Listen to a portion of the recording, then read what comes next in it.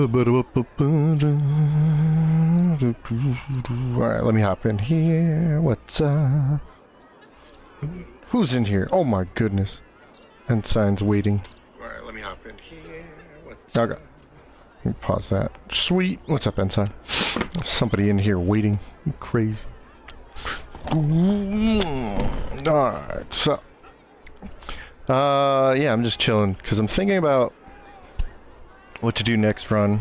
We're gonna like hop into the Warlocks, and I think, well, actually I kind of want to know. Let's see if I pull up some notes here. There are some things. We lost that Orin. No,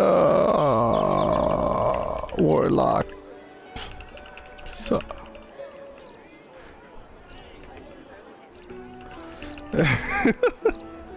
Okay. Alright, we're gonna probably just dive back into it, but I'm trying to figure out what to do. What's up, Akko? You are amazing. We got Odin, we got Ensign, we got Akko, we got more coming in here. Did you guys hear the patch 8 comes out April 15th? Yes, I did. That's Tuesday, right? So we'll likely be streaming Wednesday the 16th. That's the usual time. Tuesday, I don't stream. In fact, Tuesday evening when I would be streaming other nights, I have an obligation already, so. But maybe I'll do something on that day. But I do want some feedback on some video ideas. So, before we get into it, before we finish up, oops, all locks. Okay. Video ideas for patch 8, patch 9, patch 8, patch 8. I want to do guide videos for new subclasses. What would you think is needed? So that's like something I would ask right now. We can get back into it a little bit later after I kind of wrap up the current run. And then, so, what to run with actual new patch 8? Should I do my favorite subclasses? Should I do the subclasses at a vote? What should I do? 14th though? Ooh, 14th though? Well, I mean, we could definitely start the day early. It doesn't matter. Because 14th I'm streaming on Monday, yes. Wednesday the 16th I'm streaming, yes. Obviously I'll be streaming Baldur's Gate, yes. I mean, if I'm gonna stream other games, like I said, my idea is I'm gonna add blocks to my streaming schedule and then do that, because like I said, I just enjoy streaming and I want to be streaming other games, but I still have plenty of runs I want to do, and I know you guys have ideas you want me to run, and I'm more inclined to run stuff like that now because you guys have been asking for certain things, but also like try and get this Discord up and going and some other things and so on and so forth. What's up? What's up? We got Mystica right back into the membership. Thank you, Mystica. Seriously, big shout out to Mystica, because Mystica's always in here shouting out the channel, and I really do appreciate that. And I'd appreciate if you guys invite more people to come watch the live streams, if not the videos, right? But thank you, Mystica. I appreciate you. I hope you're actually doing a lot better too, especially with everything that's going on with you. So hopefully it's not cold up there anymore. It's like snowed in and whatnot. I don't know. Last time I checked, you were like shoveling out the stuff, trying to get access to the barn, but I might have misread. Is it actually playing right now? Oh, there it is. Oh, yeah, it should be playing right now. Let's see. And then the audio should be up too. I was just in here on the test save file, trying out things like the Swarmkeeper smiter, the psychic smiting idea. I'm just trying to like find out how to make that work. Somebody was asking me about that cleric rogue idea I had, and you can do it on like any subclass, but this is death domain. dual wielding like a bludgeoning weapon with an offhand finesse weapon, rogue cleric, do the double divine strikes. I think you can still perform that. But yeah, that's not what matters right now. So, video about the changes between Update 3 and the final patch. I will definitely be doing an update video. Okay, so I will actually write that down though. So, a video about Update 3 live patch 8. That's actually a good idea. Yeah. So, this is like video ideas. Next run given patch 8 long. Or damn, it's like I know that there's gonna be patch 9 because my fingers keep typing patch 9. What to run with the actual new patch 8. So, you link somebody with Gale Jr when they ask for the biggest player character should get. That's definitely the one to send him. That's awesome. I lost to Orin because you didn't have 4 Maragon masks. That's true, I should have ran that.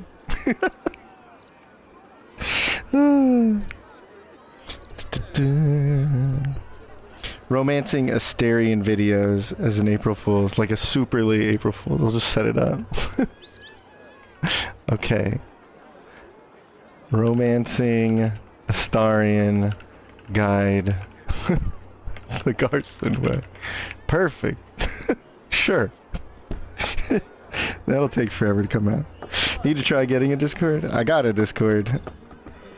We'll be seeing about putting it out in the wild and making me more work and trouble. Oh no. I'm excited for that, but I want to make sure I get it up. Just keep it simple for now. And just what I would like to do finally is a co-op run with some of you guys, but it's the scheduling that always makes me anxious. It's like, oh man, like if you're not there, and how do I make it fair? And then, oh man. But I want to play this game in co-op. Oh my gosh, it's still one of the top things I've never done. Needs to happen.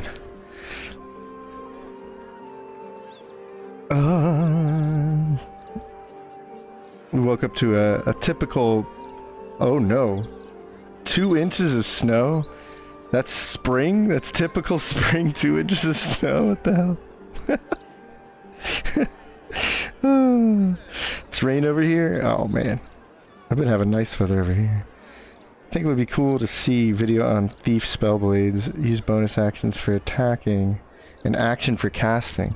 That's what I like about this kind of idea. This is more of like an archetype of a build than the build itself, where you try to get the 8 clerics so you can do your double divine strike, 1 on each hand, and you'll get your sneak attack damage in.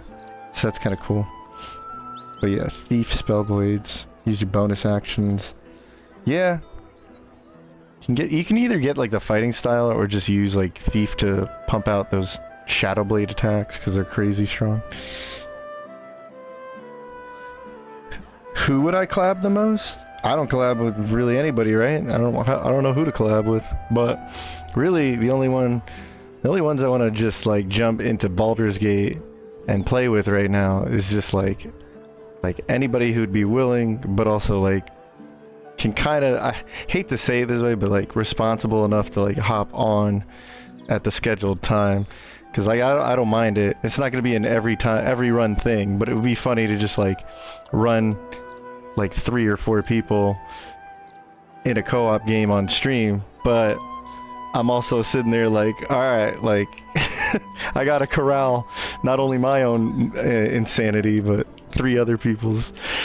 Gotta trust that we're all gonna go in the same direction. Like, no, I'm gonna go run off and do Act 2 by myself. Like, no, dude, where are you going?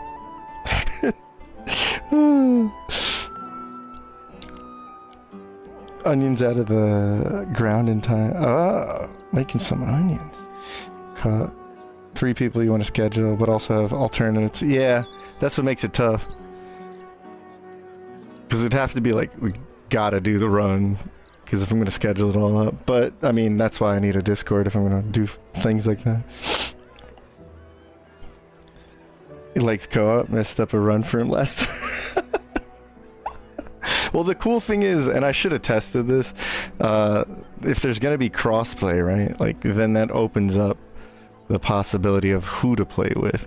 Here, let me just test this out real quick.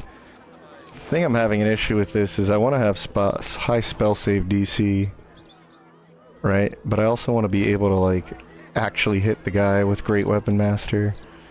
Like, if I set this up... Well, the silly concept here is, because Swarmkeeper did get nerfed, this would be one of those ideas that didn't get nerfed too hard. So you would be a Psychic Smiter. Right? And then I don't know why I like this weapon. It's not that good. But you can use your little, like, super attack here. 1d4. And then you get, like, once per short rest, pretty big smite. Boom. You can blind them right here. Blind and slow at level 11. Or you can do the 1d8 psychic like it's a smite. That was pretty good, right? I mean, you can say no it wasn't, but keep in mind that's not Resonance Stone. This is pretty cool. So just playing a Swarmkeeper Ranger 12 levels like this was always like an idea I wanted to run, especially like getting the heavy armor to have the cool like theming armor. Heavy armor, so you can just focus on strength and wisdom. Just playing it straight 12 levels. I think that would be cool. Look at him, he's mentally fatigued. And Crown of Madness. Wonderful. I don't care about overpowered builds. I'm just trying to play a cool build, playstyle, character. What the hell are you? Who the hell? Reagan Splint and Hoogie Sloan. I've never seen this before. They did not like... Oh, because it's Crown of Madness. Okay, no wonder I've seen that before. Yeah, hit him. Oh, yeah. Retaliate. Yeah. Wow, we both got him. Okay. Now I got you. I got this. Oh, okay, turn that off, and then now I got him. And then, like I said, you can blind him, slow him. Sucks that that's a Constitution saving throw, but look at that, 19, because I got hit. So I'm down to 19 instead of 20.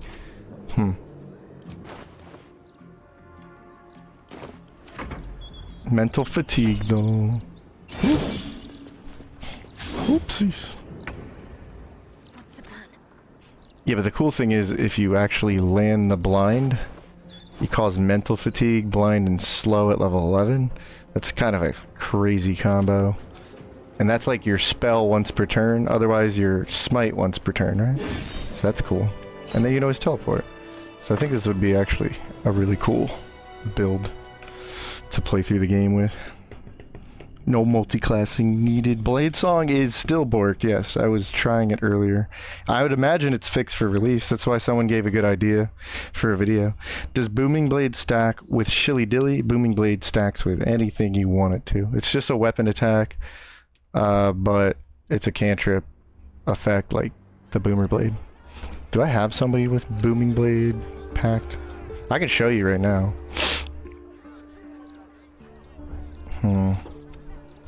I don't think I have something loaded up with that off the top of my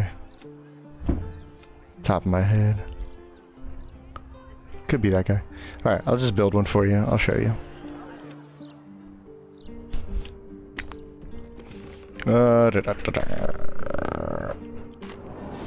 Shouldn't be too bad. Just shilly dilly.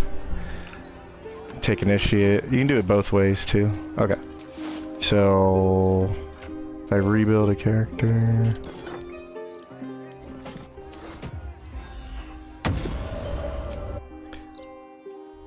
Even better if you have a high elf, but if you don't and you want to just go what? Wisdom, right? So I'll drop this all down and then let's go fighter just to make it even more nonsensical already. There you go. It's the perfect character. I have too many stat points. Sure. so we need Shillelagh. So I'll just take like one level of Druid. There we go. Take that, yep. Okay. And then go into Eldritch Knight. There we go. And then Booming Blade cantrip, we're good to go. Doesn't matter what my spell stat is. Okay.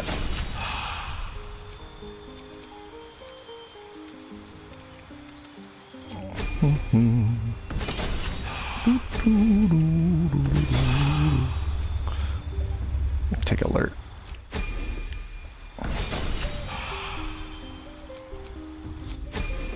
What did he? Well, who cares? Whatever. Just max it out.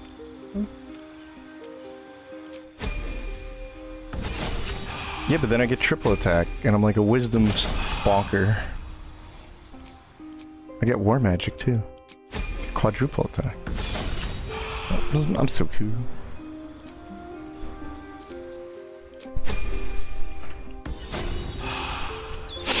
Check this out, nerds. Alright, now I just need a stick. I don't have a single stick. Oh, there's a stick. Sweet. Okay.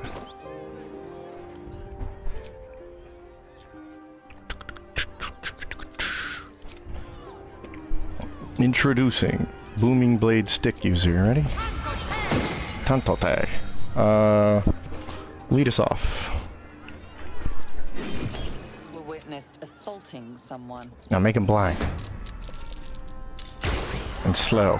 Yeah. Okay, wait. Yeah. Okay, so we have Shilly Dilly. We're now using our wisdom. And Shilly Dilly, we have some pretty good attack with +5 wisdom. Okay, so. Whoa, bye! And then we have our extra attacks right here. Okay, and go bonk. Pretty sure we get all that nonsense. I'm gonna see if I can hit him 4 times, right? Because this could be your little Pact of the Stick Warlock. Or not Warlock, fighter. So, booming. That's pretty strong. Go 2. Go 3. And then War Magic 4.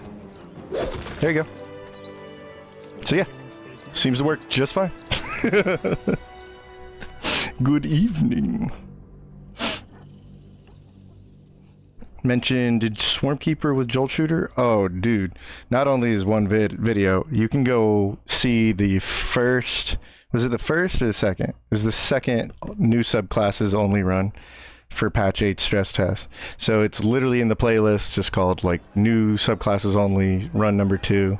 Pretty sure that's the one where I did Swarmkeeper, Jolt Shooter, no multiclassing. That was the MVP of the run for like 2/3 of the run. That thing was disgusting, and they nerfed it. I hate to make that, but yeah, it's a little nerfed. It was amazing. Everyone was like, "What the hell?" Carla, in my second run of all barbs, said she loves me. Aww.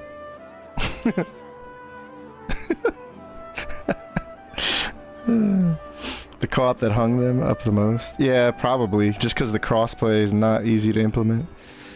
Swarm of Mind Moth seems pretty rad. Swarm of Moth, well, obviously there's also the Arcane Trickster Moth thing I wanted to run. I wonder if I should do like a Darkness run, but now that like patch 8 is launching, it's probably a little more appropriate to do a run where it's like... What I was thinking is, okay, real quick, jumping back in the notes here. Like... maybe like my picks for new subclasses or your picks for new subclasses, because if I have to imagine one pick that we're both going to agree on, right, it's not my favorite, but it's definitely one of my favorites. It was Giant was insane, and I think I would play them as like pure again, but we could do whatever. It doesn't really matter. Just as long as it's like the new subclasses. I put my undies on them. Pathogiants don't necessarily need to throw. They don't, but I ain't gonna lie and say like at level 6 it's pretty much the thing you want to be doing. Is the Pathogiants micro heavy as normal throw builds? To be honest, micro heavy. Like micro heavy? Pressing X every turn got old after a playthrough. I think I'm done throwing as a typical action. To me, throwing builds is just an archetype because Eldritch Knights can do it, Berserkers do it really well. Obviously now the Giants do it really well. You can kind of do it no matter what if you have Tavern Brawler and high strength. There really should have been a dexterity version on like maybe a rogue subclass, like Thief gets like 9 fingers ability. There's mods for that anyway. It's just an archetype. There's different ways to perform it. The easiest way to perform it is a weapon comes back to you automatically, but you could just build like, oh, I've just been collecting a bunch of axes, daggers, and hammers, so you have all the damage types on throw. But Giant amps it up so much because now you can literally make any one weapon into your throwing weapon, including ranged weapons. You can literally, we found out, and I think this still works, you can light up, you can put an element on your ranged weapon, which is kind of cool in and of itself because it's a weapon buff, just like Draconic almost, but then it still gets the thrown property, but you can't throw it normally. What you do is you drop the weapon on the ground and throw it and it'll come back to you. Doesn't make any sense, but it works. You can literally be a giant archer who gets mad that he can't hit his shots, so he just like throws his weapon on the ground and throws it at him. I can understand if like maybe mechanical issues get in the way. So an L1 druid, high elf, picking booming blade cantrip, yes, with 16 Wizzy, can shilly dilly on a torch, hit with booming blade for 1d8. The 1d8 on booming blade does not happen at level 1 though. You're gonna, it's a cantrip, so okay, real quick, just as a reminder, this is a cantrip, so the 2d8 does not come into play until level 5 you'll get 1d8, and level 10 you'll get 2d8. And you get like, you do at least get the thunder damage on any kind of movement. If they take like 5 feet of movement of their own free will, the target will take additional thunder damage. But even though that happens as soon as level 1, you know, you're not getting the additional almost smite damage here until level 5, level 10. But yeah. So +3 from wisdom, d4 fire, d8 thunder. That's, yeah, but yeah, again, the d8 thunder does come in, you're right, but only in movement, so it's not like instantaneous until it upgrades like other cantrips.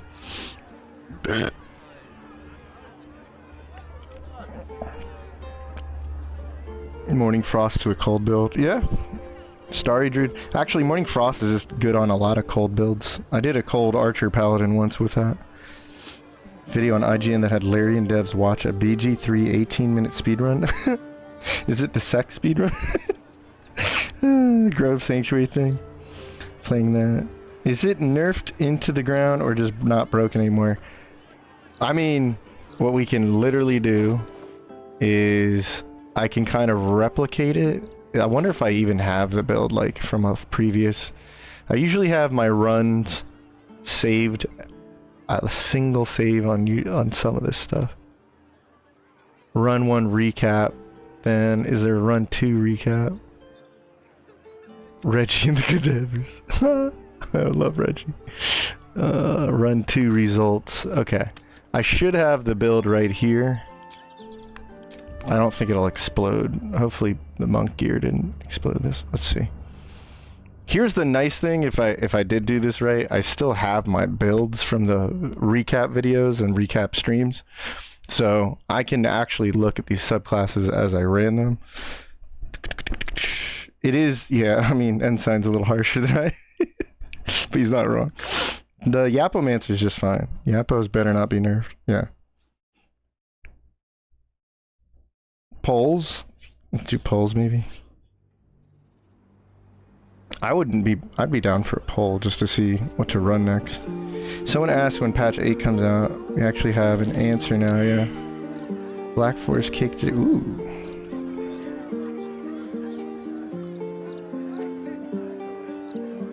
Okay, who's? Oh, this is Glamour Bard. Halson. Chill it for a second. Hold on.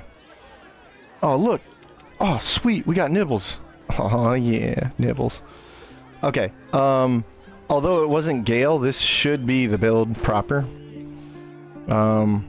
Maybe it wasn't. No, it was Risky Ring. I don't think I had Amulet Devout because we didn't really care about getting the effect off. Gloves of Belligerent. Maybe... Oh, you know what? I was splitting the reverb gear between Lightning and Thunder. But it's a shame that Blade Song's not working right now.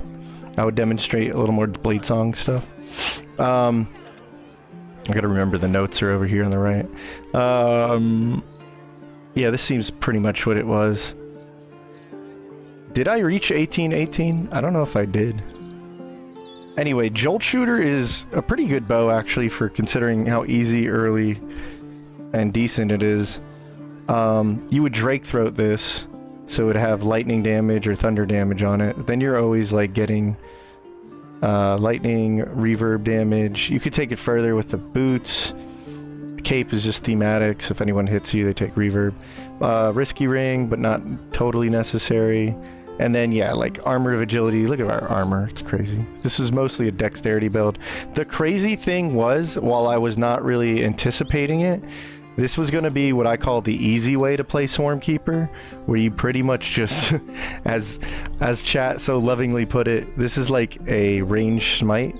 And yeah, definitely with the Jolt Shooter, it was certainly a smite of sorts. And I never once threw out... Okay, I can't say never once, I don't remember that, but it's funny because the whole point of the build was like we were gonna build up Acuity to get Lightning Arrow, but I like basically never used that, and I basically never threw water on targets, and chat, like, for the whole time, me and chat were like, this build's stupid, like, completely busted strong. I guess I killed one of them already in the... Oh, because he's attracted to the song. Okay. So let me just see... Alright. So, what you're about to witness here is so much weaker, because what I would do is shoot one time, and then I would get lightning charges, 2 of them, right? So the following shot... Okay. Not only that, but before I get lightning charges, right? I'm going to get a swarm attack, okay? So that's another 1d8 lightning, just right off the riff, the first time I activate it per turn. And that would get me more lightning charges. So the first attack alone would get me 2 from just shooting, and then 2 more from this. But you remember, I already got lightning charges from the first hit before this asked me, right? So I already have a lightning charge from this hit. Then this hit now has 1 more additional lightning damage, plus this hit is now going to build up 2 more lightning charges, right? But then I'm now using what is it, Hunter's Mark, and so the Swarm Hunter Mark is going to be an additional 1d6 lightning, which will once again have more lightning charge damage, but build up 2 more. So in the first shot, as long as I use this, you know, once per turn, the first shot is going to build you 6 lightning charges, and lightning charges I think need, what, 7? 5, just 5 charges. Okay, so 5 charges. In that first shot, I could have potentially reached or popped that damage. So it's basically setting up for a wombo combo with the second shot, right? So the first shot, let's see what it does. Okay, it missed. Okay, but for real.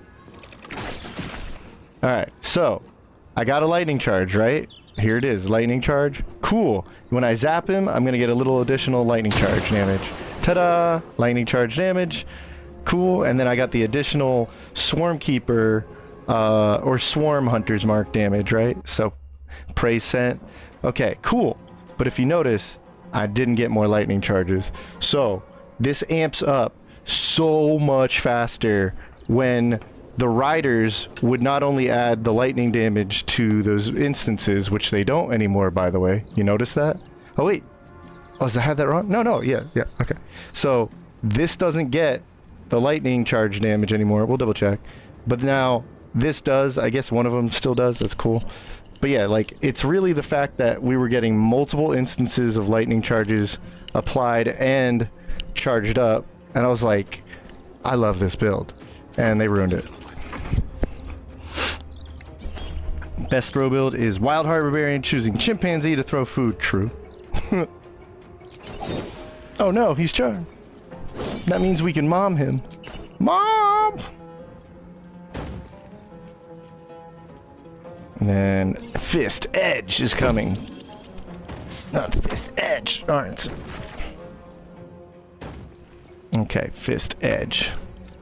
Okay, so once again, that's fine, we don't care. We still have one lightning charge. Okay, so let's now try it like this. Okay, risky ring, boom. Okay, so now we went from 1, now we're at 3. So we just got the standard 2. It did apply lightning charge damage, great. Now let's zap them and see if this applies and we'll get more. Okay, so we didn't get any more. We didn't get the lightning charge damage on the swarm attack. We did get lightning charge damage on the swarm hunter's mark. So, like, hopefully they fixed that and that's the bug. Like, I want it to go back the way it was, even if I can't keep getting stupid amounts of lightning charges, because this would just be crazy. And the thing I loved about it was we were getting, like, I don't know, we had a legitimately strong Hunter's Mark build, and we didn't even have to multi-class. It was so beautiful. I loved it. It was crazy, and it was simple and easy to play. So, I don't know. It's just sad. Just sad. Been tempting Swashbuckler, Rogue, Swarmkeeper, Ranger. So, Swashbuckler and Swarmkeeper, not able to proc the swarm damage and sneak attack. Oh, okay. I can help you with that. You're gonna have to set things to auto, which is actually the fun way, because then you're never asked all the time. So maybe I could like set it up right here for you. Swashbuckler, let's do that actually. Who has the thing? The stuff.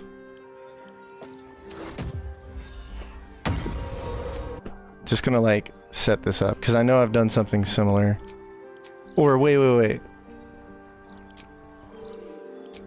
What I can do is... yeah, let me just make sure that's working on the other build, and I'll show you a similar build that does it. Where is it? Moth Trickster... I think I would name these things. There it is. Shwing. It's not Swashbuckler, but I'll show you a sneak attack. 3 more days. Keeps... Nibbles! If you sneak attack and don't ask, you should be able to proc both. That was the trick. Well, I'll show you on stream. So, weird problem where the game doesn't give 2 pop-ups. Actually, there's even more weird problem where it will just ask 2 pop-ups and ruin what we just said there. But I really don't know what's triggering that. So, let's get into some fighting. What he's talking about is pretend you were Swashbuckler and you had the easier conditions. I'm going to use Hans, the Mage Hand, to get my sneak attack. Or just advantage, right? But you want to set this to where it's definitely a reaction, but you don't ask for both of these. And then same thing. The problem is, if I know what's probably triggering it is, if you have Swarmkeeper, you have to basically sacrifice the ability to use the other 2 options by turning them off, okay? But I'm going to assume your build is focused on having the sneak attack and the swarm damage, right?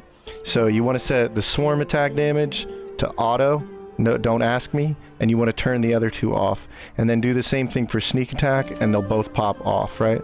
So then, if I piss somebody off, go. And I put the notes away for a second. Okay. So again, just pretend you have rakish audacity, right? So it'll be easier than what I'm doing here, but okay, you can most definitely go over there. Okay. I'm not going to click sneak attack, but I know I can get it. So I have the conditions for sneak attack, and then Swarmkeeper is once per turn, and then again, you have to turn these off as options, and you have to set sneak attack and flurry, the moth attack, as automatic, but don't ask me. Don't ask me, bro. And then just a simple attack is going to pop both. See? Kaboom. He died. So sneak attack happened, and then moth attack happened. Ta-da! Yeah. That's what sneak attack should do. That's how it should be strong. You like that? Yeah, so we did sneak attack, we did flurry, and it didn't ask me, and it just went automatically. That's why I usually tell people to put sneak attack on your hotbar anyway, and just see if the conditions are already lined up. You know, just as always, like a double check. That way, even if you used your offhand, it would still pop it and whatnot. So yeah, that was cool. That was nasty. Boom, boom, boom, boom, boom, boom. I knew there was like a specific like problem with that combo that's annoying to set up. How would you split it? Oh, Olio, okay. Hopefully that helped explain it. Because I think that's like a super cool combo.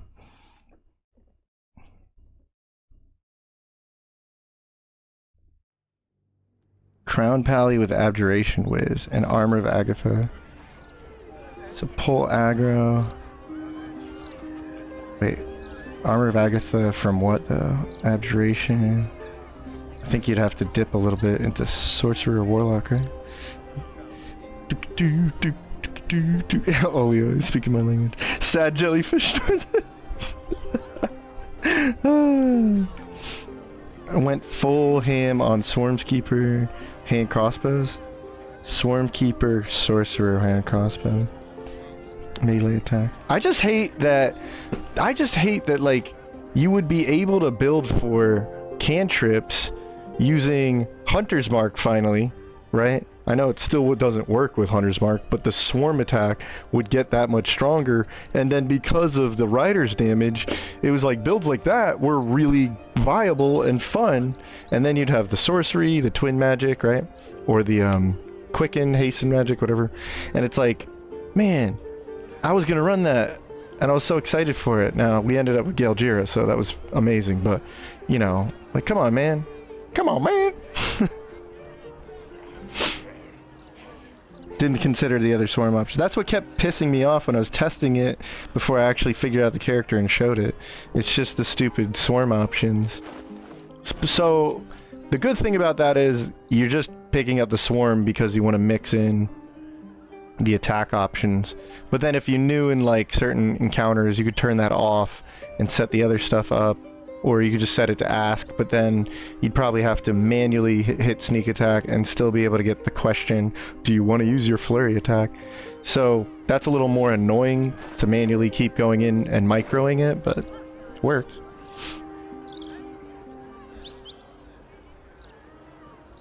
Sorcerer, Warlock, yeah.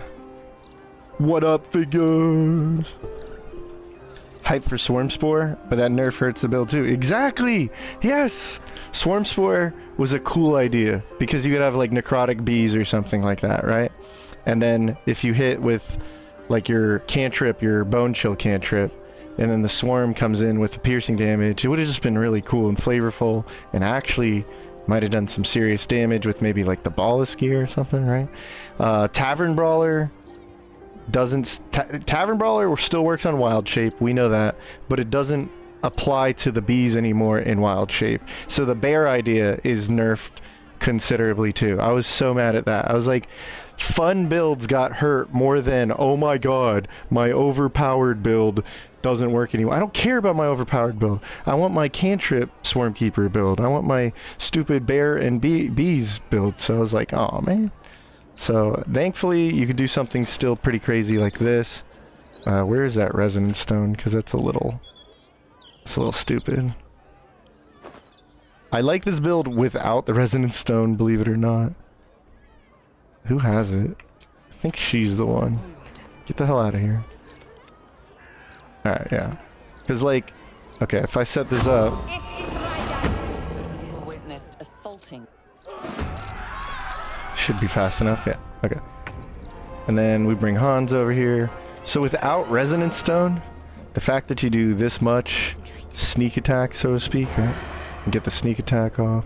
So automatic, it just go boom. Dude, that's crazy. So it feels like the Moth are adding, like Hunter's Mark and Moth is adding a lot of impact there. That's crazy. Let me just show you the numbers on the side there. Look at that craziness. 31. Yep, 30 damage, 23, 6, 2. Not to mention we just get to see a lot of numbers. So sneak attack, flurry, and praise scent all rolled into one. And what's really funny is they're all 1d6s added into the 5d6 sneak attack. And then there's another sneaky 1d6 here from Hunter's Mark.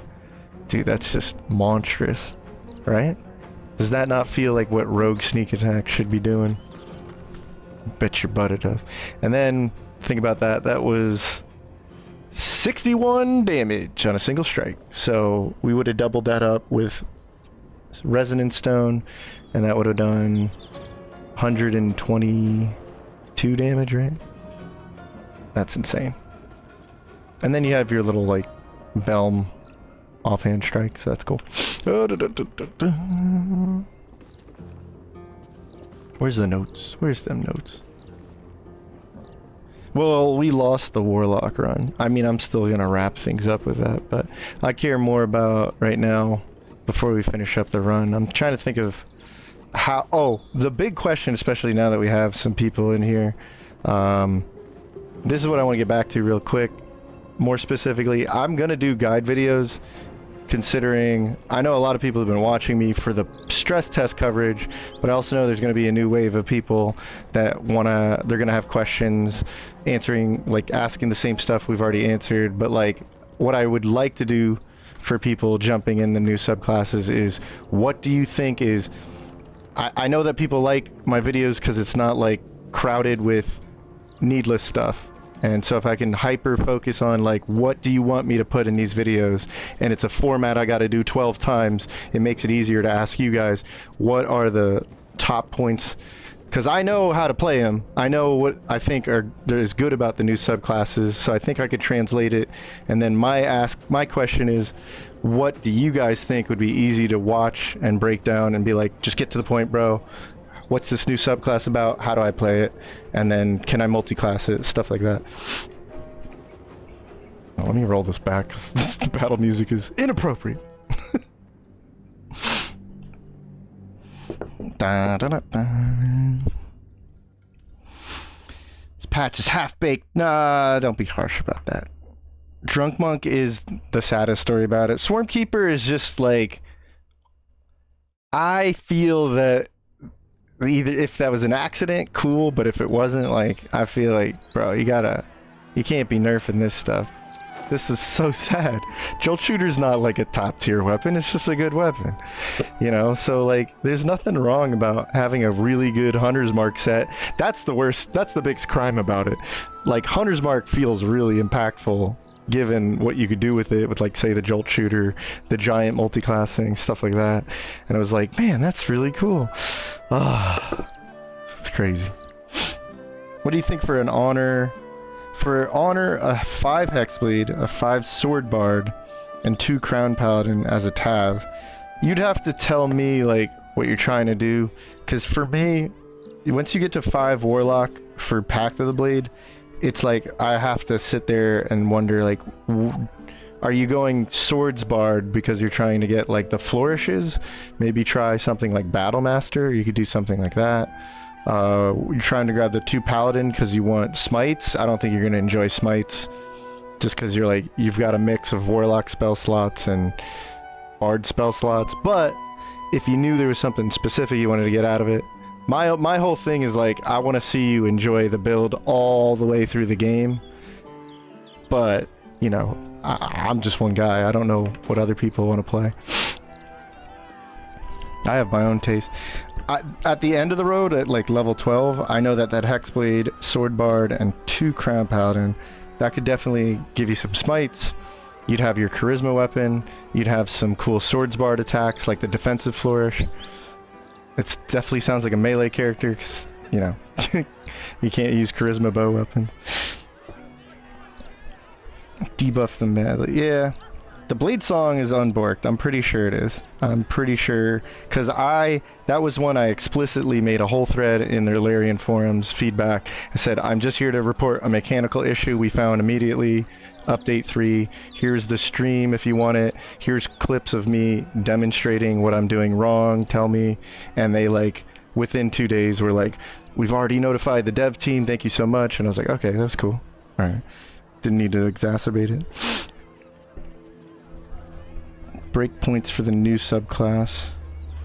Breakpoints? You mean like, okay, so I appreciate that. So you're thinking breakpoints,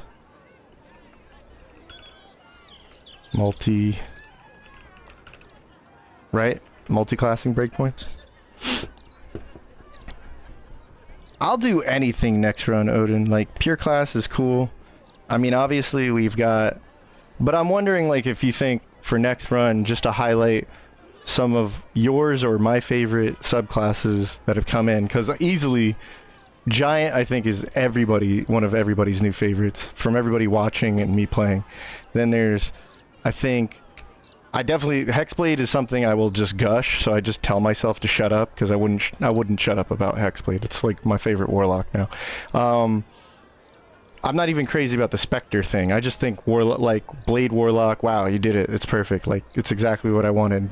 To the point where it's exactly what I wanted, except for Eldritch Smite, so it wasn't exciting as other things. Swarmkeeper would have been one of my top 3 recommendations, but they kind of worked it.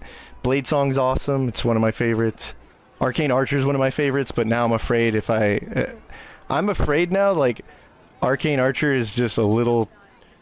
to get the fun and power out of Arcane Archer, I feel like if I go over that guide, it's going to be like just me saying 10 times, invest in intelligence, invest in spell save DC, invest in intelligence, and so, like, it's not Swords Bard. Like, that's just gonna be what I say. It's not Battlemaster. It's not Swords Bard. It's not Gloomstalker. It's not the same thing. That's the video. It's a baited on Shadow Booming Blade for Smite. Okay. It's all based on Shadow Booming Blade.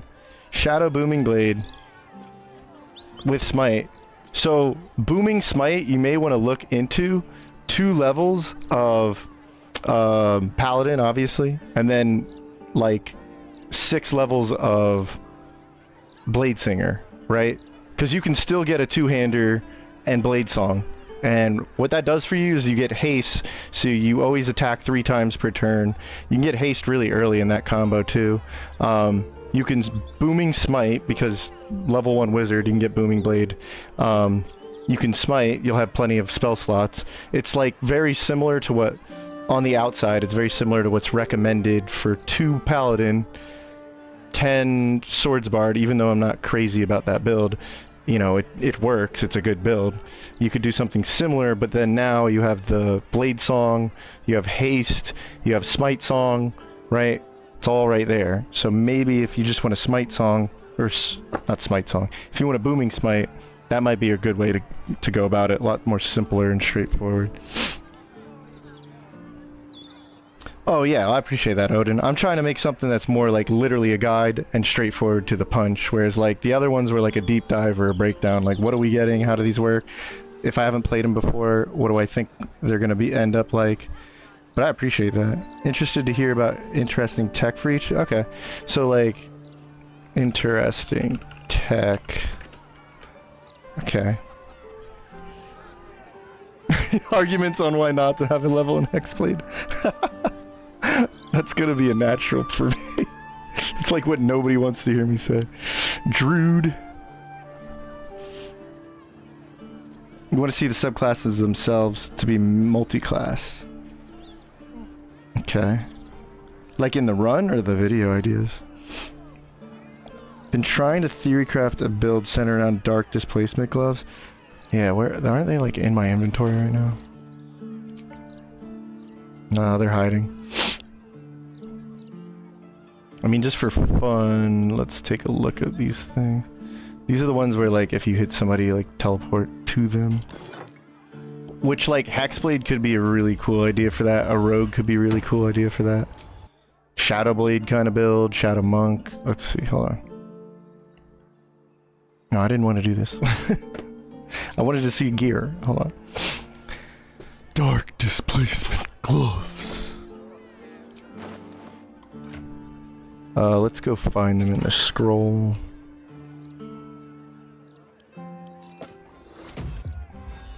Boom. Alright, hold that thought. They look like, yeah, they're there. So while I browse this, okay, subtle swap, you gain an attack roll when throwing, and you may swap positions with the target if they fail dexterity saving throw. And then you get sleight of hand up. So that's kind of funny because it's a thrown attack. Thrown attacks are based on, well, it might be based on, like, can we see a dagger real quick?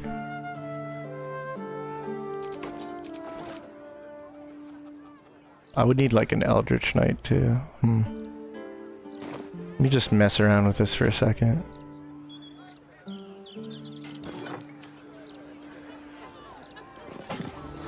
Yeah, I guess I'm gonna have to switch classes.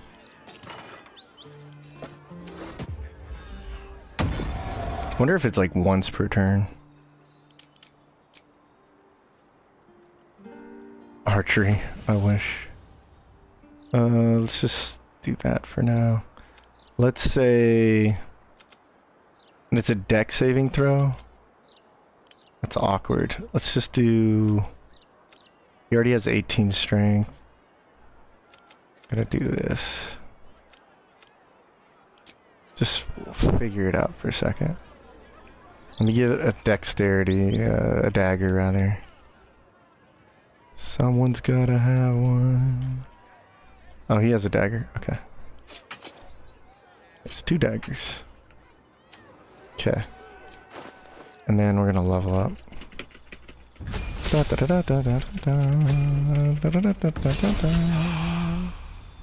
Well, I feel like you would want Tavern Brawler, but I'm gonna actually play it like that for now.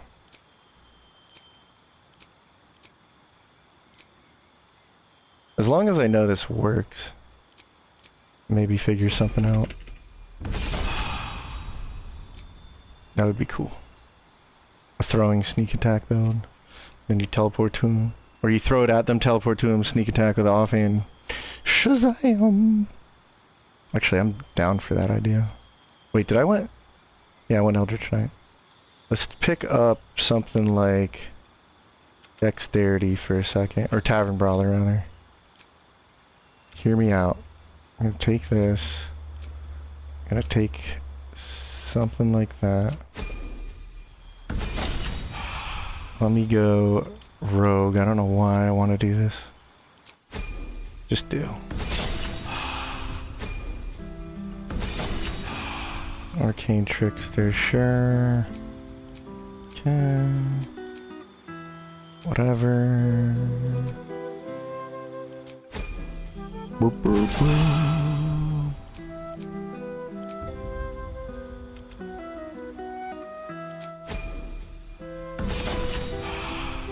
Actually don't even care about the dex thing anymore, but just see what happens. Change.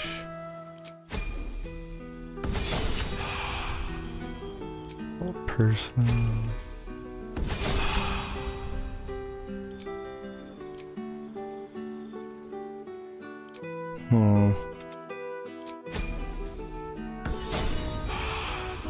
Alright, let me test something here.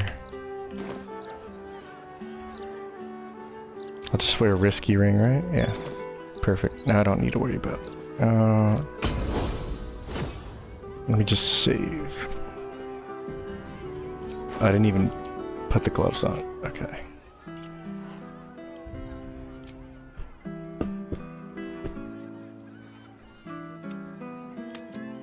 So this works the way I think it does. That'd be pretty legit.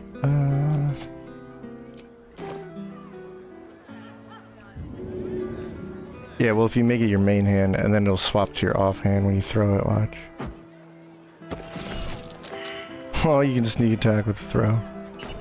But it's a sneak attack from your weapon.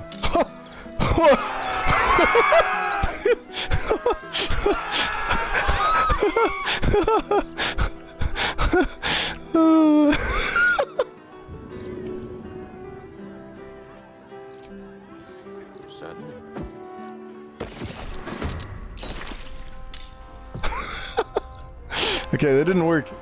I didn't read the instructions there, so we swap places. I don't teleport to him, I swap, that's right. That's funny.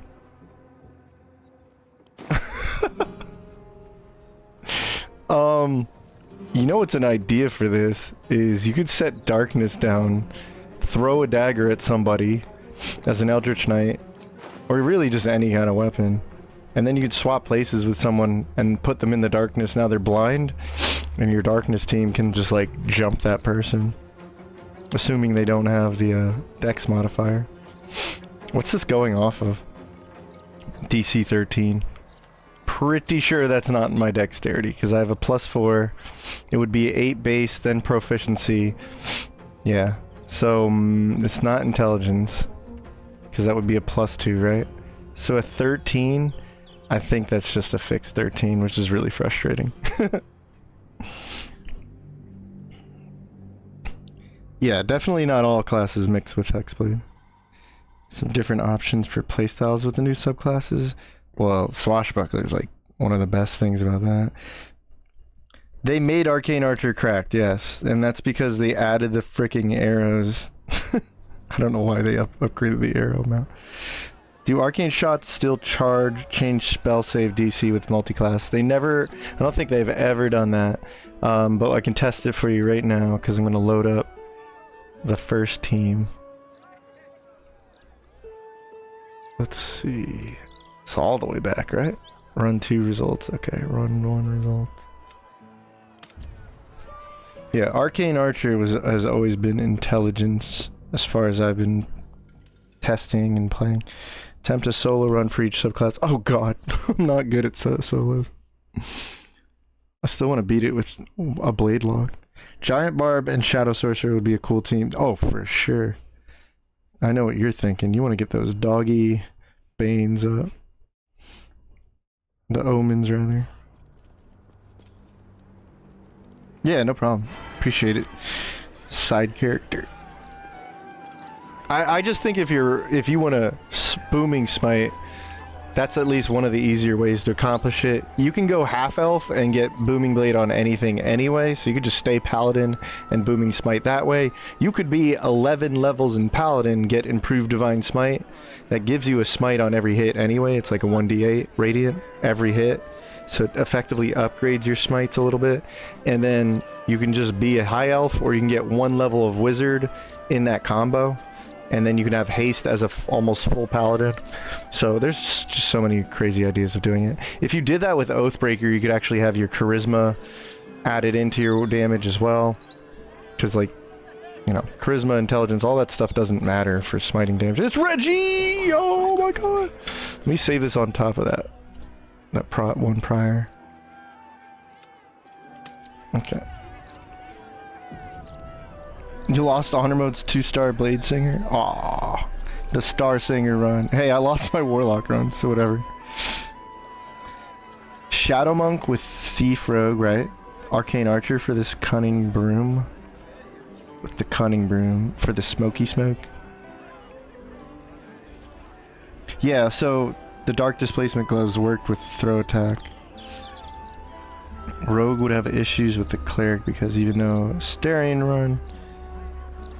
So Rogue with Cleric. Well, like, that idea I just had on here with the Necrotic Divine Strikes with the Rogue. Astarion would be king for this. That'd be crazy. Dueling works on throws while dual wielding. Sentinel, so I can drop Smoke Cloud. Oh, Sentinel build, huh?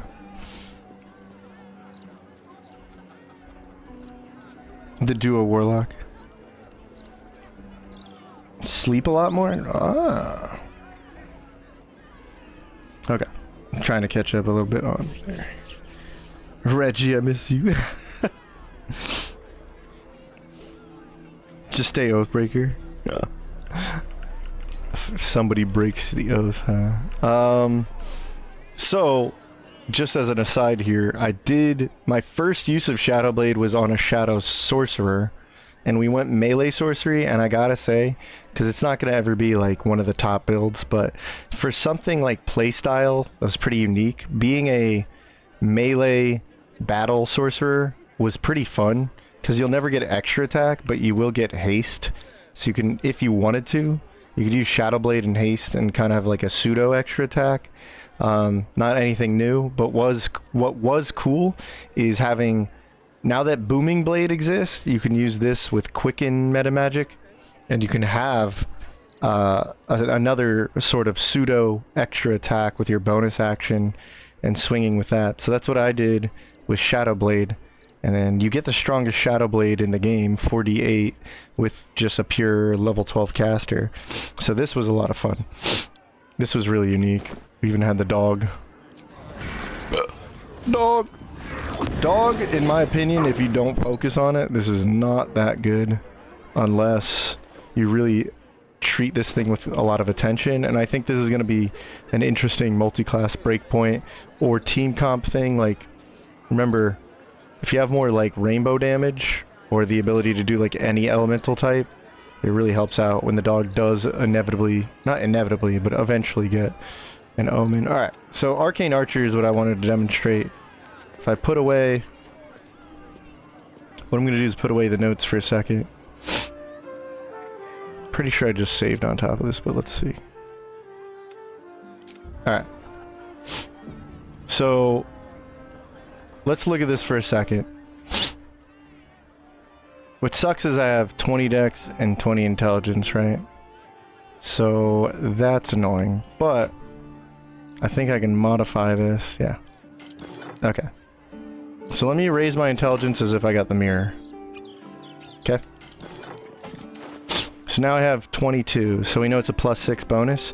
So the way your spell DC is going to work on pretty much all of these is it's based on like the normal spell save DC. It's 8 base, so 8 plus your proficiency 4. So right now it would be 12, and then whatever my spell modifier is, right? So it would be 12 plus 0, 12 plus -1, which is 0, and 12 plus +6 potentially, right? I don't think I have any equipment raising my spell save DC, and all of these still lie to us. So we can kind of hover over this. Let's see. Is it going to tell me anything? Charisma saving throw. I think the piercing one is the only one that it tells you. Let's see. Yeah, this is dumb. These are supposed to tell you something. Maybe I'm doing something wrong with these. I don't know. But the other problem is they still didn't fix this. So your spell save DC would be right here. Like I said, it's 8 base plus proficiency. So it would tell me my spell save additions. And of course, there's also gear, but before we get into any of that, right? So I'm going to say right now, since it's at 12 plus 6, right? So that would be 18 spell save. Blinded, right? Ah, I saved them. High constitution saving throw. Alright. What did I tell you? It's 18. I have not checked this character in like forever too. So 18 spell save DC. I don't know where else that would be coming from, because again, this is +5. Right? It's not dexterity. Banishing, let's find out. Go. Boom, he's gone. He's banished to the Shadow Realm. So again, 19. Oh, because I have Arcane Acuity. So it was 18 again, and then I have one instance of Arcane Acuity. So there's that. So now it would be up to 18 plus 3. So that would be 21. So let's see if I can banish him. 21. Okay, banished. So where is it? 21. See what I mean? Which, by the way, this was literally my setup. Arcane Acuity or any of the Acuity sets were the best way to run Arcane Archer, because by Act 2 you really need the spell save DC, and you really can't pump Dex and Int high enough. So Acuity just really naturally fits with an Archer who's shooting arrows, doing damage, and building up Acuity to get the spell save DC, and then banishing or blinding or whatever.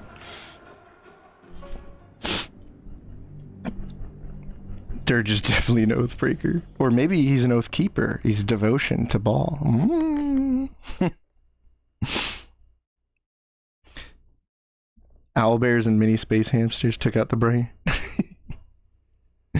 That's the official canon ending. Honestly, use Booming Blade, so I don't have to keep toggling on and off dual wielding.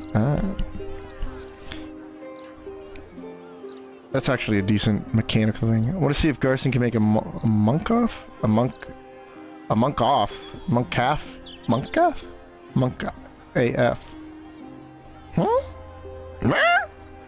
So one thing I'd like to see is Oathbreaker, Death Cleric. I feel like the caster swords, it could be really fun. The caster swords? Talking about like Infernal Rapier? I don't think you need that at all. There's different ways. You could essentially run it the way I ran Reggie, but just like 3 levels of Oathbreaker. But again, it comes down to like, what do you want to do with it? Monkadin. Monkadin, huh? Monkadin. I want to smite with my fist. What if you multi-class? Oh, if you multi-class. Okay. So I'll multi-class it right now. I'll show you. Because unless they updated it in update 3, but I think when I tested it, nothing changed there. And it's like, the whole point of it isn't, like, you're not really supposed to change it. Or wait, archery, what? I don't even know. Don't even know. We'll keep the same intelligence stuff. So that way things, well, things will be a little different, right? So, okay. Alright, what I'm going to do is make this very simple. I'm going to get to level 11. And then I'm going to change class on the final level. Also, I think piercing shows everything. Okay. So, I want to do banishing and I want to do blinding. And then I don't need sharpshooter to just show this stuff. We'll do intelligence. Gale already has +1.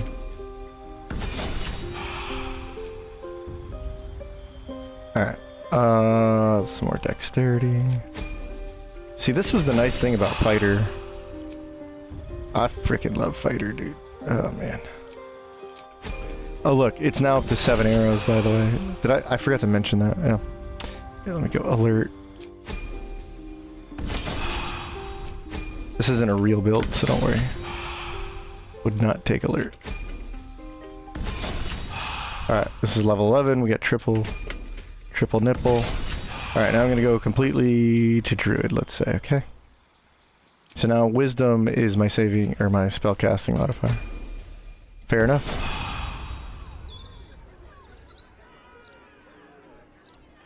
Okay, so again, and I think piercing is gonna try and lie to me, right? One of these tells me the spell save breakdown, and it's just straight wrong. Okay. Now they don't even do that. So I guess they fixed the tooltips. They're like, well, best we can do is not lie to you, even though you still can't see this. Okay. So again, I took Druid as the last, so this would be Wisdom +0 to my spell save, which means, with no other augmentations, this is actually accurate, right? Spell save. Or rather, okay. So I have 12 because 8 base and 4 proficiency. So 12 just like Wisdom was saying, right? Otherwise, this would now be a +5. So that would be 17, right? Alright, so let's find out if it's 17 or not. Well, I'd almost guarantee you it wasn't 12 because he failed that. Yep, 17. So, you tell me.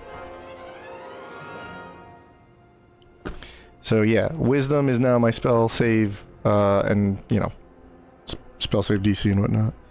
Boo.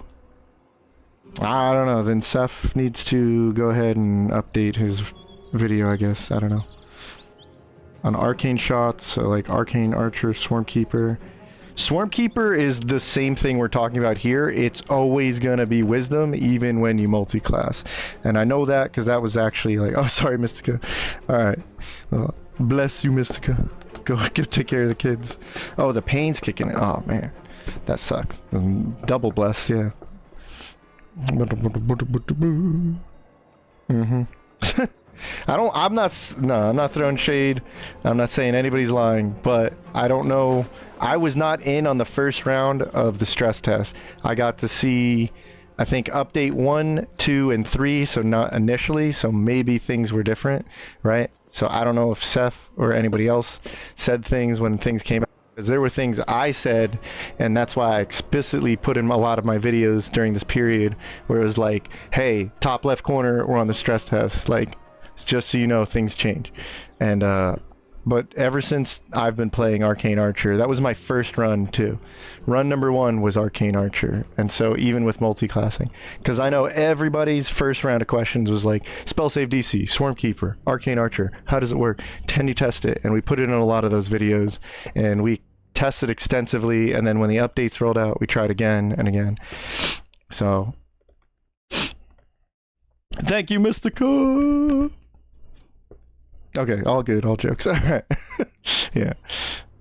I'm not out here to like throw shade at anybody, but yeah, I appreciate if like we're seeing it right here in testing, so yeah, that was the druid one. You want to see me set up an Oathbreaker?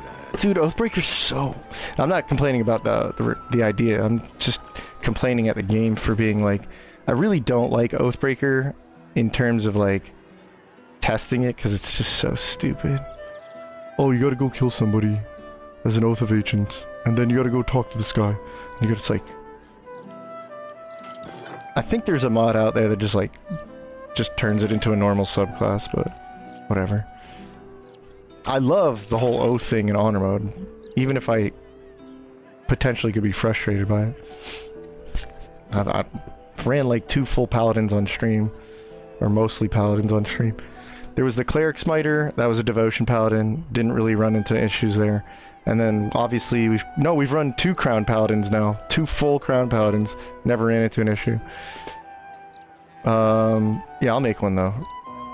I won't cry too much about it. Reggie's gonna break his oath. But how should I, well, no, because you gotta get it right, or else you can't respec until you fix your oath. It's so stupid. Let me just figure this out for a second.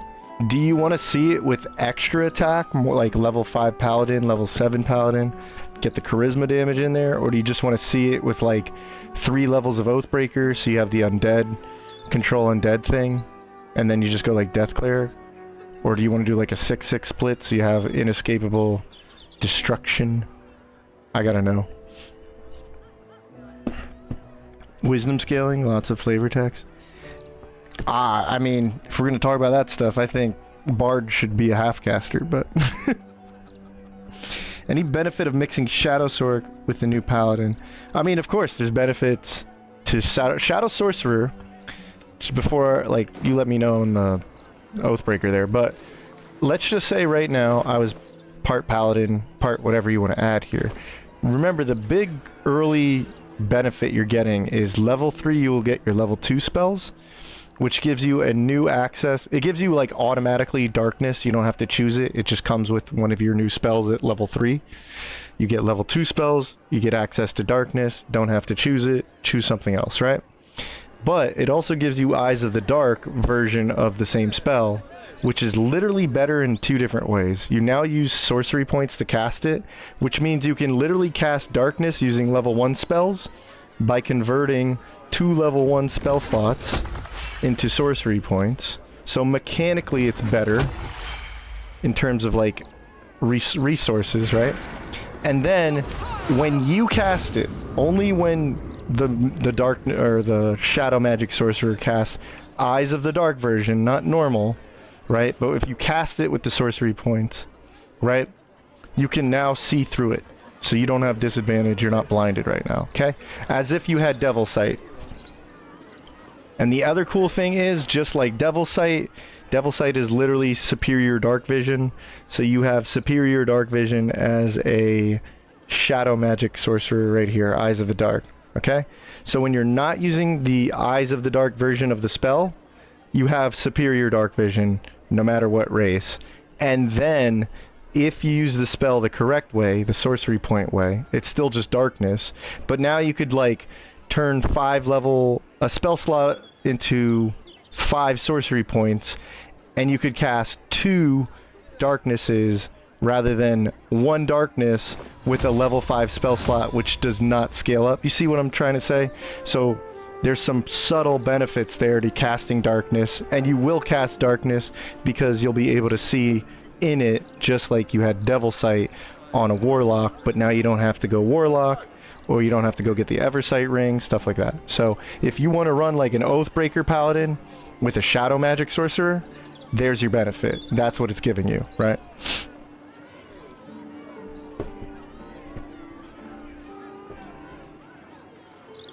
Who's the one that said to stop multiclassing? Me!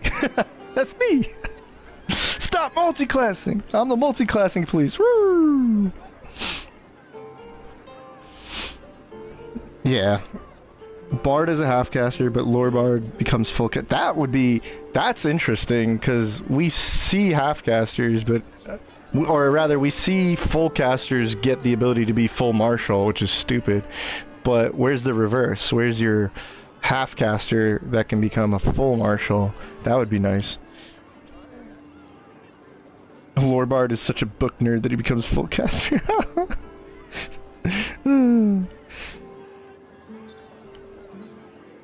6/6 maybe? Oh, you want to try? Okay, so I got at least 2. You thinking 6/6? 5 Pally, 1 Hex, and 6 Death Cleric.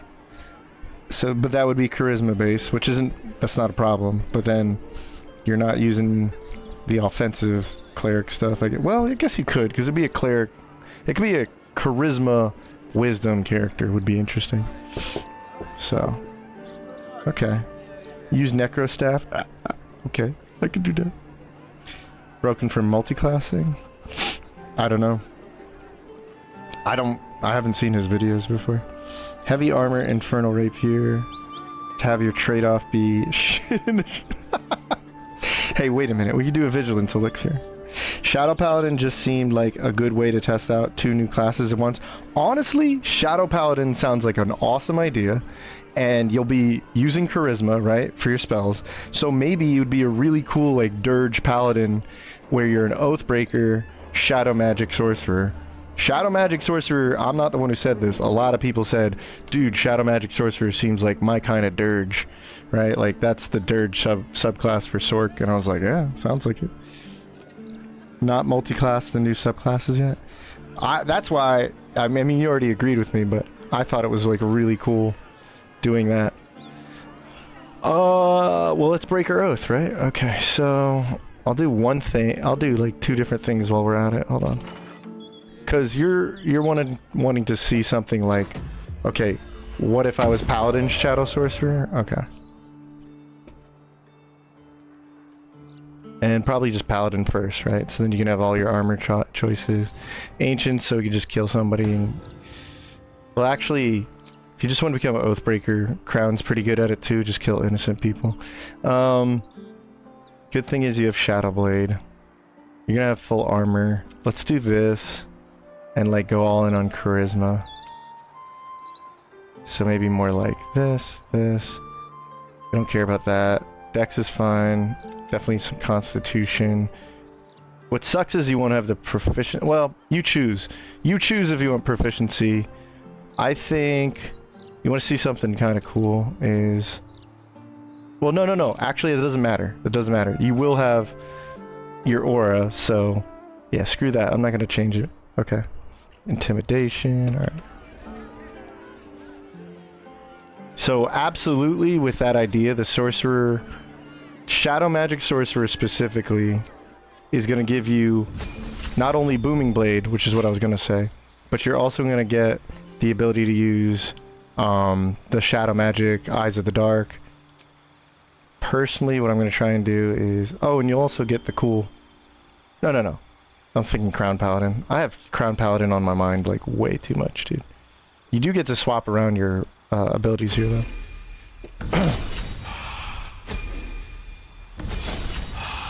Okay.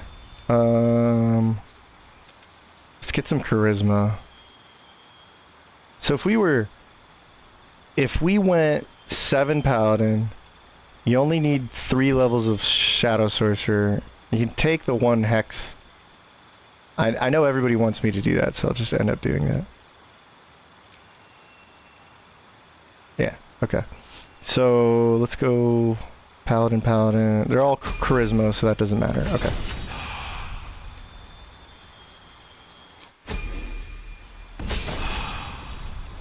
And take level 7. There we are. We need this. Alright, we have Aura of Hatred and Warlock. Now, in terms of the leveling, I don't know. You figure it out. But if you take the one Warlock, you do get Eldritch Blast. You won't have Agonizing Blast, but whatever. Let's take Hadar for fun. Let's take Hex for fun. Let's go into Shadow Magic now. So you can do something like this. And then you'll have the Shield spell. Mage Armor maybe if you want to use Potent Robes or something. What's cool is you get Bone Chill. Do this. Oh yeah, Bone Chill would be really fun for that Oathbreaker Death Cleric. Okay. Oh yeah. So let's just see what this gets us. So we do get our twin distant. Careful would be... We don't care about that right now. Extended. Could do extended. Distant.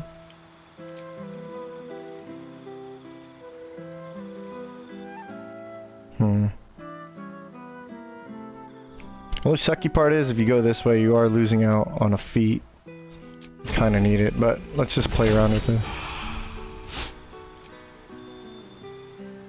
You're not going to get haste either. You do get access to Shadow Blade. You get access to Quicken. Okay. Oh, wait. Oh, yeah. Okay. I feel like we... Okay. Right. We do get access to another feat. What would we want for now? Savage Attacker. The Shadow Paladin. But yeah, you don't get haste this way. You could get haste if you drop the Warlock level. Which isn't a bad idea. We can Shadow Blade now. Good thing is we can Shadow Blade to level the bigger Shadow Blade. To be fair though, you do get Hexblade Curse. That's nice too. So we'll have to go Breaker Oath for this. Okay, now we'll get the Super Shadow Blade. We can use Heavy Armor now. We're gonna pretend like I couldn't wear this. You get Birthright. Arcane Synergy Ring's great because you just Booming Blade a lot, I'm sure. Okay. Eyes of the Dark is what you want to use. And then, yeah, you'll break your oath.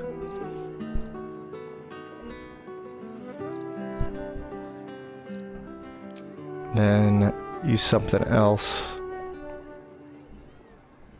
Yeah, necrotic damage. Awesome. So yeah, you do something similar to this. God, I wish this... Well, hopefully when they update the game, they'll release it, this will finally work with Booming Blade. Then Booming Blade really will be back to, like, the god tier thing everyone thinks it is. So let's look at this. We have extra attack. We have our Bind Hex weapon. And for those who have been asking, if you still haven't gotten my answer yet. Oh, sweet! Holy moly, Mark Rainbow! Oh my gosh. And Mystica too. Oh my gosh. I'm like, oh, I get too zoned in with this stuff. Hold on. I'll be right back.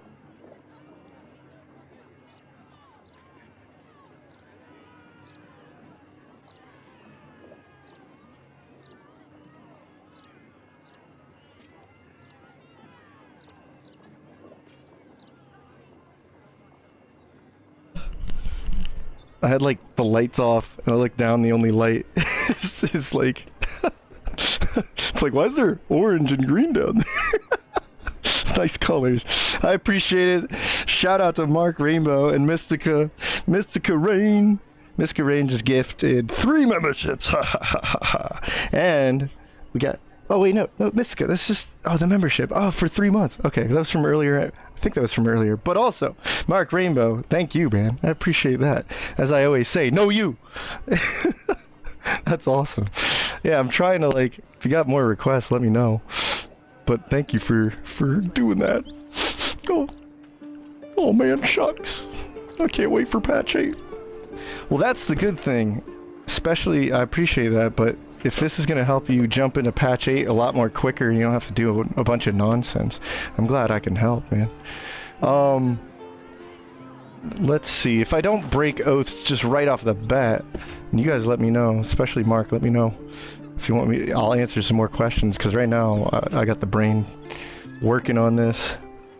This is actually a lot of fun. Okay. I was forgetting where I was. I will definitely try and see oath. At least the paladin, because you said 1 hex in there too? Raise dex, I guess? Instead of strength? Oh, we could definitely mess around with it. Okay. Because I would say you probably want to start Death Domain. Just in terms of like spell modifier. And we'll put these, You know what really sucks is... Oh, wait. Warlock can get us this cantrip. Okay, so we don't need this per se. Ooh, yeah.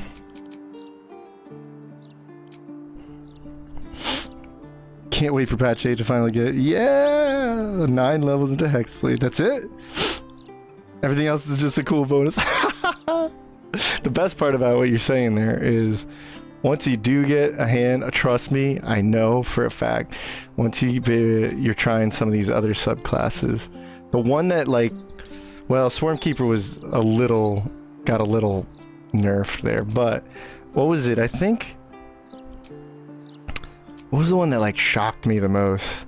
I don't think it was Star Druid or anything like that. Shadow Magic was cool.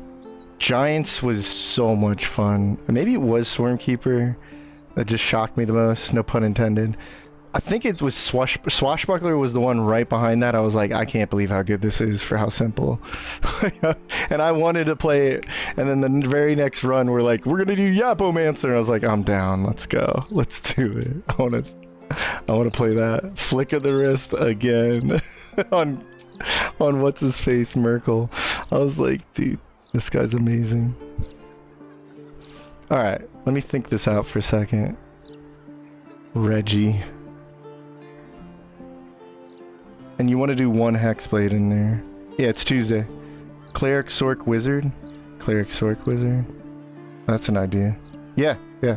Larian, like, this isn't us just speculating. This is Larian announcing it's coming on Tuesday. You think I should do charisma and then like strength, right? Let's do 16. Wisdom's fine. This is good. And let me just try and navigate it for a second. So if I do this... Oh, another problem with this is I don't have heavy armor.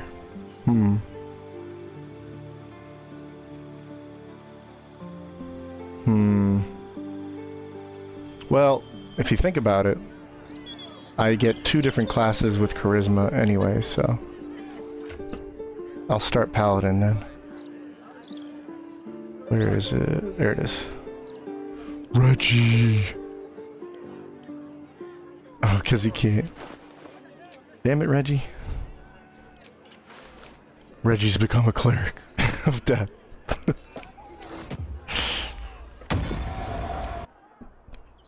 Alright, so in that case, start Paladin, right? So if we start Paladin, you're going to break this oath, probably this one, and then you're going to go Strength, get Charisma. Let's drop this and take this instead. I'm just trying to even it out for now. Okay? Alright, now, we'll go 1 Cleric. Just to get the spell modifier correctly, we'll go 1 Cleric now with Death Domain. Cleric cantrips. we'll just take Corpse Explode, who cares? And then sure, and then sure. Inflict wounds, but we'll get that later. So just Sanctuary. Right, but we could play around with like the stats and some other variation. So if we take one Warlock for the Hexblade, now you're good with that. You can actually get Booming Blade because of this. And for what I want Bone Chill. So I have like a ranged cantrip, thematic of Oathbreaker. Now we'll go back into Paladin. I'm gonna get Great Weapon Fighting Style. And I'm gonna take this up to 7. And I will break the oath so we can actually see this. I'm gonna get Great Weapon Fighting Style. Take this all the way to 7. Okay, and there you have it. Okay. Now we go back into, say, Cleric. What sucks about this is we lose Inescapable Destruction, right? So that's why I ask, like, before I break my oath, how should we actually go about this? We do get Reaper because of level, or this is Touch of Death. We already have Reaper. We get Touch of Death now. We're gonna get up to level 4, get our feat, so that's cool. We at least get another feat. We can raise our charisma up. So we might just drop the whole charisma Hexblade thing.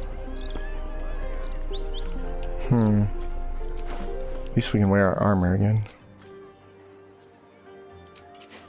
Okay. See, this is my issue with trying... This is why I always say, like, if you're trying to stuff in Hexblade here, it's not always going to work that way. And the other thing is, like, level 7 Oathbreaker, but I think I'm the one that's injecting that a little too much, right? So if we had 6, but then it would be 6 and 6 for Inescapable. Alright, let me go back to what you said, sorry. Holy moly! So 5 Pally, 1 Hex, 6 Death Cleric. Okay, I'll do probably just like that. 2 Weapon Fighting Style, using Death Domain Cleric. So, dude, I'm glad Mark likes it, dude. Death Domain's so satisfying. Ernie, if you really want the second attack, yeah, like Mark's saying, Great Weapon Style. Because, like, if you crit, you will get another attack for your bonus action. But also, if you just want to put, like, a sorcerer on your team with haste, you can do it that way. You could just, like, get a bunch of speed potions, or just make the 1 hit count, right? Make the 1 hit count by having, like, somebody use Hold Person, and then using Death Touch and Necrotic Smites and all that stuff. Super cool. Probably go 10-2, Shadow Sword, Fiend, Warlock, make up for it, get Command. That's cool. Yeah, Command's pretty good.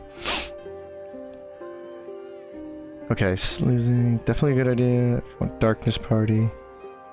So Dex Gloves or the Caster Swords would let you go heavy into Wisdom. Yeah, I could do... I'm trying to think of it like... Remember, I could always just get a Strength Elixir too. So that's not... If we just played it with like a Strength Elixir... I mean, that's what I said I should have done during that run. Where's Lae'zel? She's hiding somewhere. Alright, whatever. I'll go get her in camp. Come here, girl. Where are you at? Where you at? Where you at? Alright. Like, you could just do it this way, that, especially if you're using Baldur's Greatsword. Which we were. I think we were using Baldur's, right? I was like, I don't want to pass it up. I was gonna originally do the Chaos Starvox sword, but I was like, nah. We killed that dragon, I was so stoked, I was like, nah.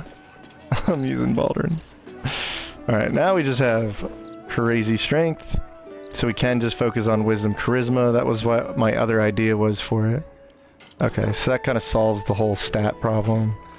And then you want to go 5, 1, and 6. I'll do that instead. So 5, 1, and 6. And then we can raise charisma, or we can raise, well, ancients. Start with heavy armor. Dump this. do this. Okay. So that's now dumped. That's good. Okay. Because we can do this way. And then get one cleric. Death Domain. Well, you said the 1 hex, but now I could do 6 and 6. Right? Let me just try it my way for right now. So, Paladin. Because what I really like doing, I really like setting it up where you don't have to like respec and do crazy nonsense. So if you did Paladin up to level 5 at least, right?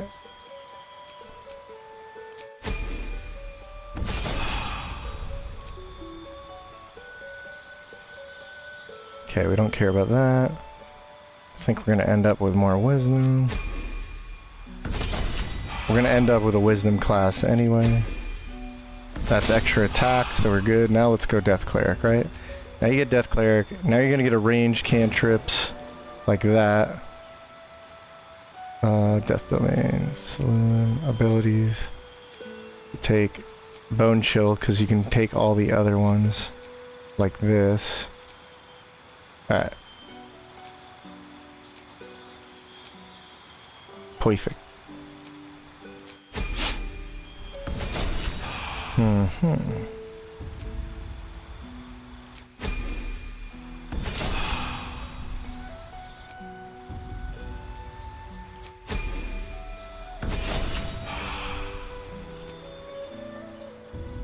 Okay. And I want Great Weapon Master. Oh, I'm gonna make it make sense, don't worry. We're gonna Intimidate. That's a 6. No, not yet. Okay. Next level is 6. There we go. Okay.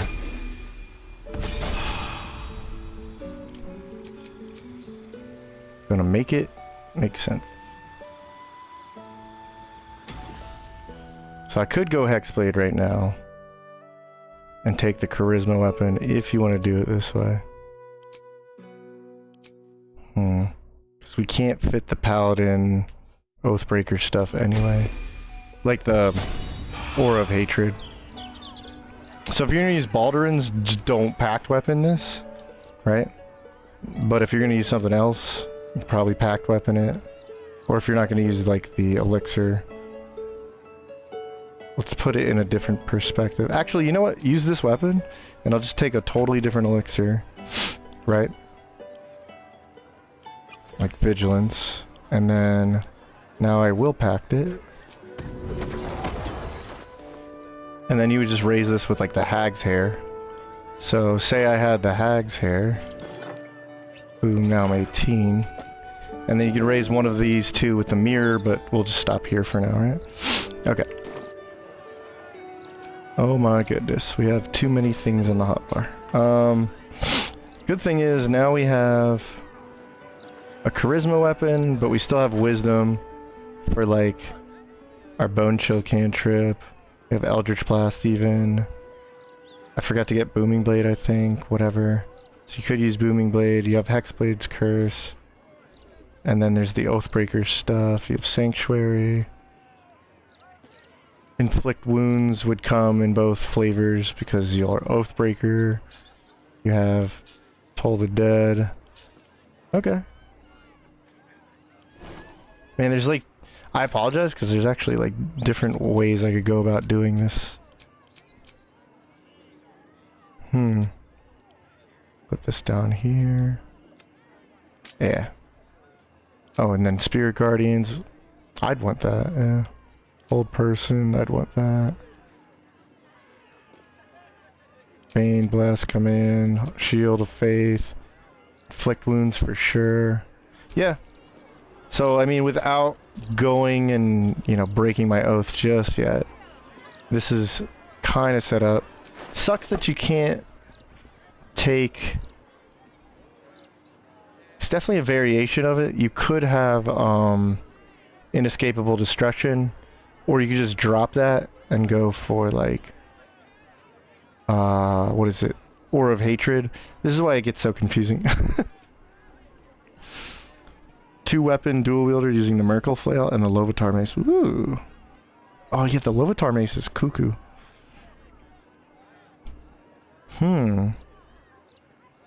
Mainly a caster with spirits with an extra attack. Okay, then this is what you would want to get, because you're still like, what is it, level 5 spell slots. Pretty decent amount. Spirit Guardians, and now it ignores resistance. You have extra attack. You even have a Charisma Blade if you don't want to use the giant elixir, right? I'm just using this for a +3 two-hander, by the way. This has Great Weapon Master in it, so that's a lot of weapon destruction. Yeah, so this might be what you want. Plus you do get Hexblade's Curse randomly applied, so that's fun. There you go.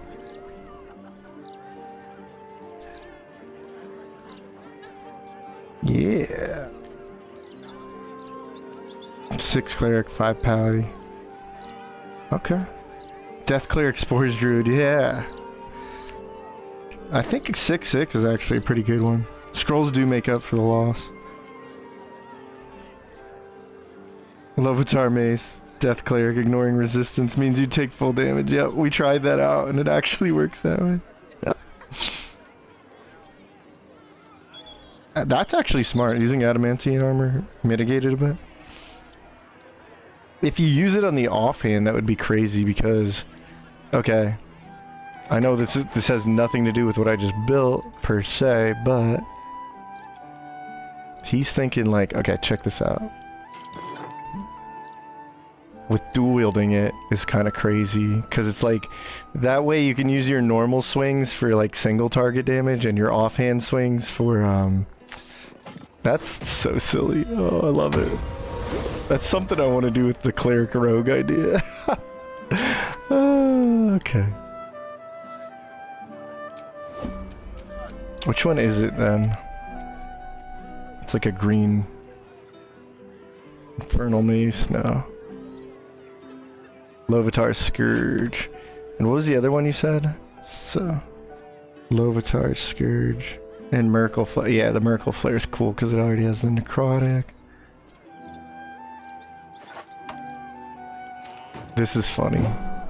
Put that in your main hand. Oh, you gotta have dual wielder. Oh my god.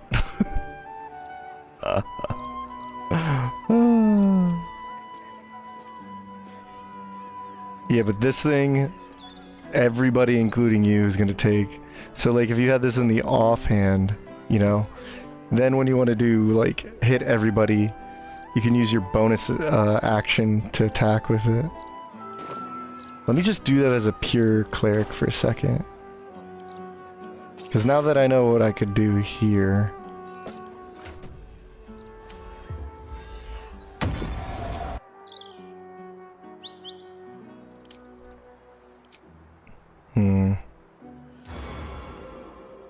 Death Domain... Da, da, da, da, da, da, da. Yeah, sure, it doesn't really matter, does it?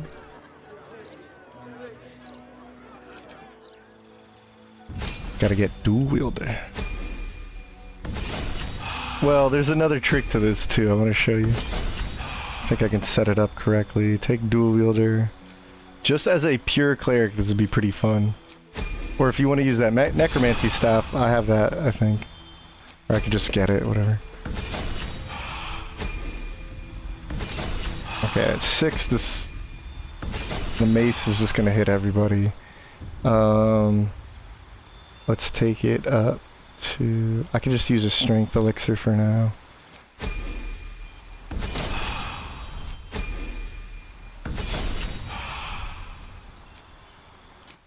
I still gotta run like a Warlock Necromancer, that'd be cool. With the Hexblade Scourge thing. Yeah, sure, we'll do that. Okay. Okay, there's a whole bunch of stuff to run. Alright, we put this in the offhand. And you can use the Cherished Necromancy. Do I have that? For a staff. Hey, where's that at?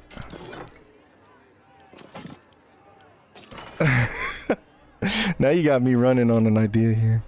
Oh, I can't. That's right. I didn't take the ability. Okay. We use medium armor for now. Doesn't look as Reggie, but, you know. We'll live with it. It's only for the moment. Is that staff? Past it. There it is. Perfect. This is nonsense. And then I gotta get out another strength elixir.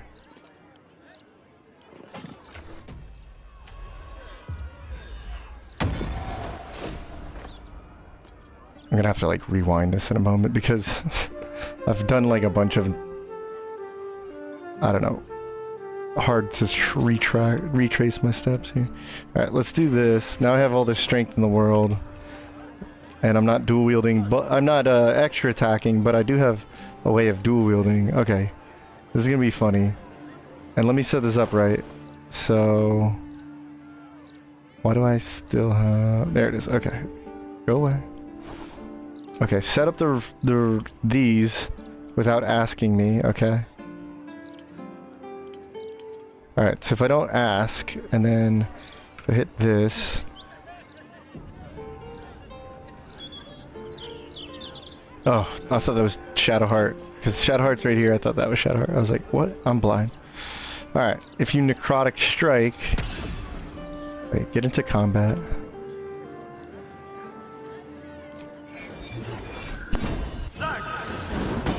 Perfect. Sure did.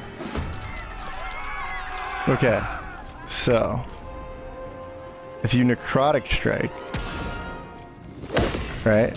You can Necrotic Strike critical. Wait! I just Necrotic Strike. That's funny. That's funny. I just Necrotic Strike right here, and then it's asking me if I want to critically Necrotic Strike. Well, of course I do. I was trying to save it for the offhand attack. Now check, wait. Okay, so whatever, it doesn't matter if Necrotic Strike happens or not, but check this out. So the offhand strike can be a death touch or a reaction to Necrotic Strike, and it's now gonna hit everybody.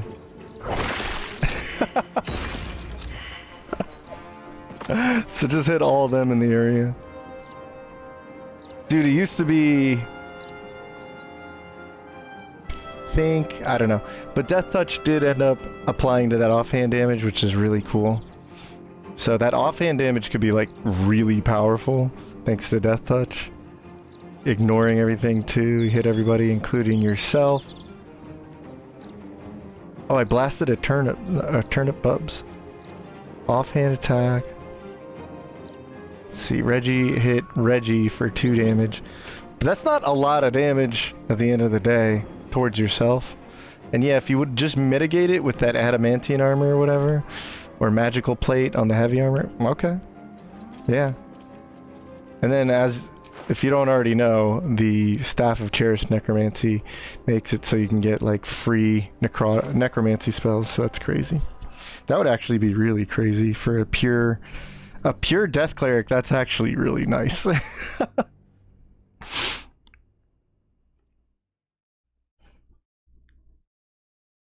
Necrostaff and mainly be a caster is what I think. Yep. Death Cleric Star Druid makes more sense. Star or Spore. Death Cleric is a phenomenal combination. It's just a fun combo. Star Druid, you get the chip damage range. It's working like smites. It's just so funny because, okay, if I do it right now, here, I'll show you. Assuming it doesn't mess with me.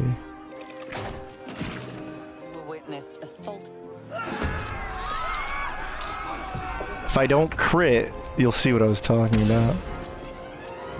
I do Necrotic, which means I can now Touch of Death, right? And then if I offhand, I also get an automatic Necrotic. Divine Strike, it's asking me, but I can do it again, see? All in one turn. That's all I was trying to do. That's weird that it asked. Oh, it asked because this is asking, but this is still a possibility. Okay. So if I would have had this turned off, it would have been automatic. But, again, proof and concept. That actually really works. And that's a fun little offhand And they're both going to be bludgeoning using strength anyway. And you'll get one more armor class. That's slick. I like that.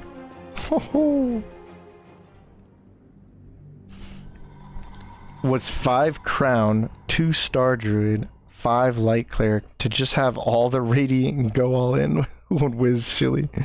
That's not a bad idea. 5 crown, 2 star druid. Oh, because you want like extra attack from... Okay. 2 star druid. Star Paladin is a funny idea. I like that. Reggie 2.0. Pop 2 smites and dragon breath. I still want to play that Radiant Monk, but we just played Death Monk, so it would feel a little too similar right now. The Star Monk was like, oh, that was so cool.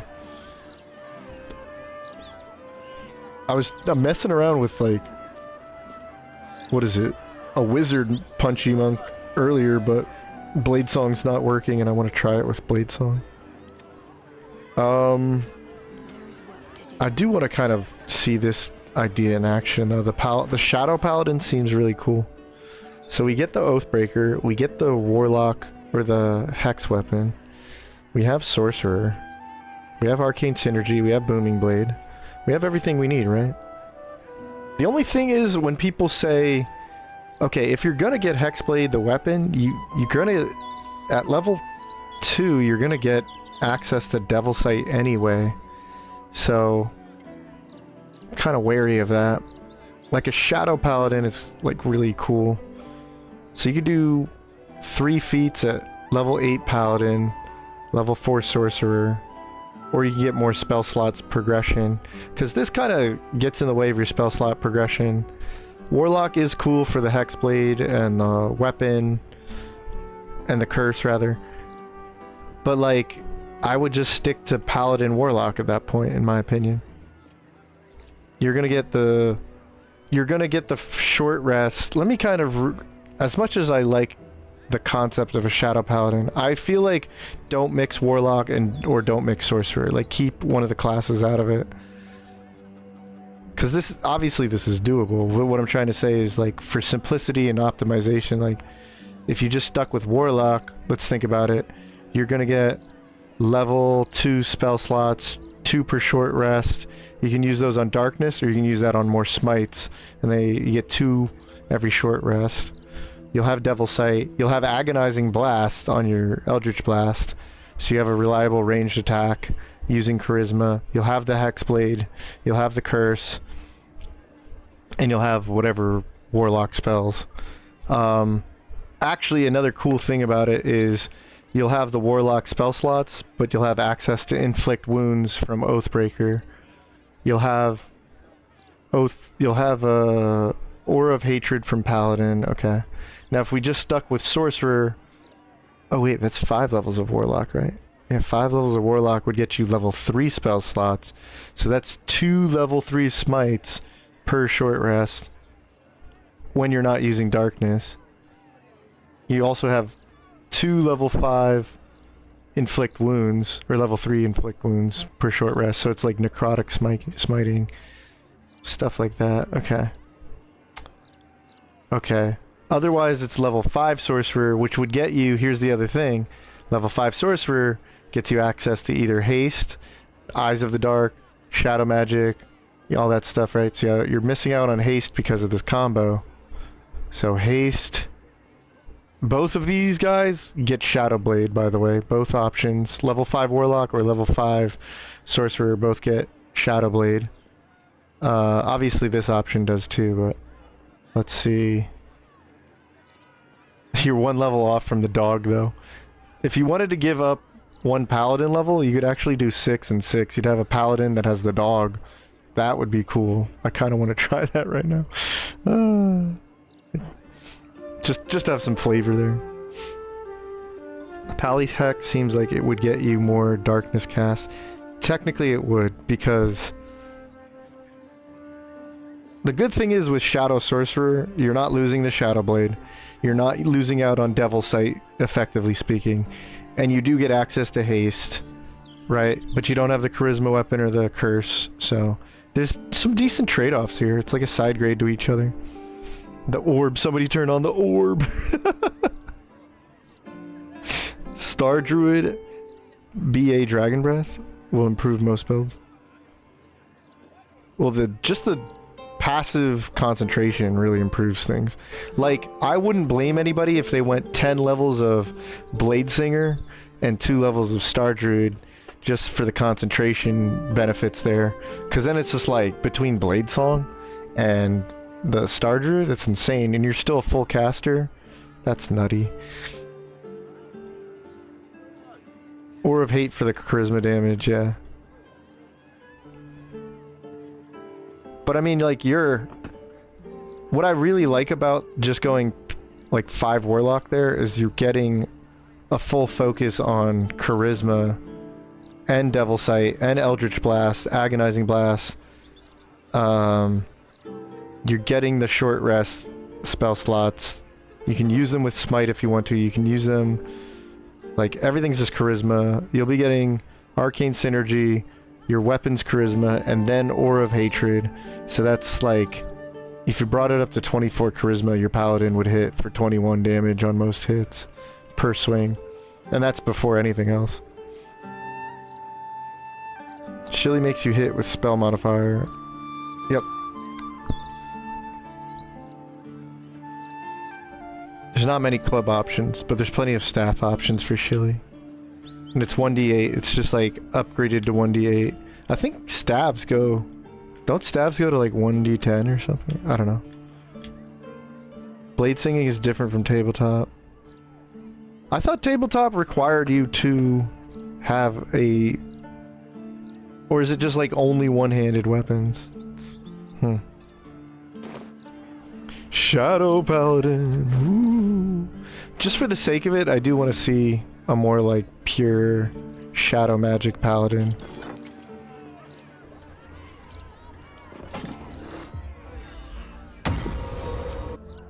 The Shadow Paladin. Yeah, because I know you could get the benefit of Warlock, but I feel like between all those options I just mentioned, you are losing things with every choice. I'm actually going to take this and go Dexterity and Charisma, and I'll show you.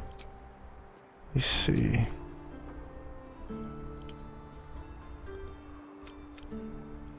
Dump that, dump that. This is, yeah, take that. Take this to 16, okay. And if I take this... Well, because there's a little... I think there's a decent choice for gear here. You definitely want Boomer Blade. Maybe Shocking, maybe Friends. Corpse Explode. Definitely this. Okay. And then I go into like Paladin. I actually would maybe play this just straight, like no respecking. I'd delay my extra attack to level 6, but whatever. I'd be able to get... Yeah, that's fine. Or I could just go Shadow Magic first, get haste. We'll see. Let's see, let's do dueling or defense, right?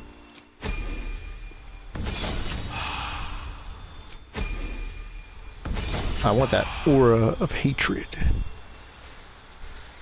Okay,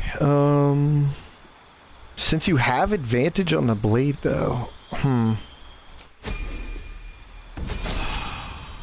yeah, in that case I might go 8. Go 5 levels first, then do your Shadow Magic. Take whatever spells, that's fine. Distant Twin or Extend Twin. Now we have Eyes of the Dark, Quicken, Blindness, Shadow Blade.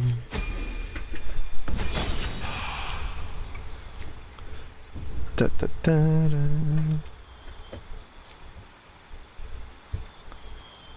Blade, whatever, doesn't really matter. Hold person, sure. You can get your +1, it doesn't matter. There's haste, that's cool.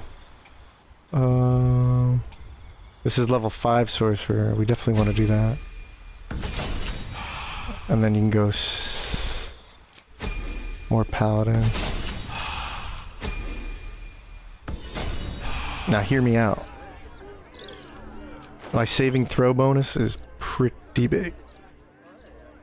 So, in terms of concentration. And then, furthermore, we can't do heavy armor, but we can do medium armor, right? So if we do medium armor, I take the Sharn armor.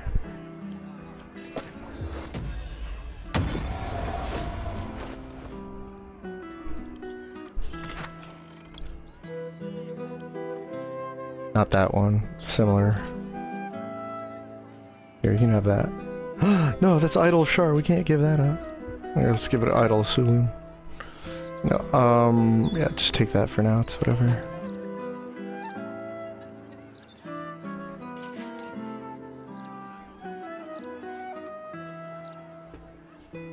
And we still get a very strong Shadow Blade at level 3.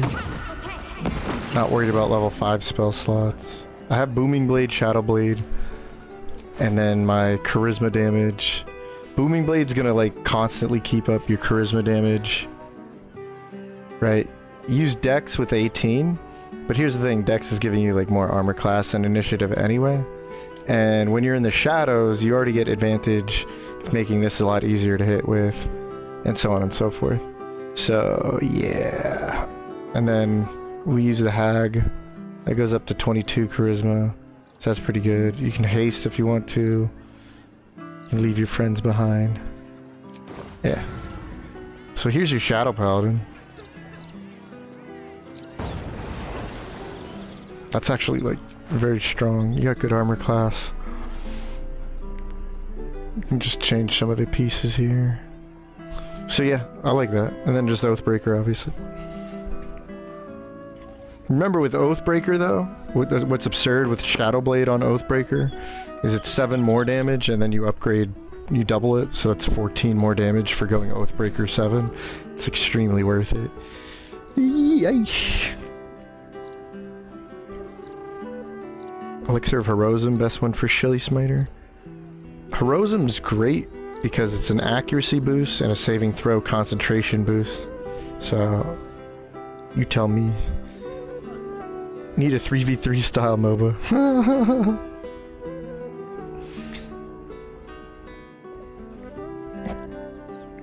Yeah, Blade Song's impeded with like stabs or something like that. Like anything that's not a sword.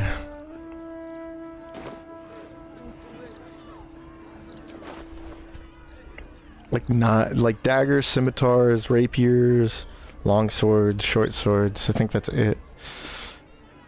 Let's see. Alright, let me just break my oath, maybe. This way. Maybe. You know how I break my oath? What I do is I go over. Shh, don't tell nobody. There's this poor sucker over here. Don't tell nobody what I'm about to do.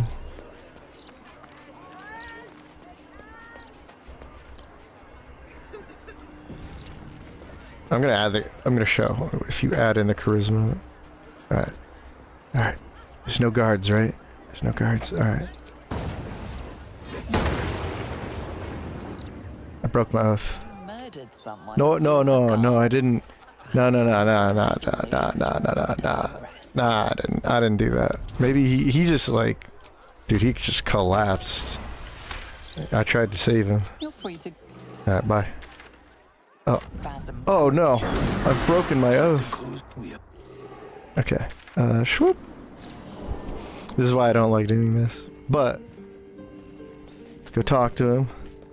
He's sus right now. He's got a sus aura. You called to me. What? Tell me. Your oath is broke. When I finally saw the... What's past is... Should you wish to do so, do not abhor your oath. Okay. Okay. I'm Oathbreaker now. Okay. Let's take this silly hat off. There we go. Alright, and then... Now we go to Basilicus Gate.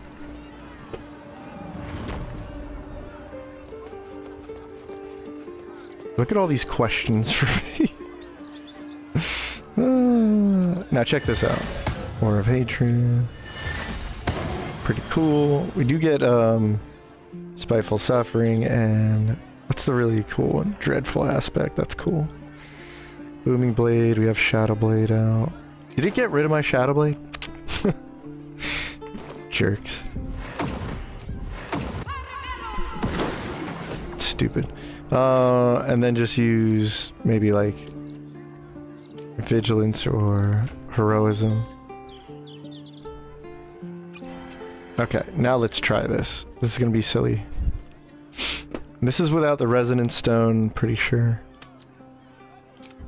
So here's your Shadow Paladin, Shadow Heart, Shadow. Witnessed assaulting. Right? And you do get to Booming Smite. That was cool. We'll just pretend that was dark magic that burned him alive. I wasn't even thinking of Booming Smiting, but that's cool. Can shield if I want to. Can Hellish Rebuke if I want to. Oh, the thing I like about Oathbreaker is you get Charisma Inflict Wounds. So that's pretty cool. Can offhand stabby stab. I can Booming Smite with okay, cool. Isn't that cool? You like your paladin? Yeah. Must keep going. And then I got Scarlet Remittance now. Yeah. Seems like it's working pretty good. 27. Now look at that. I have the... Okay, yeah, I have Dex... Right, because I went with Shadow Sorcerer so I don't get a Hexblade. But still, it's 4 damage versus 5 damage. It would be 6 damage because, you know, I'd have the Hag Hair. Okay, and then the Aura of Hatred. I don't have Arcane Synergy yet. So now I do. Arcane Synergy adds the spell modifier. Yeah. Be hidden pretty hard with Resonance Stone, that's for sure. Because if this was 22, that's going to be Aura of Hatred, Arcane Synergy, that's 12 more damage, jumped up to 24 damage. Not to mention all of this is jumped up double. This thing right here. And then you're attacking at least 2 times per turn. You have the ability to haste if you want to. You have the ability to smite if you want to. You have the ability to hide in darkness if you want to. Shadow Paladin. Woo! Shadow Paladin. Woo! Woo! There we go. That wasn't bad. 31. Holy crap. 4d10. Scarlet Remains. Damn. Da, da, da, da, da, da. I wanted Gandalf vibe of main hand sword and offhand.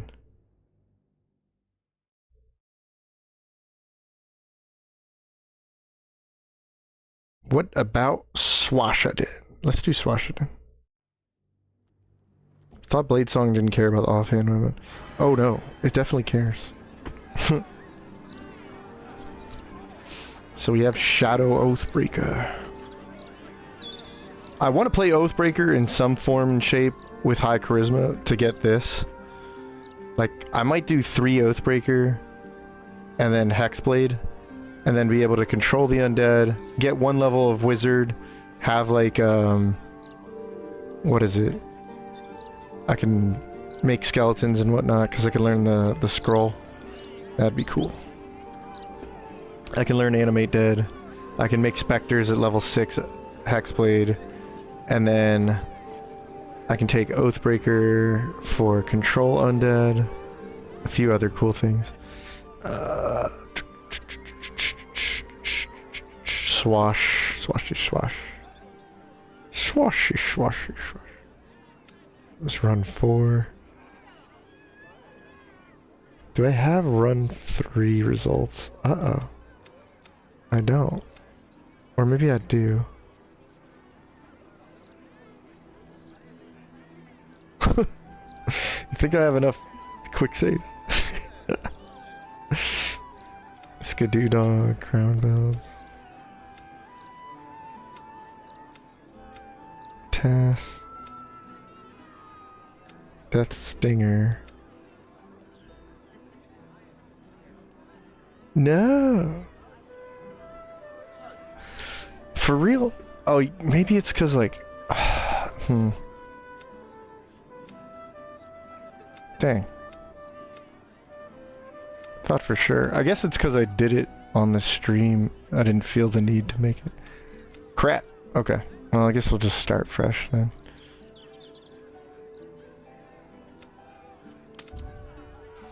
Whoop.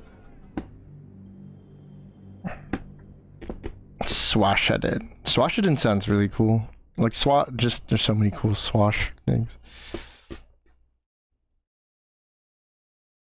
Oh, poor Odin. I'm so sad.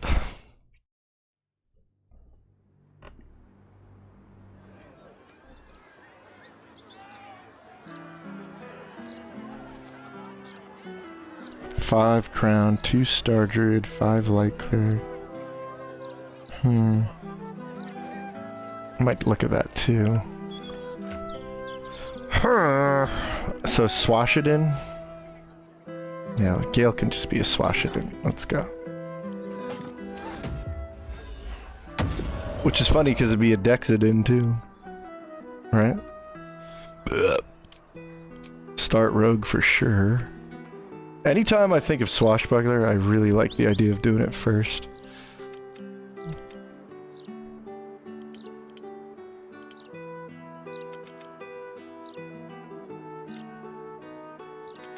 Don't need that. Yeah, let's do this. Swash 8 Hex is definitely going to be hilarious. Dude, that's... Swash 8, or Hex 8 is good for that. I like that idea. That's one of the ones you can just take it either way. You want to go Hex first or Swash first? Okay. What do I want to use? Just more charisma?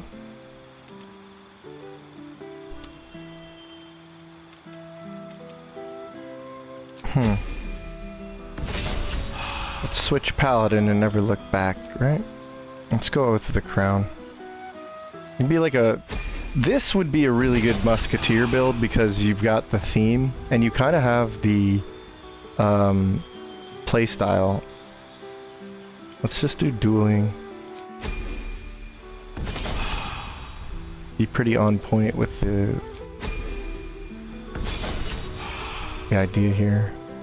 I'm gonna be defensive duelist.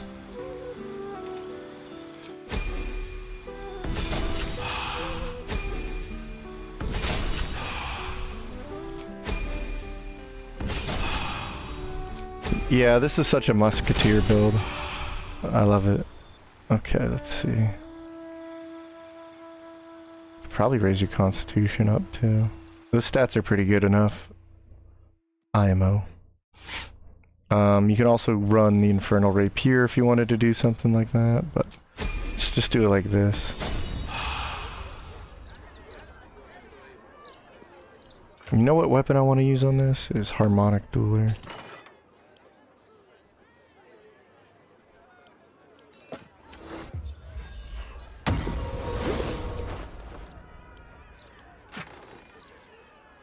Rapier, Harmonic Dueler, and you can do you do have the option Prerogative, but I love Dueler. Okay.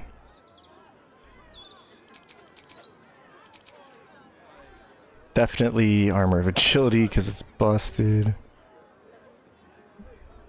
It's funny because this wouldn't be a Booming Blade build, and I think that makes people happy because they'll be like, oh, thank goodness, something other than Booming Blade. Or people will just tell me to put Booming Blade on it. I'll run that with High Elf. Okay. Okay, so there's some really cool options with this. Especially if you want to be selfish with this build, you can put Righteous Clarity on, have tons of accuracy. Protection. You can smite like this. Bro, you can smite on dirty tricks, I bet you. Or not dirty tricks, sand toss. That'd be funny. Hold on.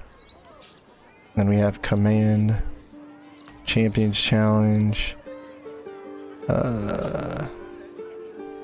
This is actually kind of cool. Oh my gosh. Hold on. Think about, do we have everything we want? We have rakish. I don't care about this right now. Let's just put this up here and this up here for now. Well, I guess Divine Smite can go here. Okay.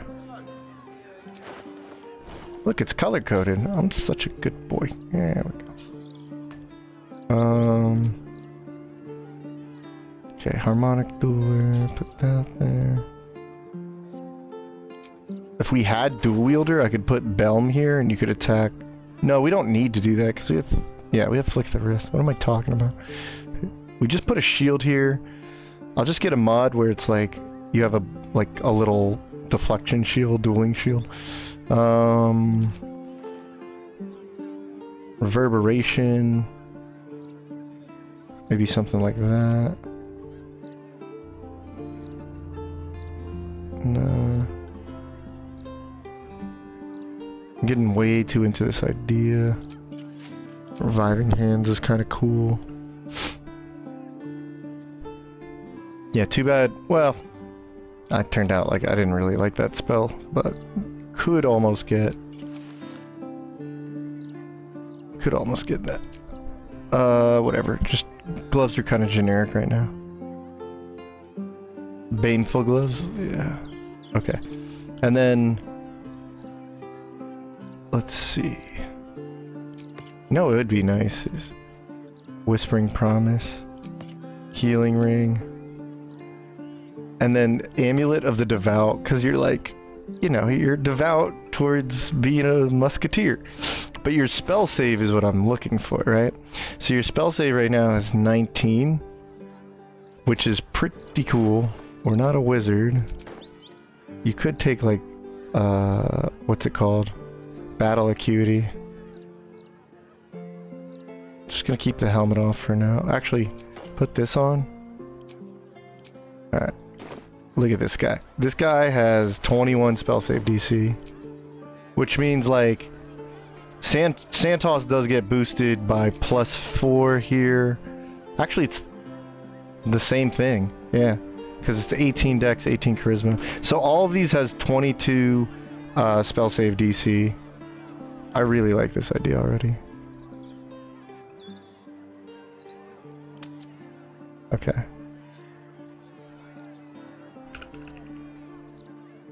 Yeah, I know I probably spelled it wrong, but don't worry. Oh man, this is cool. Hold on. So, I come up, please tell me I can smite with this. Oh yeah, you can smite with sand. Oh, I love it. Oh yeah, do it. Wait, what? No, let me smite with sand. No. No. No. Performance successful. I'm harmonized. That means my hand, my sand toss does more damage with harmonize, right? Let's hit. Main hand attack. Gale's hit. Did I do my sneak attack damage? Wait, I don't think I set this up. Well, this is one of those cool combos where you get sneak attack and divine smite. So that's really nice. Now they're next to each other. Come on, let me smite them with sand. Come on! Come on! Let me smite them with sand! It's not fair, dude. It's right there. It's telling me I can do it. Oh, no. No! So I can rakish. And I can smite rakish. Dude, that's actually like... Ah, I like this build. A Dex Paladin with some freaking rakish audacity. Oh man. So it's just the basics. We have... This was the rakish right here, 2d6. Yeah, like, what's funny is that's like a mini... It's always like a free Divine Smite almost. It's 2d6, not 2d8, but that's kind of cool. And he does have Divine Allegiance. I think Divine Allegiance is such a cool move. Such a bro-it-in. You get to heal a little bit, you have the extra accuracy, then you can pop Righteous Clarity, but I just lost my oath, so... Okay, reload. That's so cool. Can't spectate with sand in its eyes. Ah, darn. 5 eyes. Sounds painful. Divine Sand. My favorite sand toss when I pocket sand the spectator. Swashpally. What's the highest possible damage on a single animation? Animation? Like an attack? And what's up? What's up? Right now, like, some of the highest damage in honor mode is that Moth Trickster I was showing off earlier. In a single hit. Alright, wait. There's some decent setup here. Ready? Let's turn that crap off. Allegiance is cool. There's too many questions up with this, right? So, what I'm gonna do is have... Okay, the smites... It's gonna ask me too much, so let's just do basic smites. Don't ask me, bro. Okay. And then, if I can get the rakish, get that off, right? So now I'll save it. Oh, this is cool. This is also why I like the harmonize. Okay. So harmonize. Pass the test. See, now I have like crazy accuracy. And I can get rakish. We witnessed assaulting. Yeah. Well, how about I give him old flick of the wrist? Ooh. Now that's a flick of the wrist. Ooh. You just lost your weapon so hard it exploded. Woo. That was a nice critical hit. Holy moly. Look at that. Charisma modifier, dueling, dexterity modifier, 2d8. Now, if you had the ballast armor, even though there's a way to get it without being a bad guy, you know. So, if you had the ballast armor, right, you could wear that, maybe recolor it so you're not looking like a deadly assassin, just be a musketeer in Act 3, and just completely blow people out with this freaking damage. Oh my gosh. That was amazing. And then if you want, you go to level 3 and go kaboom! That wasn't that big of a deal though.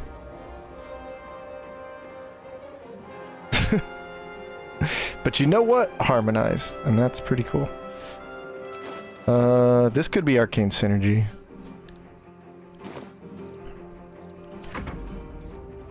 The Fist Edge.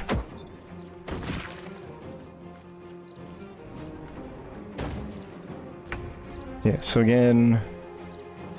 Okay, wait. If it doesn't ask me... Oh my god, Divine Sand! Just when I thought I've tested it all. Divine Sand! It's the real deal!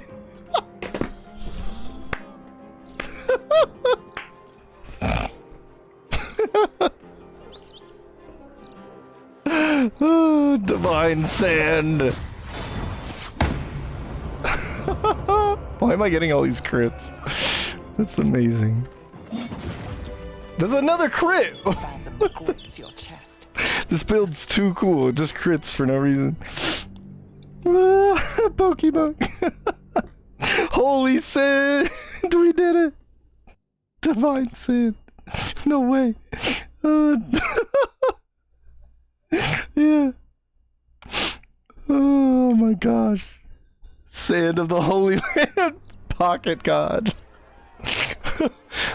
Take this, evildoer!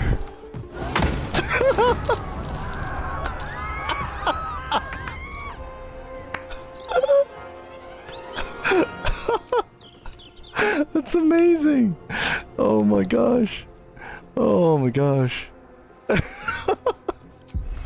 Behold!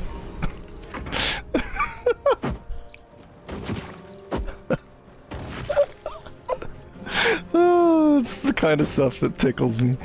Oh. If there was ever, like, when I find a build and I go, yeah, that's awesome, then it just needs that one thing to, like, completely throw it over the fence, like, yep, that's amazing. And there it is. That actually makes sense. If I throw sand that's so bright in your face that it burns you, it might as well blind you too. Whoa, whoa. Oh my gosh. Please tell me, oh, why does the sand not get harmonized? Harmonized, blinding, smiting sand would be like, who would have dreamed of that? Oh my god. I love it.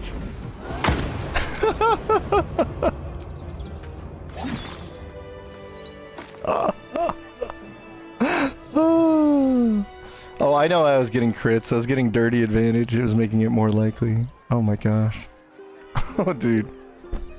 What's up, Patty? Smiting with sand is next level. It's certainly something we've never been able to do. Okay, Swashbuckler just became officially A+. I thought Yapomancy would have done it, but once you told me I could divine sand, now I know it's something special.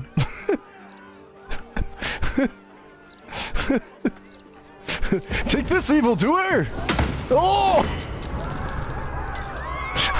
I'm just too amused by this now. Especially poking someone with it.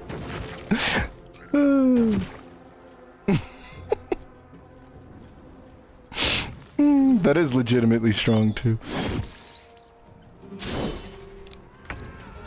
And wait a minute. Just poke him real quick, okay?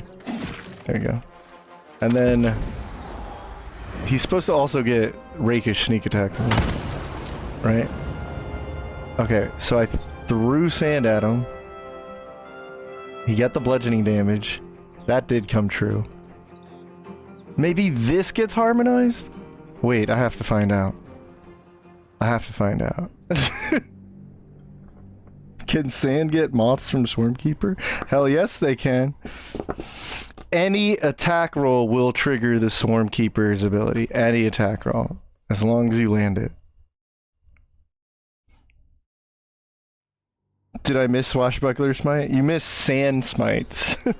And you didn't miss it because I can't stop doing it because I'm in love with it. Especially when I could just give myself righteous clarity and then harmonize. Come on. Yeah. Okay, he's all alone. Please tell me I get harmonized on the sneak attack. Oh, that would have been so amazing. Wait. I have harmonized sand. I have harmonized sand. Okay. Harmonic Dueler is officially the coolest rapier in the game with Swashbuckler.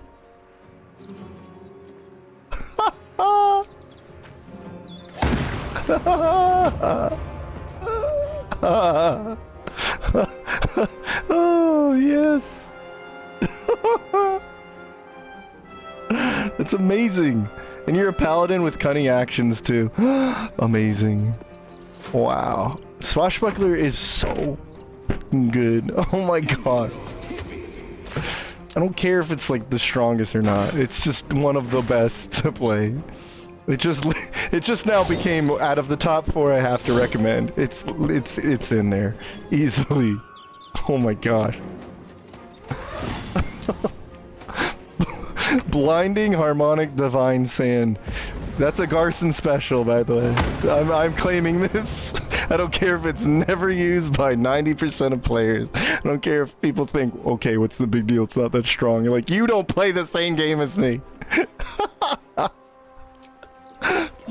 Look, this robot just got sand tossed in his face for harmonic, harmonized sand that triggered Divine Smite and sneak attack.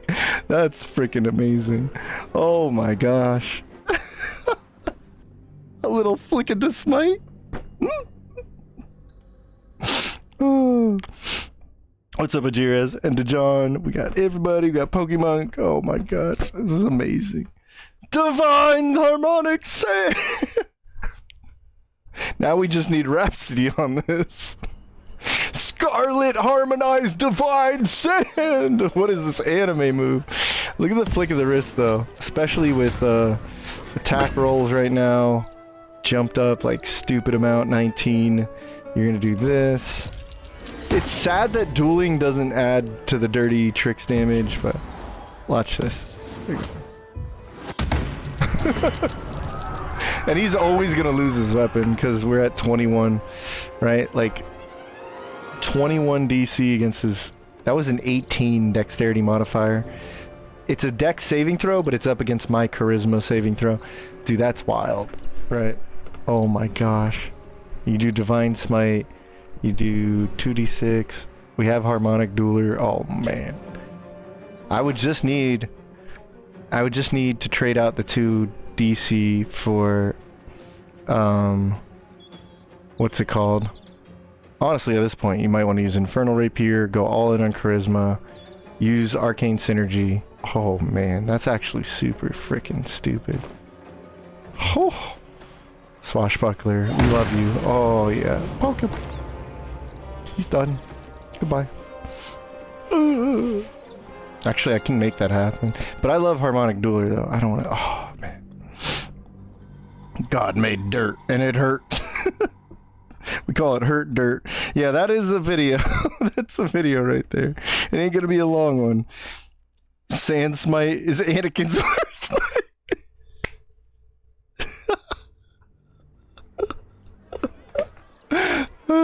The video is just gonna be me like, alright, I'm literally claiming this on the internet. If everybody only gets one, this is mine. Divine Smite. Oh, one more time, I gotta see this. Divine Sand! Oh, I'm blind! And then just come in with another, oh! Oh. Okay, okay. I'm glad I saved that. I'm gonna reload, save that. That's amazing. Pocket sand meat gunpowder. Lost Ark sand. Who even said to do this? Which one of you told me to use Paladin Swashbuckler? Ernie. I hope Ernie's enjoying this. It seems like okay, just because you were asking, Ernie, real quick. It seems like I know when you have like too many options up. So what I'll do is actually turn this off and turn the ask question back on. And let's see. It might be because like it was trying to sneak attack, ask the question. Let's see if it'll let me ask. Like we know that it lets me do the ask, but does it trigger? Oh, it does! Oh, you can do it manually too! Oh, it changes everything. That's so good. That's so good. I mean, it's not that strong, but yo, you know that I love blind. How do you miss the blind? Oh, I guess it's an attack roll, and then it's a blind, right? Okay, that's fair. Still, oh man. Yeah, because the thing is, these guys have high constitution anyway, so it's a little bit harder to get that on him. He has +1, +3. Oh, he has reverb? Doesn't oh, yeah, it's way higher. That's with reverb right there. Yeah, you definitely want reverb then. And Bane gloves, oh, that's actually like stupidly good. So reverb and Bane gloves is dramatically lowering his constitution saving throw, and then we go, wah-boom, wah-boom. Oh man, yeah, that changes it, because then you don't have to waste the smites on your other attacks. You can just go in for divine blinding sand and then just like start hitting them with regular attacks, save the smites when you want them. Holy sand! I love the divine sand though. Yes!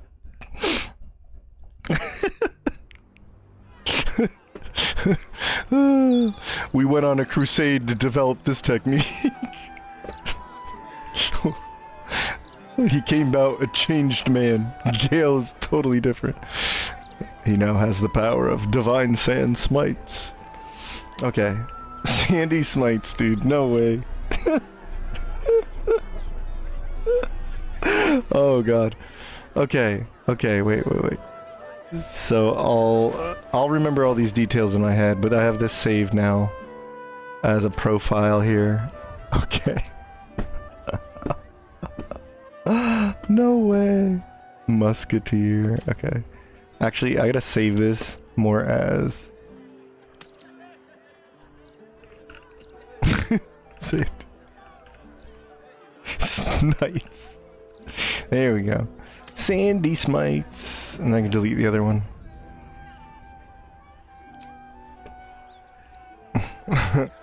That's incredible. Dude, Swashbuckler is so good. So good. This guy would be unstoppable on a beach. The ashes of a saint in your pocket. Just imagine you're like, I just have ashes of a saint. I can't use this too much, but here you go. Poof. It's like, don't worry, it's sanctified. I'm allowed to do this. Sandy Smite.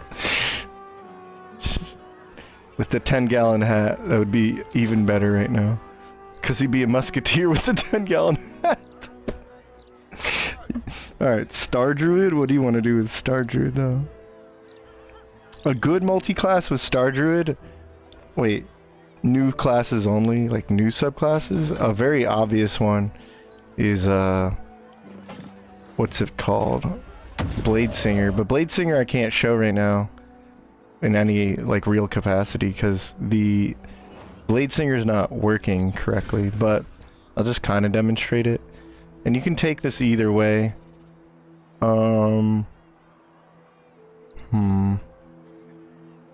I guess I'll just do 2 levels for Druid right now. Not too concerned with, like, how to level it. But yeah, let's go Intelligence.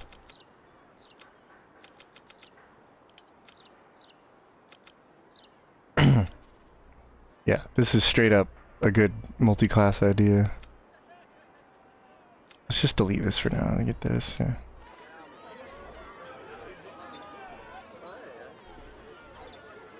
Okay, if you take only 2 levels, I'll show you another really cool one, but if you take only 2 levels for this, right, and get Longstrider out of it, you go Wizard and you start just making a pretty standard, God,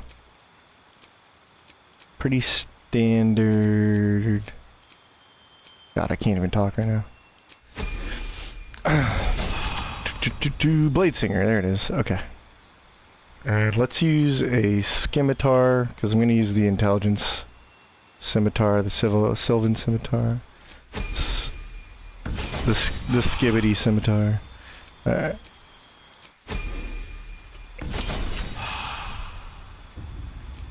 This is literally both new subclasses, so there's that. You can also use Shadowblade, so... let's bump up our int. Get haste out of this, counterspell's good. Another good one is actually taking slow or even Sleet Storm. Take hold person, blind. And then for our last feat, we already have 20 intelligence. I'm gonna take Savage Attacker. And then you can just take some other good stuff like Dimension Door. And some other good tentacles, blades. You know what's good is Cloud of Daggers. I still have to do a video on that. That's so good. Cloud's so good, yeah. I like taking this up to level 10 because you get the full Blade Song and you get the higher spell slot levels, and you also get the, if you so choose to use it, you do have Song of Defense. So you have a defensive option for your spell slots if you're not using them to cast. What's really cool about this is I think you still have to use Wisdom for your star maps, but right now... Yeah, I mean, you can go Wisdom. You could start with Wizard. You could start with Wizard, then go Druid, and then you can use your star maps, and your Guiding Bolts can go all the way up to level 6. But, I mean, there's different ways you could take this. It doesn't really matter. Let's take Mage Armor. Let's take the Sylvan Sword. Whoa.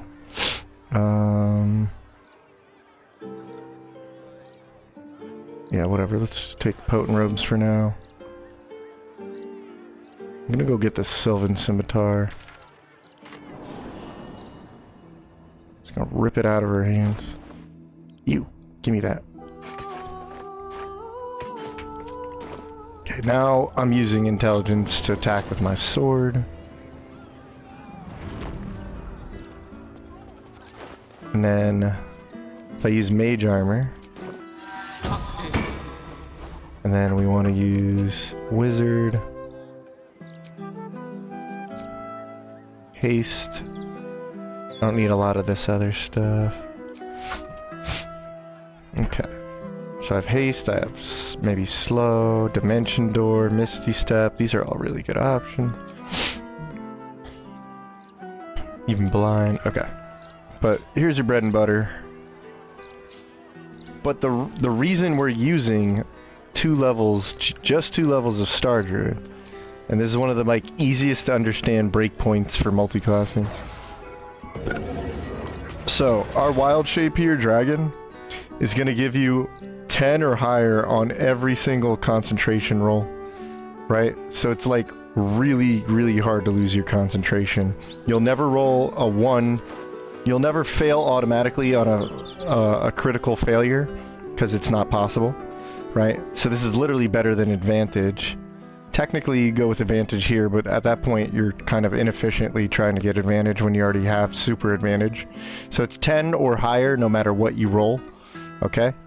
So if you get hit, your concentration's more than likely good to go. And then because you went Blade Song, even though it's not working right now, I would have... The higher you go into Wizard, the higher your Blade Song benefit. So you're going to get 4 more armor class. Even though you're wearing like cloth, that's not a big deal because you can use Mage Armor. So you raise your base to 13 regardless of wearing cloth gear. A lot of good cloth gear has +1 anyway, so you're already at 14. When you Blade Song, you're now up to 18 because of this. That's 18 armor class already. You then use your Dexterity bonus, right? So Dexterity is bringing us up even higher. Alright, so... And then when you haste, you're not only getting another action, you're getting double the movement speed, you're getting 2 armor class. So we call this the Haste Song combo. Haste and Blade Song is the reason Blade Song's so good. You have extra attack because level 6... Blade Song level 6 gets you your extra attack feature. You have Haste Song. You can't lose concentration even if you get hit. More than likely, thanks to Starry form. And you even get this cool bonus action, right? And that's now going off of intelligence, so it gets +5 intelligence damage, +5 damage, and it's going to be hitting more accurately because it's going off intelligence. So unlike a lot of other new subclasses, the Star Druid actually does change based on like your multi-classing. We went Wizard last, so we get intelligence on the Star Druid form. Let me see if I can save this and activate combat. Okay. That was cool and all. Shadow. Let me just save it over this, I don't care. Okay. The only sucky part is Blade Song, unless it's gonna glitch out correctly, I don't know. But it's not gonna work. I'm supposed to get more armor class, more concentration right there. But whatever. So just imagine I have 4 more, I would have 23 armor class, in cloth gear no less. My attacks are based on intelligence. My attacks based on intelligence, my spells are based on intelligence, I have Booming Blade, right? I have 2 actions, I have Song of Defense, so this guy's about to hit me for like, what, 15 damage?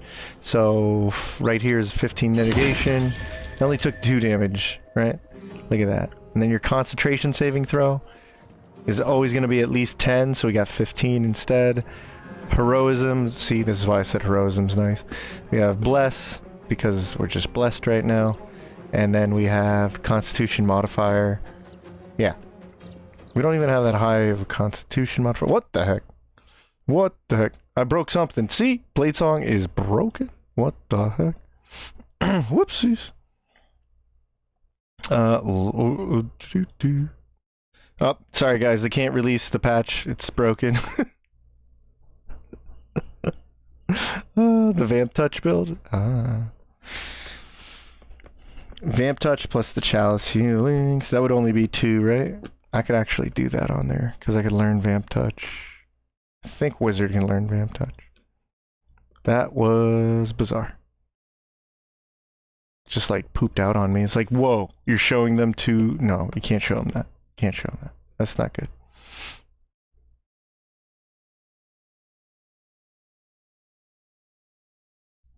Boop, ba-doop, doop. Blade Singer's broken. Yeah. Well, it's broken in the wrong way, not the good way. Oath of the Wave.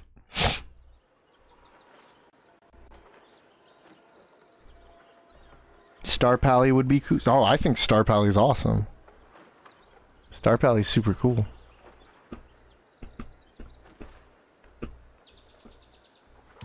Star Paladin. Just like straight up borked. Blade Song, I'm pretty sure, is fixed for the release. 2-star, 10 Blade Singer, let enemies beat on me while I hasted. Yep. And even with borked Blade Song, it never broke concentration. That's because the star form is just ridiculous. You can Vamp Touch Smite. I think you actually can. It's a well, no, it has to be a weapon attack, doesn't it? That's what's so funny about this, the sand toss thing. Okay, is it working now? Is it back on the stream? Yeah. Okay, audio's good too. That was weird. Guess I'm not allowed to do that. Oh, I didn't even put long straight on. It just sucks because I want to show this off. We would have had 23 armor class, and then you would have had advantage on... This is also another big deal. Advantage on acrobatics checks, if I'm correct about this. This means you're less likely to get... Okay, now it's not showing. See, this is dumb. Oh, there it is. Okay. You land on your feet, keep your balance, helps you resist being shoved. So, in a lot of cases, I think this keeps you from being thrown prone. And that's a really big deal. Right? Because if you're not prone, you won't lose concentration. If you don't lose concentration on haste, then you're not lethargic, losing a whole turn. Because extra attack with haste is out of control. It also gives you the ability to Booming Blade twice per turn. And that's without Bloodlust or anything else. Blade Song's just... Haste Song is really ridiculous. So... And that's like a really good synergy of having 2 whole levels. Because you already have your max Blade Song charges. Remember, not only do you not get the most bonus from Blade Song, but you don't get as many charges. So that could be a real headache when you're trying to, like, I don't want to rest all the time, I want to actually just play the game. It's not, like, a big deal for everybody, but it is for me. Plus, you're getting, literally, your full proficiency on it. So I think higher... In my opinion, the higher the Blade Song is the better way to go for Blade Song. At least the way they implemented it. I see what they were trying to do there by encouraging you to stay in Wizard, but also it's convenient to just kind of like grab 2 levels of Wizard and run off into something else that's still a strong combo. What was the other one? Oh, I think I have the Star Monk. Let me pull that up. Yeah, there's a decent amount of ideas I've shown before on... There's Moon Patron, yeah. It's like way back, right? Swarm Giant, oh dude, I wish. Green Eldritch Blast, dude, I'm so sad about that one. Shadow Sword, Righteous Song. I wonder what Righteous Song was. It's Reggie. Arcane Swarm. Yeah, Swash Singer. Skidoo Dog. Crown Builds. Dirty Tricks. Moon Patron. Yeah, Moon Patron, I remember that. I guess it's like hiding in one of these.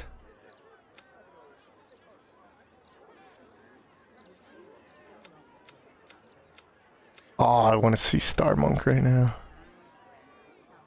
Is that it?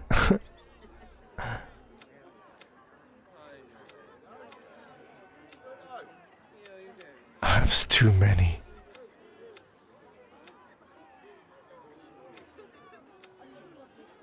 Hexblade. Oh shit, well, let's see what this is. Acrobatics helps purely on pushing. So far, does nothing to trip attack. Okay. Because I think there's some pushes that trip you prone, but I'm gonna take your word on it. Anything can be a weapon if you throw it hard enough. True.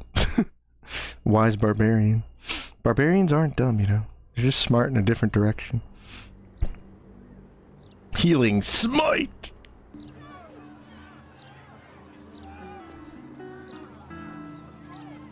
There's a bow that we could use your spellcasting modifier. That'd be cool.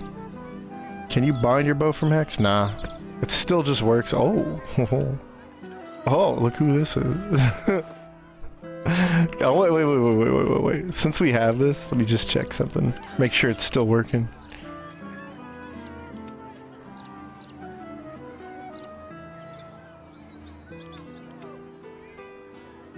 Here, Gale. Ow. While we're at it, I just want to see if this is still something I can do. Please don't ever fix this. Yeah. Okay. So, if we elemental bind this, and then we drop it. Yes. Please. Please throw. Yes. Yes! It works!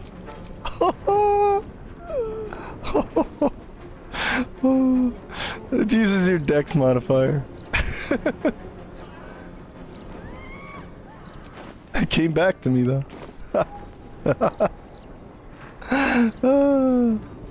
It's a rage, because I don't have Tavern Brawler, right? Yeah, I don't have Tavern Brawler. Oh my gosh, it still works. Just drop it. And throw it.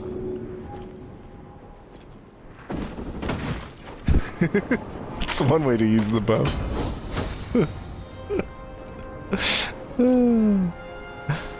Bursting arrow! It's not as strong as it looks. Okay, drop it. It's a whole new way to range combat.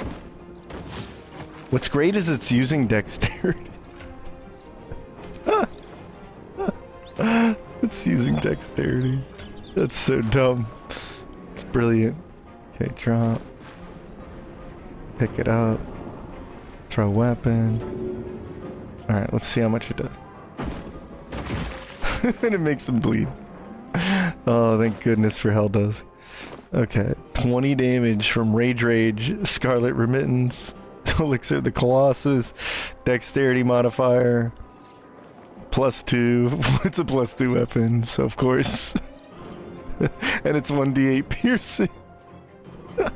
And then fire from Infernal Touch, and then fire, Rage plus Scarlet Remittance. Ooh! Ooh! Wait a minute. Rhapsody's adding... Rhapsody's really good for throw Barian builds. Or giant throw Barian. Dang, Rhapsody, huh?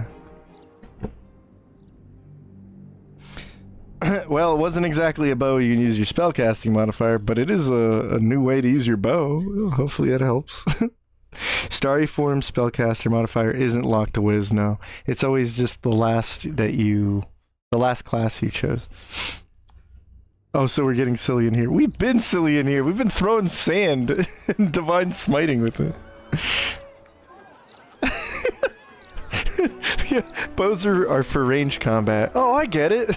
Just lights it on fire, throws it at somebody. Well, that's actually, that's intelligent in a different direction. Yeah. That's quite intelligent in a different direction. Oh my gosh. It's ridiculous. You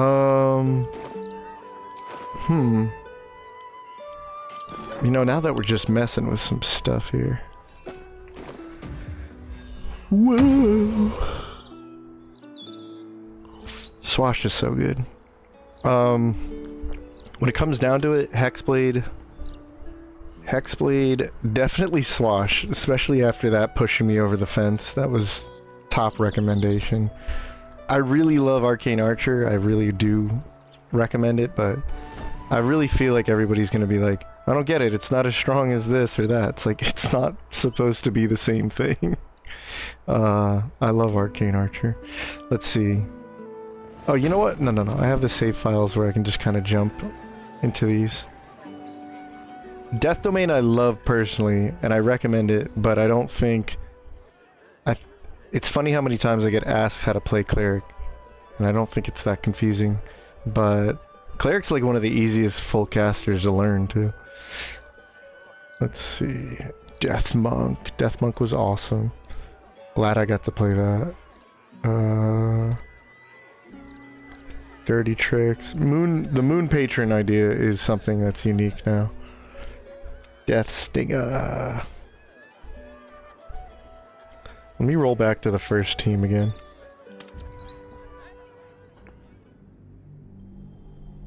Is Rhapsody best offhand? It's like one of the best offhand for like almost everything. If you're not running to Great Weapon Master, like Rhapsody's amazing because you don't need proficiency to dual wield it. Unless you're using like, you know, weapons you can't normally dual wield. So it's amazing on ranged builds, it's amazing on Eldritch Blast builds, cantrip builds, spellcasting builds, dual wielding builds. It's just so good. It's so good that I put it in too many videos and people were like, hey, like, show some other options. I was like, got it. I can agree. Totally got it, Chief. Like, Rhapsody on an Arcane Archer would be an amazing choice, because you get 3 more damage, 3 more spell save DC. 3 more attack. Yeah, that's like best in slot, honestly. Where is it? Okay. Think about what this is giving you in terms of like... Where'd that go? There it is.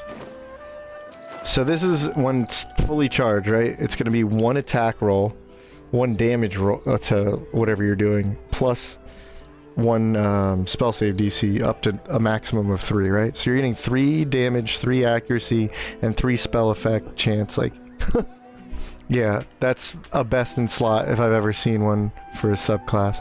Crazy. Because guess what you're doing in 1 single shot? You're going to use your attack roll, right?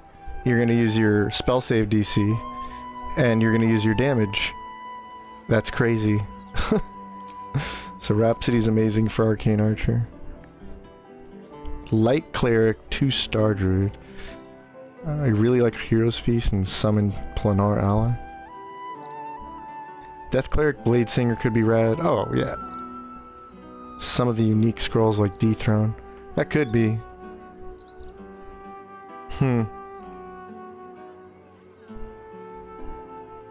Blade Singer. If you want to dethrone, you need 6 levels of like cleric if you want the benefits of that.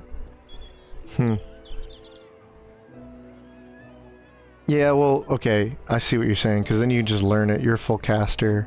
Yeah, that'd be cool. You just learn the scroll because you're a wizard. Okay. You want to test 4 Swash, 8 Battle. Oh, dude. Okay. Didn't I have that on a... I may not have the file anymore. That was a while back.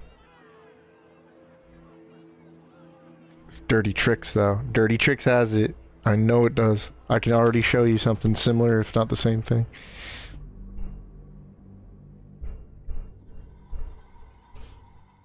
Yeah, because Force Swashbuckler with 8 battle with 20 dex, Great Weapon Master, Savage Attacker, using Falar.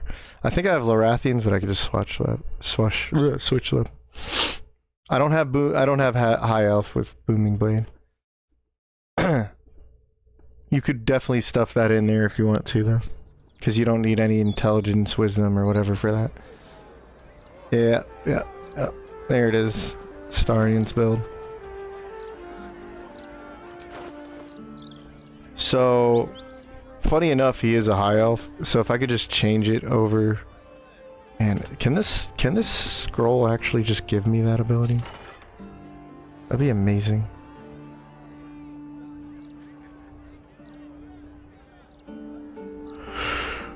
Yeah, there's like custom things you can just change your character.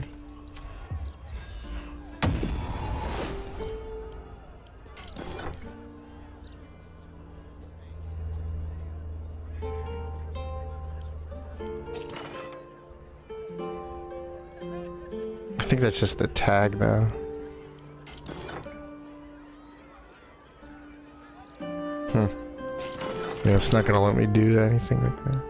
Well, regardless, I think this has mostly what you're looking for. 20 dex, Great Weapon Master is definitely on this. And you can definitely get Booming Blade, but you would need a custom, like, tab to get the... I don't know why they changed it like this. When it used to be, I swear, when you respec, you can change your high elf cantrip, because this is now locked in because Astarion just starts like that. So otherwise I would be totally able to use that, right? And then yeah, you can definitely use Battlemaster, Booming Blade and all that. But you know what? We have 1d8 slashing here, so. And then Falar Louvre, I know what you're trying to do with the... Hey, there it is. Okay, I have it anyway. Okay.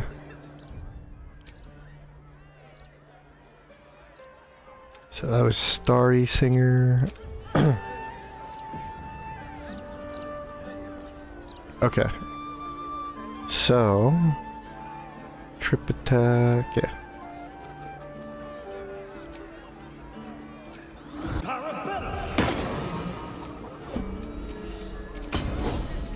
This is Booming Blade, see? Witnessed assaulting. And then I can get Rakish. There we go. Just made him trip. Now that was fighting dirty. Look at that. And then I can go give him a flick of the wrist. Oh wait, wrong guy. Oh, whatever. I can throw sand in his face while he's down. Nice. I can action surge. Great Weapon Master. Trip attack. Oh. 30 damage, trip attack. Oh yeah. You can definitely do all that.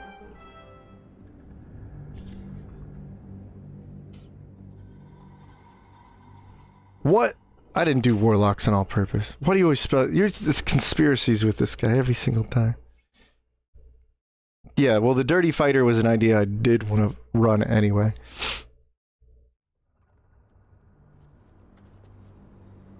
Bane Gloves and Falar would go hard with that build. Don't we have Baneful on here? Oh, hell yeah. Baneful, and then Stormy Clamor. Again, like earlier, the reason this is so crazy is if you get the condition, you'll also get Reverb. And so, like, Reverb, that's -2 to every Strength, Dex, and Con save. And then this would be a 1d4, negative 1d4 to any of those saving throws as well. So you could really just toss... You can really lower their physical saving throws down the gutter to, like, -4 on average. And that's so befitting of your, like, dirty trip attacks and blind flick of the wrist, like, and you still get Great Weapon Master. Like, it's functionally, like, super fun and cool, because you trip them, right? Since you tripped them, now you can go in for a Great Weapon Master hit, flick of the wrist. You'd have advantage on that. Oh, well, he was cool with it. Cuthbert, I didn't know you were like that. Bro, it's so dishonorable. I just paid the guy off after I tripped him.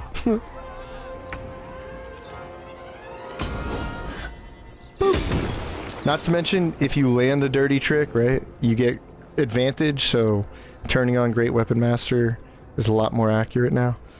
Oh man, I love that.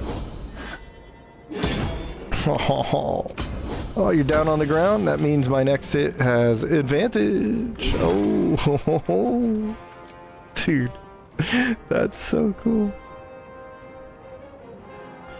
That's with Great Weapon Master? Oh, okay. Slashing. Oh, it didn't give me my dex. I don't know why this happens sometimes in the game. I still never was able to figure out. I was like, what? It's not that weak. Yeah. 5 dexterity, slashing. That's such a cool freaking character. Not to mention battle acuity. Arcane acuity is really good for the set too, because you're going to be fighting more. The more you fight, the more spell save DC you're getting out of this. You're a dex build, so you have armor agility. This is actually like a really good fighter setup. Crusher Ring, free action, Stormy Clamor. Cloak of Displacement's pretty fitting too, because you're like juking and jiving all over. Dude, this is such a good setup. Yeah, but you can save those Battle Master maneuvers when you really want to do some Nova, some Burst. And you get your sneak attack damage off. Right? Conditions are met right now, so it should be automatic. Oh, okay. Okay, it's not automatic, but if I flicker the... No. We're gonna... Santos is based on your dexterity, unlike the other two. So now he's blinded from that. I can get my rakish. Boom. I got dirty advantage, but he's also blinded anyway. So now when I go to trip him, it's advantage with Great Weapon Master. Cutting words on the team. Hell yeah. Oh yeah. Hell yeah. And we slam him. Aw, damn. Action surge. Dude, that's so good. Ah, I love that build. I love that. That's a Battle Master right there. Blade Song is not giving literally any of the bonuses, even if you meet the conditions, even though it'll say Blade Song is set up for 10 turns. Yeah, Baneful Gloves is a debuff, so since they have... Once you hit them with Baneful Gloves, they now have the Bane... They don't just have Bane, they have Baneful, which is like Bane without the accuracy loss. But Blade Song is not giving the armor class, the concentration bonus, the advantage on acrobatics, and the movement speed bonus. It's just completely not working. Santos is based. Based! Turkey based! Ugh. Witnessed assaulting. Alright, so check it. He now has Baneful Strikes, right? And I have Arcane Acuity. And it's not going to tell me what my spell save DC is, but we could definitely tell. Oh, I have Amulet of Devout too, so there's all that. So, let's see if I can calculate it correctly. I have advantage from Dirty Advantage right now. Let's see if I can trip him. Okay, so I didn't trip him, but let's see what he saved us. So 17, right? 17... I'm using dexterity weapon, so that's +5. So it's 8 + 4 + 5, right? So it's always going to be 12, because it's 8 + 4, right? Proficiency plus base. And then right now it's saying high spellcasting and arcane acuity. So that would put us at 5 over 12. So maybe it's not being applied for my dexterity. 16, no, 17.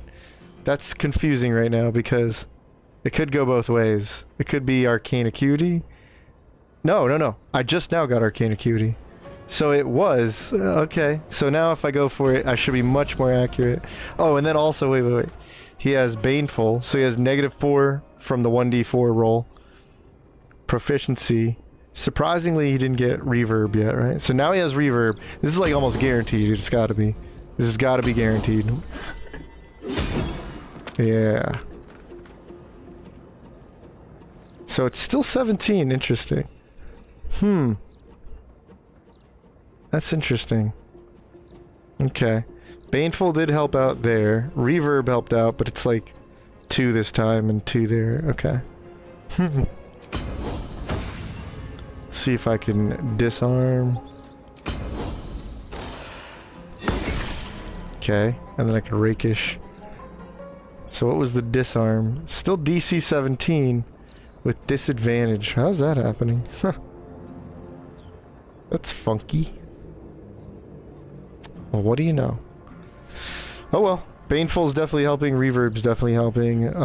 Somewhere in there, something I got on the build is definitely helping. Ready for battle. I would have thought Arcane Acuity was like definitely. Well, if that's not the case, then screw Arcane Acuity, right? Let's put something else there. Alright, we can definitely tell because I'm up to Arcane Acuity 6, so it should be like sky high. But let's find out. First, I'm gonna blind him and see if Arcane Acuity affects that. Okay. I'm not gonna just do that just yet.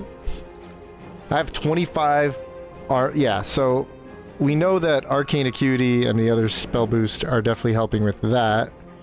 So at least for the dirty tricks, you would want to wear this stuff. And then if I want to go ahead and trip him, I can riposte, but I'm not going to do that.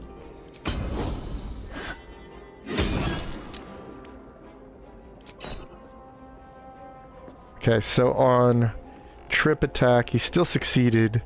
It still suck at 17, but you can debuff him with Reverb and Baneful. He just happened to roll a 20. 23. Okay. So the debuffs are definitely helping on the Battlemaster stuff. But the dirty tricks are way better programmed because you can actually use your spell save DC. Nice. And Santos is based on dexterity, I know that. Okay, cool.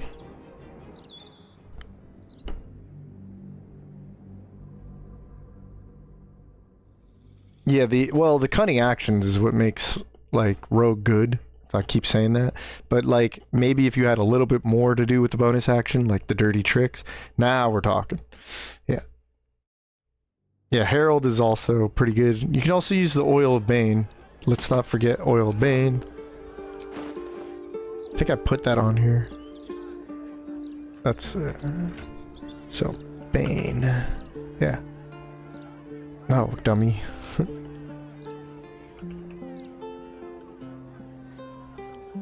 You can literally coat your weapon in Bane anyway. You can run up, blind him,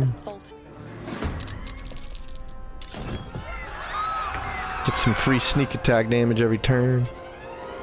Right now we have 1 acuity. Before I had 1 acuity, I did. He failed, so now he's blind. It's great. I had 19 DC on the blind. And that was before acuity. Right? I had 0. And he didn't have any debuffs. So he failed that on a 19. Constitution modifier. That's really good. How come Swarmkeeper can't handle that? Damn, that's crazy. Okay, whatever. So let's calculate this out. That would be +5 from the 12 base, right? So 5 plus the base, and then the devout. Yeah. Yeah, dexterity is blind toss, or sand toss, right? So that's why it's so sky high right now. But unfortunately, trip is still going to be 17 regardless of acuity. That was nice. I think the reason he tripped there was actually more from reverberation. That was Oil Bane. Yeah, so now he has like Oil Bane. He has Bane full. He's blinded. He doesn't have. He has Bane, Bane full, Reverb. And he has blinded. This guy's so screwed. We love it. We love it. Look at his saving throw on Dex. And then you can zap him. Bro, if you had this guy on your team with like Dex saving throw spells like what's it called? Chain lightning or something. Oh, you would just destroy this guy. Anybody got chain lightning? Wait, we got chain lightning. Hold on. Alright. Cheater's chain lightning. That's not exactly what I'm looking for. Look at that, 96%. I failed a saving throw because disadvantage from being prone, -2 reverb, -4 baneful, -2 bane.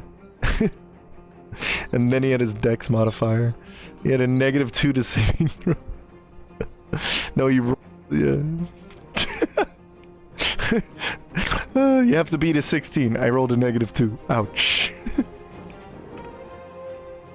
Dude, that's crazy. What's up, Yuki? Can you hire Zenith to get the booming blade? Can you hire Zenith to get booming blade? What's Zenith? Am I being stupid right now? Oh. The guy, the hireling, right? Yeah, that's what sucks. It just literally gives nothing. The whatnot. Yeah, disadvantage due to prone is great. I wasn't catching that earlier, and then I was like, oh right, he's prone. Good call. Yeah, the hireling. Okay, so let's go hire him and see if we could do that. Not Wilburn. Oh, interesting. It's not Wilburn. Good to know. Thou walkest alone. I don't care. Stop talking. So weird, Withers. Very well. Thou canst not hire allies. I must speak with thou canst not hire allies. I must speak with thy leader. Oh, you're okay. I keep thinking that's Gale. Okay. That was awkward. Thou canst not hire allies.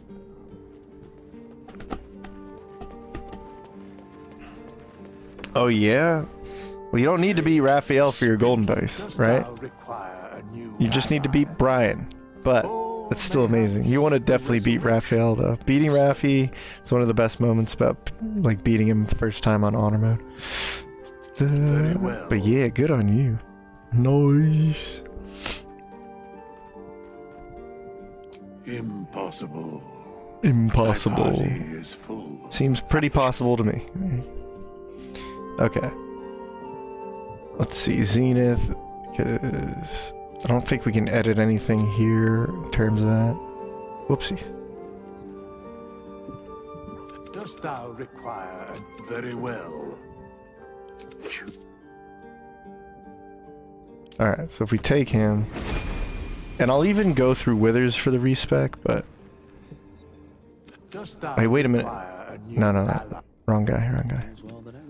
Yeah, see, his cantrip is locked in at Firebolt. Let's see if I can change it.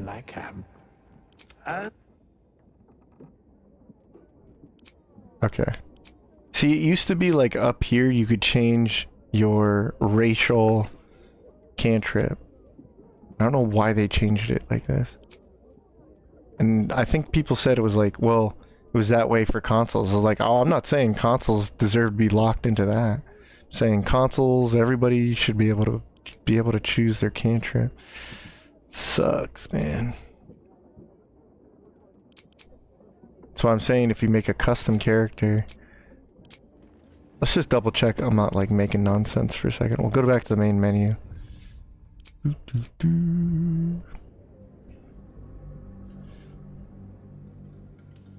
For the achievement, becoming Ball's little pog jam. Oh, you accidentally signed it. I accidentally signed my soul away to the devil. Sure. No, that's good. It just gives you an excuse to go beat the crap out of him, right? Alright. If I... Even on honor, if I just set up honor... I'm gonna make a high elf main, like, tab or whatever.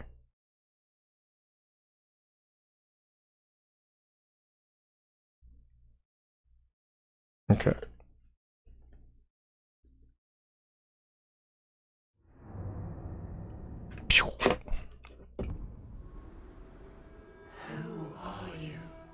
Alright. And then, funny thing is, I have to, like... Yeah, there it is. I gotta mute that.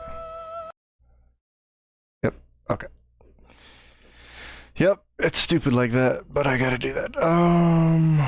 Okay, so elf, high elf, High elf cantrip, booming blade right there, so you can definitely take it. You can put it on any class you want, like druid. Okay. Shilly dilly, acolyte, sure. Sure. Proceed, tab, venture forth. Yeah, so have no fear. Nah, Blade Singer's not fixed. It's probably fixed in the release on Tuesday, but it's not fixed in here. We can't do anything. Can't do anything with it. Sucks. But check it out. You can have Booming Blade on your Druid, but you're going to have to make a custom Druid. I'm going to beat up that squid, huh? There we go. That was definitely a Booming Blade. Ta-da! Booming Blade. Well, where that's really fun is you can go into Nature Cleric, right? Or you could do like a... You can do Land Druid and get haste by level 5 and do Pact of the Staff that way. Or just one level of Wizard. So yeah, you definitely do this idea. Good job, Tav. You did it.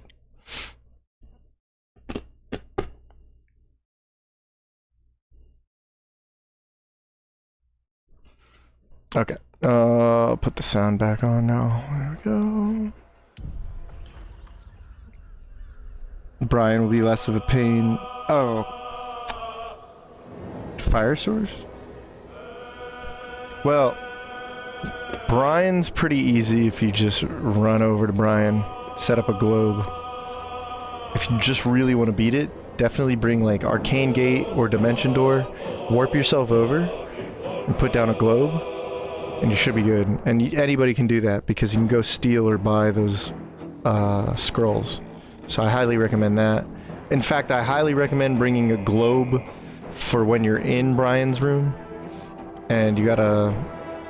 I never knew this for like the longest time. I kept killing Brian a little more legit. But... Oh, why am I in this? What am I doing here? I'm gonna delete that save.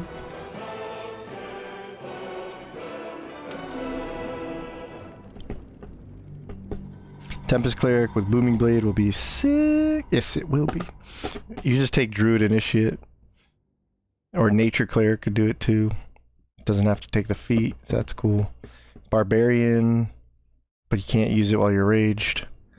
Rogue. You don't have to go Arcane Trickster. Fighter. Battlemaster. You do it that way.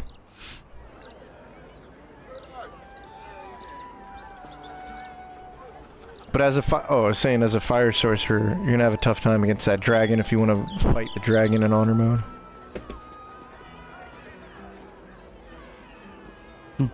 That's where mental fatigue and hold monster comes into play big time.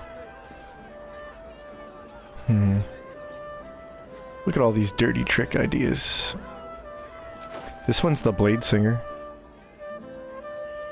Oh, I could literally show you right now. So, yeah. Blade Singer literally doesn't do anything. Except when it feels like it. Yeah. But it's telling me I have Blade Singing.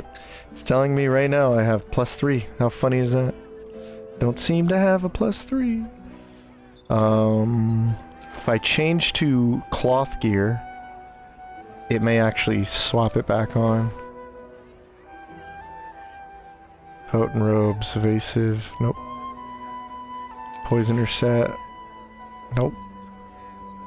So we go back to... Nope, still not getting it. That used to do something, but now it doesn't do anything. Oh, well. This was the Hexblade one, right? Sorcerer, oh yeah, look at that. Oh, I know what I was trying to do with this idea here. I remember that from the video. I was trying to use Pyro Quickness to get like... Yeah, you can use 2 dirty trick moves if you have more. That's cool.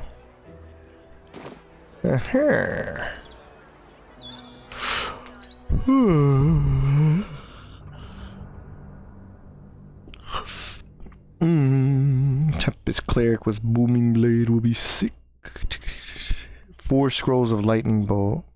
1 Chain Lightning and a Wet Raphael should be enough. He has resistance to lightning, if I remember correctly.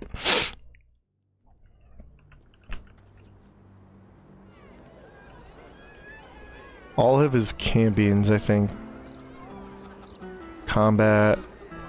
Go to him. Honor mode. He has resistance. He's immunity to fire, so of course that sucks. But he has resistance to lightning, cold, and poison. And then he has the physical resistances to weapon damage. What you could do is use the Resonance Stone and hit him with your Vicious Mockery, Potent Robe, Mental Fatigue set, heal. As seen here. We have Steeped Bliss? Yeah. Here's the Yapomancer idea. You could do this to him. That should work. Oh, wait. That's not it. Hold on. Ready? Okay, now do this to him. Ready? Okay, you could do that to Raphael. That'd be cool. Do 28 damage, 18 damage. That's fun. Oh, even better, you can haste yourself. There you go. Yeah, that was the 6 Bard, 6 Rogue. Oh yeah, look, we did actually play with this idea. Does that extra attack then?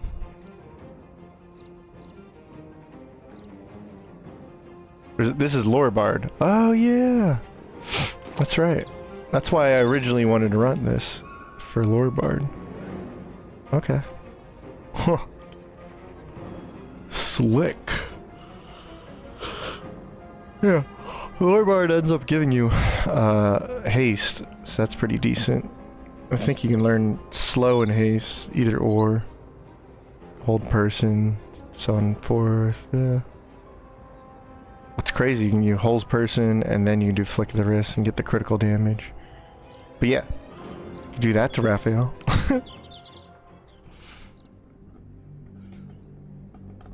Oh, I'm sure they'll fix it. It was the first thing I mentioned to them in the stress test on the update 3.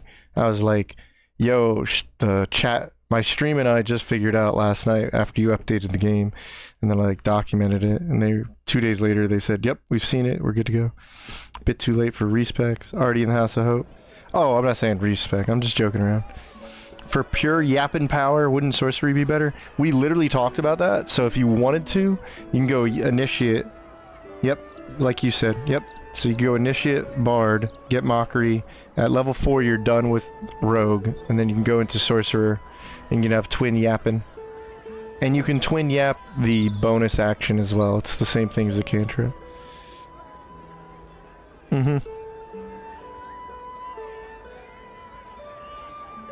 Half HP for 2 bonus actions, if you want to. It's kind of another way to do it. I mean, that's why I was demonstrating clearly in this video. I was like, you could use these Pyro Quickness, you could use the Helmet of Grit. If you're confident you're not going to get hit on the Yapper, go all in, yeah. What was fun about showing that off and playing it and then making a video about it was like Nadira's idea, and then Nadira even came up with like multiple ways of going about it, and we played one of them. The Bard way is really... The Bard idea is really fitting just because like Swashbuckler, Sword, College of Swords kind of fits pretty well. Even like all the other Bard choices like Lore, that's max Yapomancy in my opinion. Cutting words. Healing word, cutting word, Song of Rest, stuff like that. But yeah, like all the Bard options, you could actually go... Glamour would probably be a bad choice because you're interfering with your bonus actions. But all the other choices are good. Yeah. So you could definitely do that.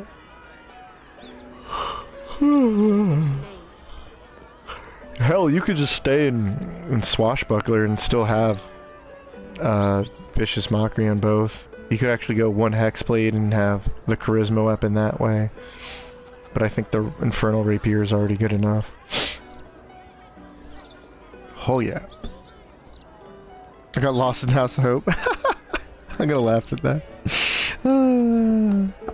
Swashbuckler Blade Singer have potential? That's what I have right here. This definitely has potential. Especially because this, you can turn it into... It's funny because you're still intelligence modifier with arcane synergy. So I was thinking maybe you go one Hexblade with this at the end.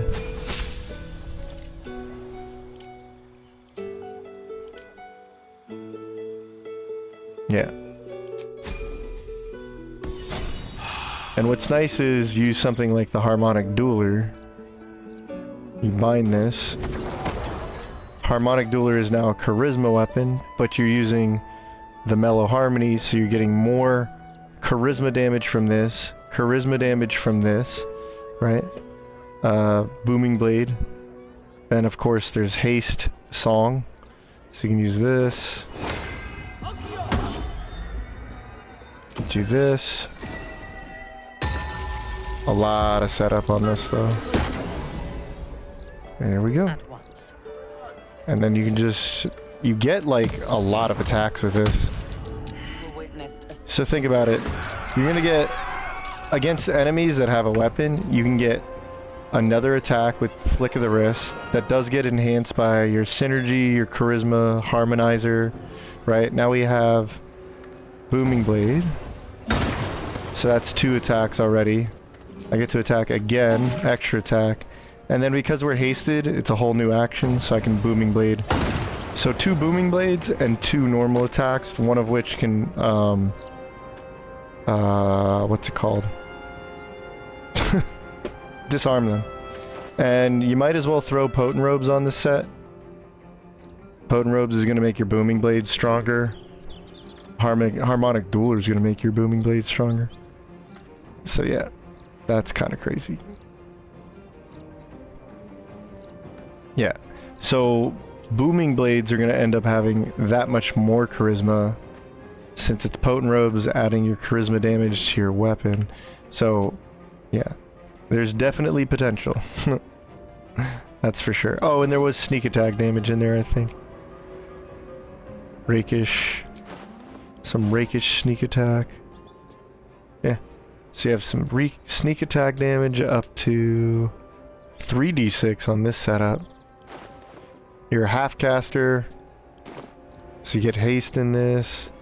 You can blind people with this, so like this is definitely a super strong setup. And since you're this much wizard, you're gonna have +3 on the blade singing. So this is, if Blade Song was working right now, you'd have 23 armor class. You'd have better concentration saving throws. Yeah, so absolutely. What is that hood? That's not good. You could definitely have something better there. Think about 12 Arcane Archer with a Herald Bane? Dude, excellent. Herald, use the Bane full gloves, yeah. Reverb boops, yep. You'd have Bane. No, you have Bane, Reverb. You'd have Bane if you use... If you use that setup with the Falar Louvre in your main hand.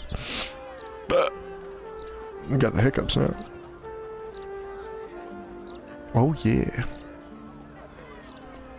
Oh yeah. Okay. So let me pop this out again. Get some questions going on here with the notes. Okay.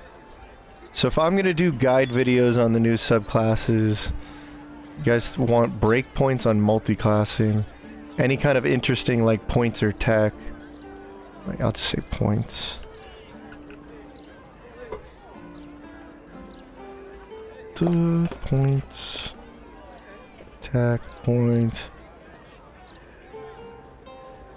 Like I already know some other things that are needed in these, but I'm trying to get like a full list so I can just shotgun, because it's gonna be 12 different videos and I don't want them long. I want them like, here's the easiest way to just dive in from a guy who's played every one of them in honor mode already, right? So no matter what you're playing it on, like this is my recommendation, or here's what I think you should focus on, right? Like say if it was Arcane Archer, I'd be like, you definitely want, it doesn't matter if you multi-class, it's intelligence, spell save DC, and then like you said, I would make the pointer to go for like Herald or Oil of Bane or Baneful Gloves, because it's going to help you land your shots and effects. 1 LOK, 2... Oh, 1 lock. Okay, 2 paladin, 9 blade singer. Make shadow blade scale with charisma. Yep. Advantage on smites. Advantage in the darkness. So you got that. And you have booming blade. Yeah, yeah. Blade singer paladin is already really good. Been keeping an eye. Oh, thank you. Yeah, I'm just trying to like get the list for now. I will do a video. This is just like standard like I did last time. Any kind of changes I've noticed, especially if they put some patch notes out. Romancing Asterian guide, of course.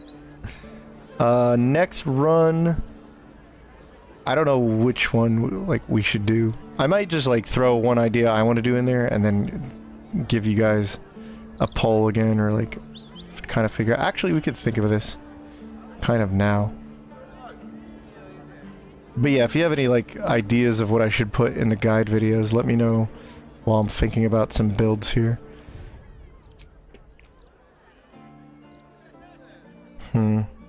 Sandy smites, dude.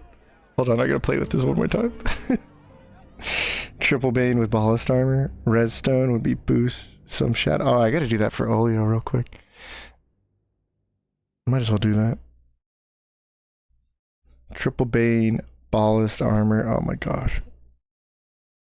With Resistone. Gnome Giant build. Gnome Giant. Alright.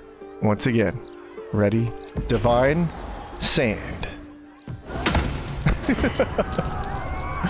Ow! 9 radiant damage on the sand.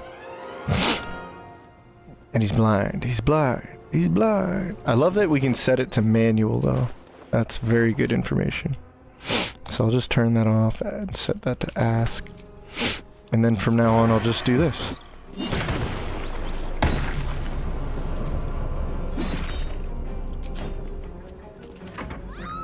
Oh!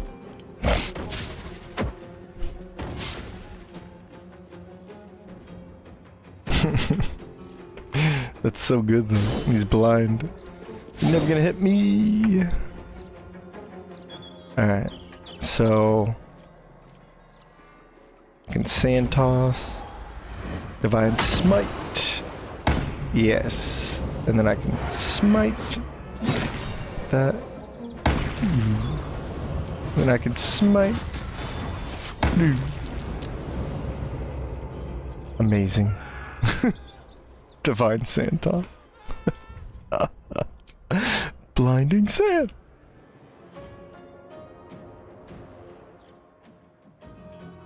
Okay. Let me set this from all the way back here. Glorious.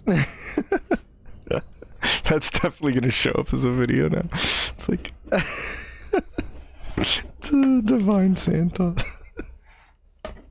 There's no way.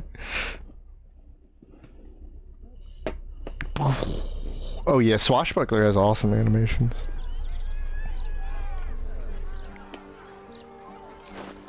This would be a fun concept to revisit. I wonder if how I would do this again. A build focused on just the Never Misser.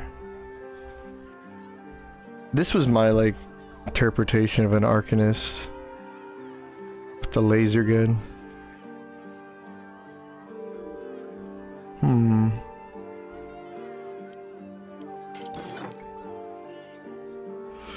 Yeah, Wizard Arcane Archer was something I was definitely gonna do, and then Blade Song got broken. I was like, oh man. Arcane Archer was just so cool. I'd play a level 12 Archer again if I could.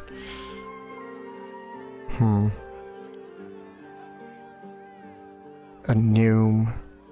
Giant gnome. Sand of the Holy Land. Holy Sand. Let's go. Maybe some new quick fire builds based on what you learned from playing the new subclasses. So what do you mean by quick fire?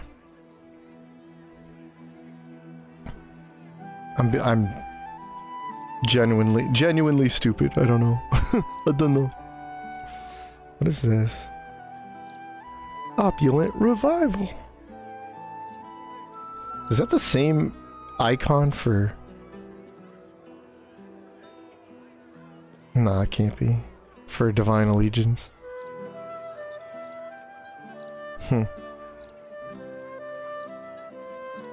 Unlock passives. Cheater passives.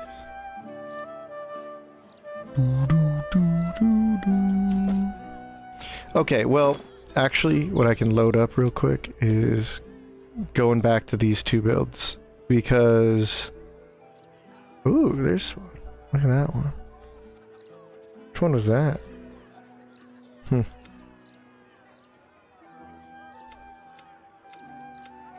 These two.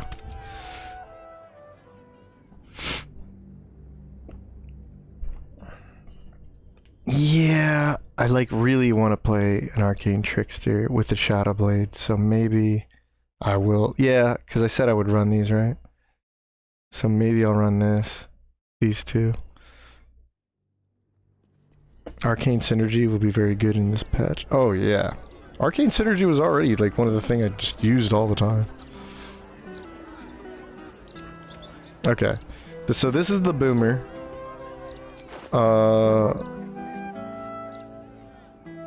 Like I said, pretty fancy multi-classing. Warlock, Wizard, Rogue, Sorcerer. And if we get it right, you end up having Charisma. I'm gonna save this real quick. Do I care about that? No, that's just dirty tricks, guys. Okay, cool. Okay. So again, the Boomer one is like... We can get a stupid amount of booming blades on this guy.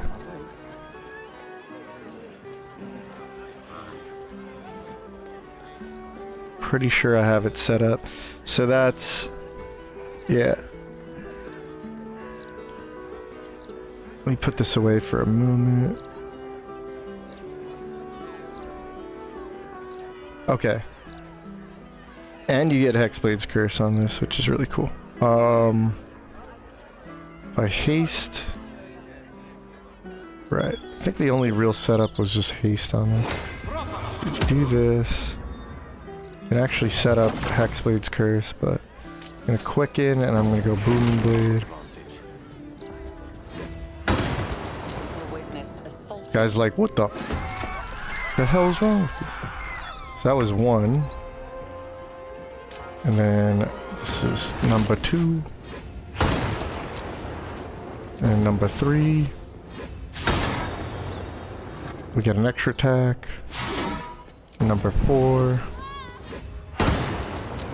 And if I killed someone, it'd be 5. And then Terrazol is 6.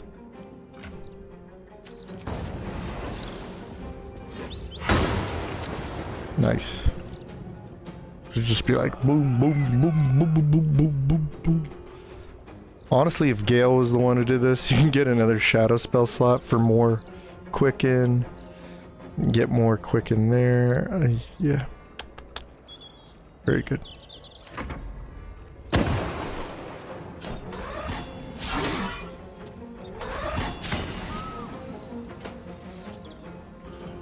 Boom, boom, boom, boom, boom, boom, boom, boom, boom, boom. We have 22 armor class. Yeah.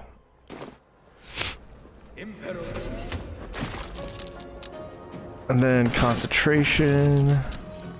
If you really want to just respec this guy, I didn't even do this. Look how many times I got hit. A-okay with me? Advantage.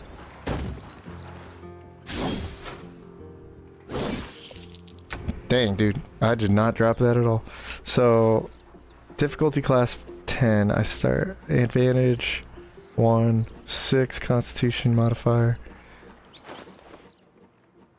I don't even have proficiency in this thing. I have advantage because I'm using... okay, the Amulet of Greater Health. Yeah, so like... I don't know. I think that's totally fine. Whoa, what the hell? Okay, so we can still quicken one more time. Kill the robot. Okay, like I said, kill the robot.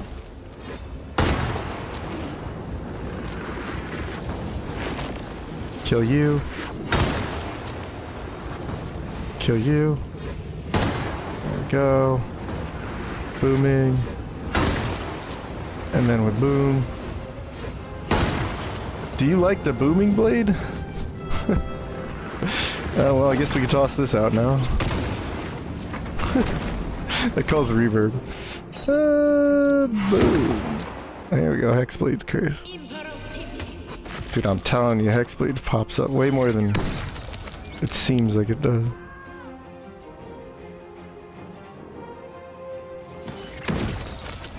What I like about this version of doing this is, so I'm not without my, what's it called?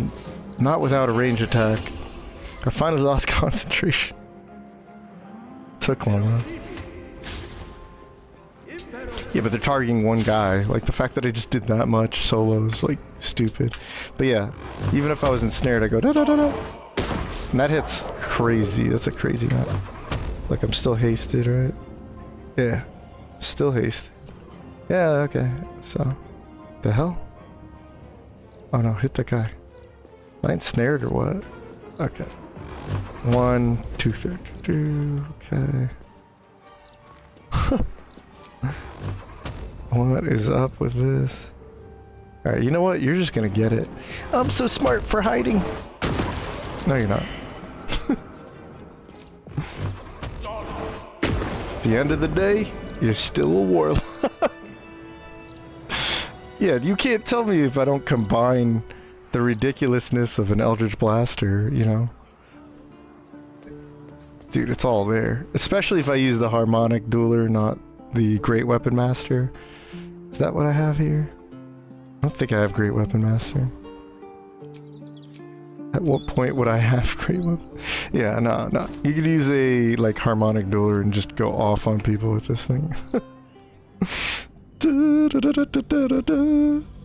The Necklace's augmentation still does not work. It's aggravating. Because it should. But it doesn't. The fastest boomer.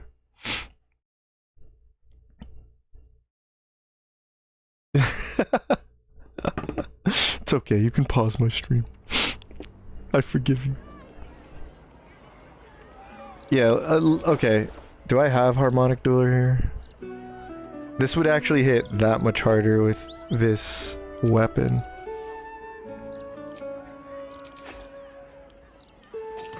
But I don't think I have performance set up.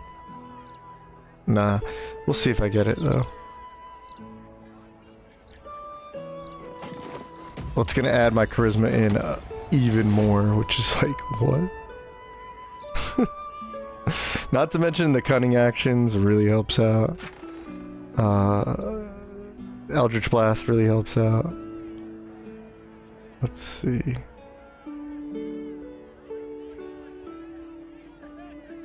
I really should run this, shouldn't I? Yeah. Let's see. Where is it? There it is. Okay. Sadly, I can't fit Dual Wielder into this build. You can have Rhapsody there as well. Okay. Let me Hexblade curve.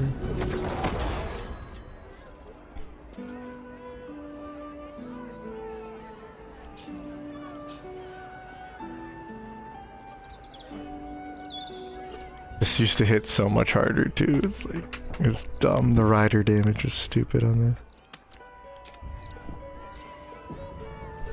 With the infinite dog spell. Dude, that was, yeah. I don't know if they fixed the infinite dog thing. I actually love that. Because it just started turning into something really interesting. Alright, 65% chance. Let's do it. Paste. Quicken magic. No, I'm not even gonna quicken. I'm just gonna smack him. Witnessed assaultings. Alright, then you get Arcane Synergy up. Alright, and then you start going off on him. Unleash me. Jeez. Come get it, boy. That is some damage. Yeah, we're gonna use harmonic dueler if I do this. Oh my god. And then you quicken and just go. Ba-da-da-da.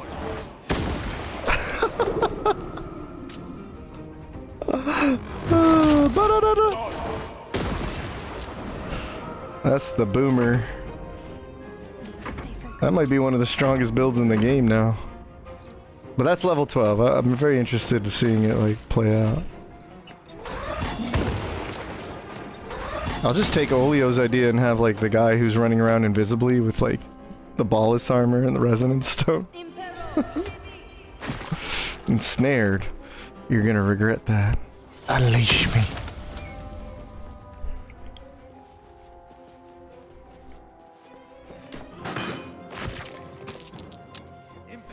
Oh, actually, I can add 3 initiative to this build. Oh, there's a little stupid trick with the shield.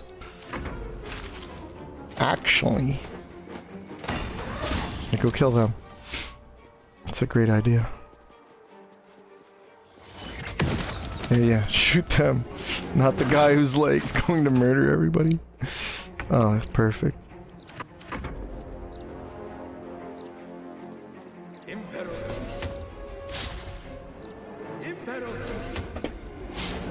Impero PP. Okay.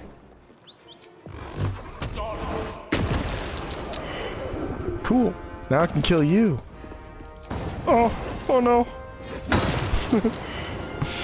Oh no, I can't get over there except I have cunning actions dash.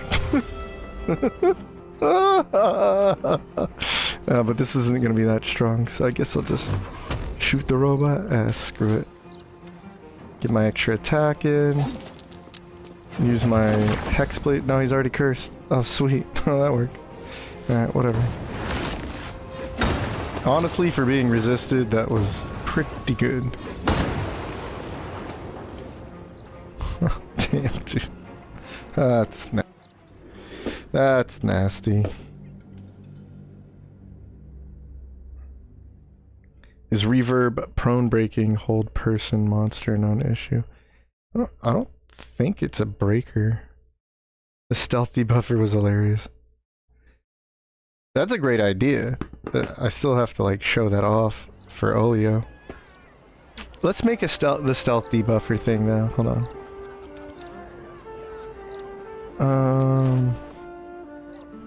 Okay. Cause you have. Do you have the resonance stone? Somebody does. Yeah, she has it right there. And then, okay. What's kind of funny is maybe if I made it a warlock.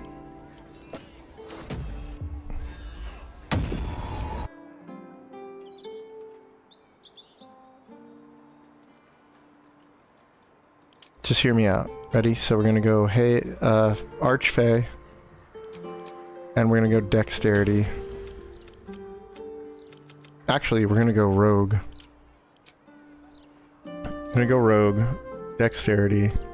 I'm gonna make sure I get sleight of, or stealth, stealth advantage. I mean, that's pretty fitting. Now we'll go Warlock.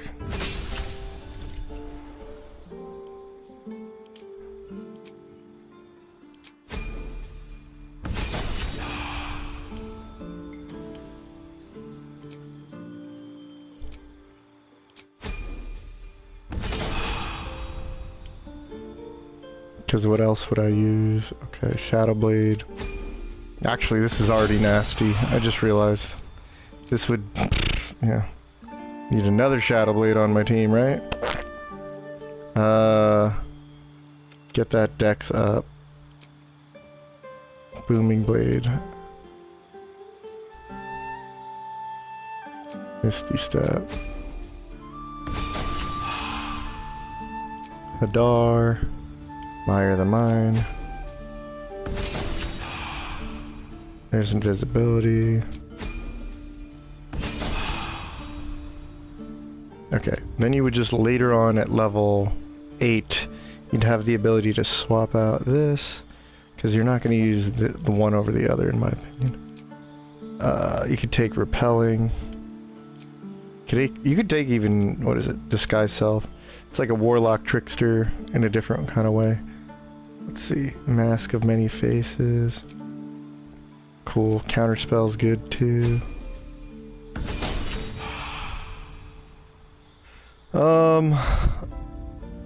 Let's just take the feet and then resilient. We already have dex on that. Let's take these. It doesn't matter. I don't care just yet. Let's maybe take... See, I could take more Warlock to get more slots, but I don't think we need it. So we could take either more Rogue or... What other interesting option? Oh! Oh! Okay. This will be really funny. No, because that's a Constitution saving throw. We don't care about that. So what would enhance this even further? To keep the saving throw going. I have 20 dex. I guess we could take fighting style. Oh, I know exactly what you could be doing. Okay. Even action surge it. Okay. And... guess it doesn't really matter what this is. Just do champion for now.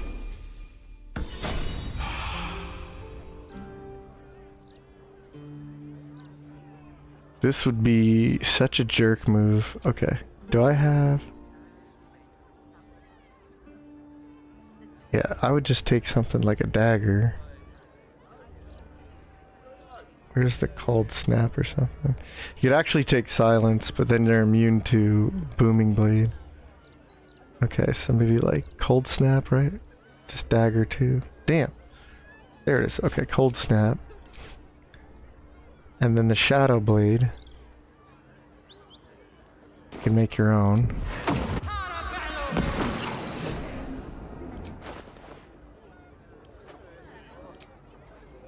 Cold snap here. Okay, now you're cooking because you have piercing and you have psychic damage, so it's not like you're just sitting there being useless. You are also going to be doing some stupid damage.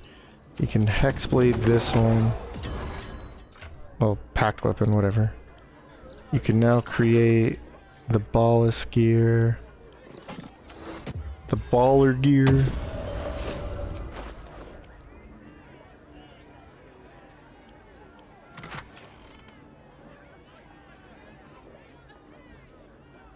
This should probably be a Dweirgar for even more invisibility, but where's the Dweirgar? Or the... there it is, Ballast gear.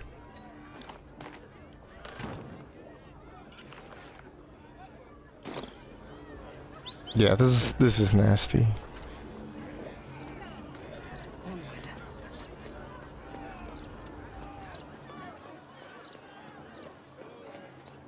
Like, if you don't want to be active in the team, you could absolutely just kill everybody.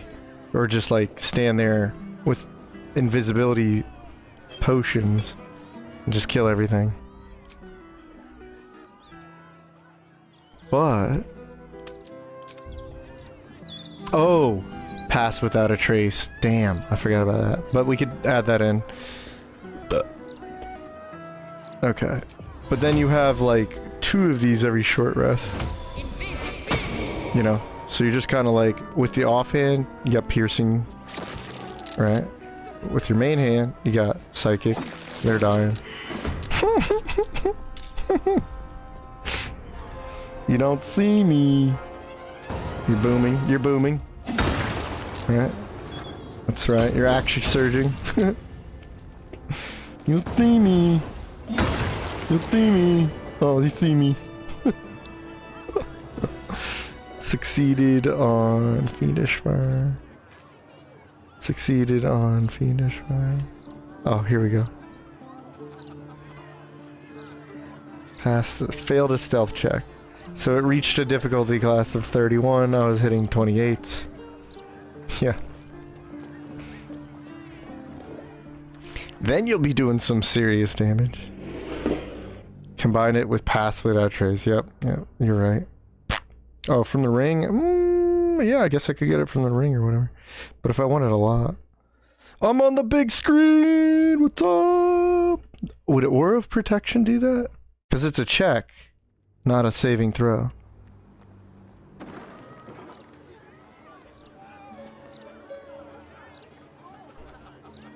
Stealth debuffer, yeah. Well, okay. So again, you don't need them to be the attacker per se, but it's great if they are a warlock. You actually get two great things about this. They can get the Shadow Blade upgraded while also having like tons of greater invisibility to use. 6 per long rest is pretty good. And they can actually go Bard if you want it to go even longer, or they can go more Warlock if you want like 3 slots. So, let's see. Now, you can murder people even more.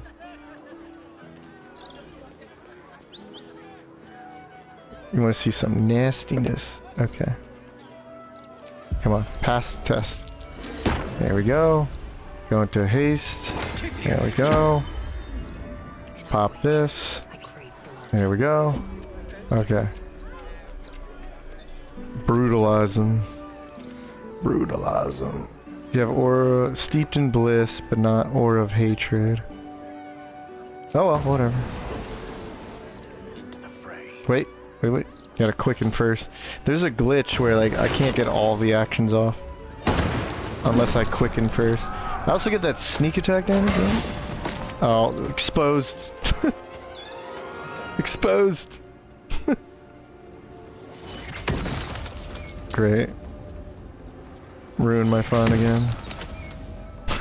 You were supposed to be invisible!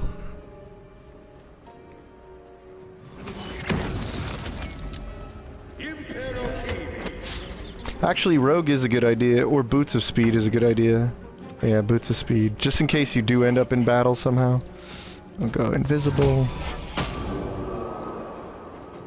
Aura of Murder is on, so this guy is going to be deleted for 72 piercing damage.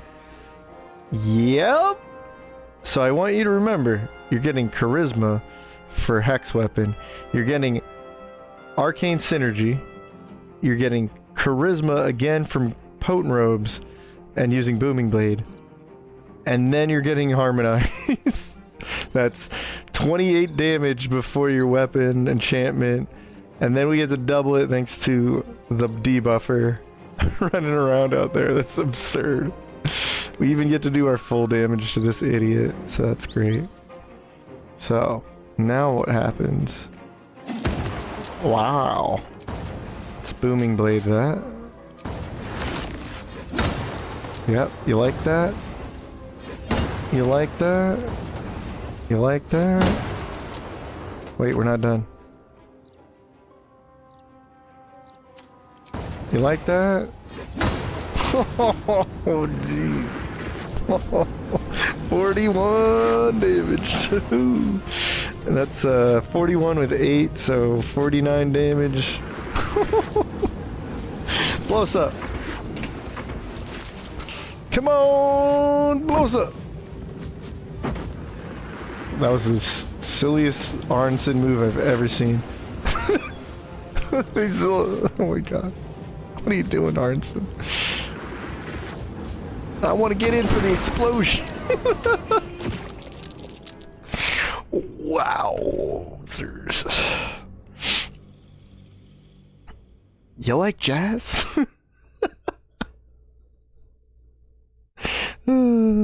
Aura would mitigate the stone disadvantage. Don't really need it a lot. It's long rest, desperation, concentration. Since you're not seen, you're not attacked. Well, we saw right there. And there's also funky moments where, like, you do end up in combat, even if you're not seen. Thunder Monk build! 2 characters of this build, Tricky Domain and Arcane Trickster, would be great for this. I think if we don't really care about being the attacker ourselves, then yeah, we could probably do greater invisibility. Does wait. I'm gonna go look at the wiki for this, but BG3 cleric. Does trickery cleric get greater invisibility? I don't know why I'm getting all like stuffy. They get... That's really surprising they don't get that.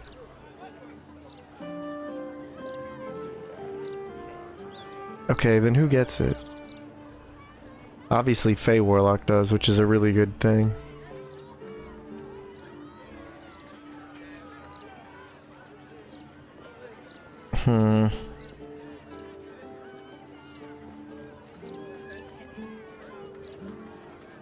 Archfey. Greater Invis. It's available on Bard, Sorcerer, Archfey, Wizard, and Circle of the Land. Circle of the Land. So not Tricky Cleric, interesting. Could put on Sorcerer and make it extend to 20 turns. But it's not really that issue. Not to mention you don't need greater invisibility. I'm just memeing right now, so yeah, when I think about it, it's not that big of a deal.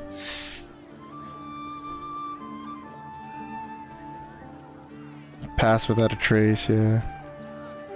Actually, I mean, you save on levels. If we're being realistic, you save on levels by being like, just getting normal invisibility. If all you're gonna do is stand around there, what the hell is wrong with you, lady? Don't ever look at me like that again, I swear to... Okay. Murdered someone in view of a Okay, guard. sorry, that just freaked me out. Yeah, if you just want normal invisibility for 10 turns, you can just go Sorcerer or something like that. Pass without a trace, Cleric. Okay, so who has Pass without a trace then? Go find that real quick.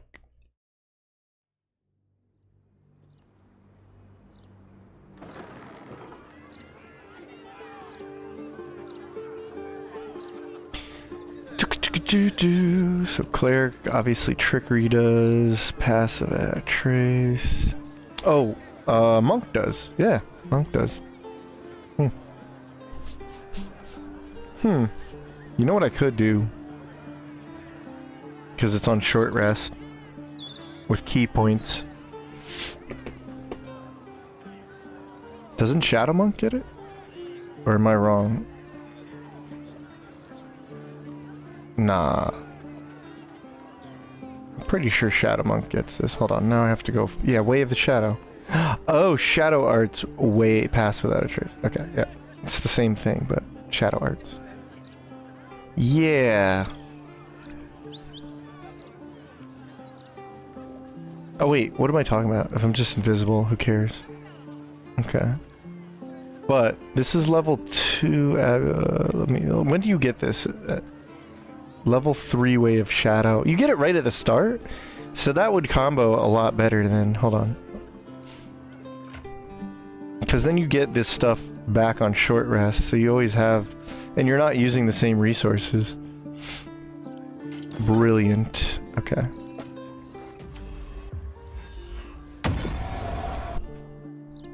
It would take forever to get this combo off, though. And then, are we missing out on feats? I don't know.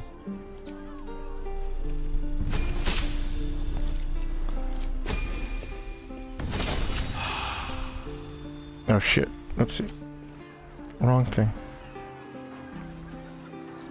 Get this tree out of my way.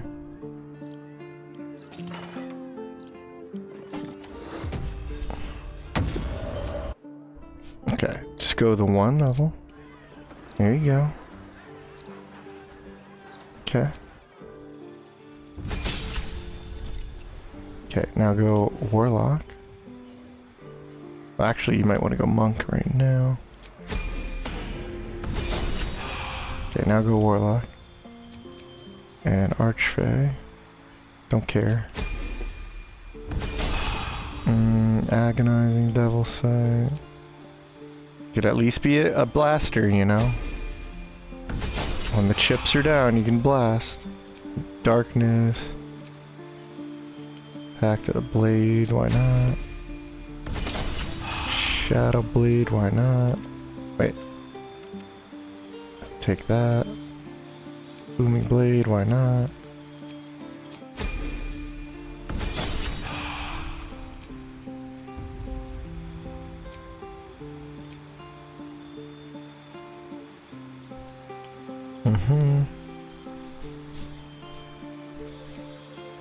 Okay, and then you take invisibility.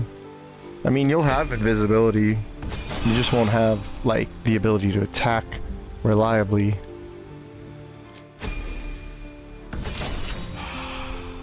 Until you get this. Taking the chance. Repelling. One with the shadows. Oh, more invisibility. Go monk.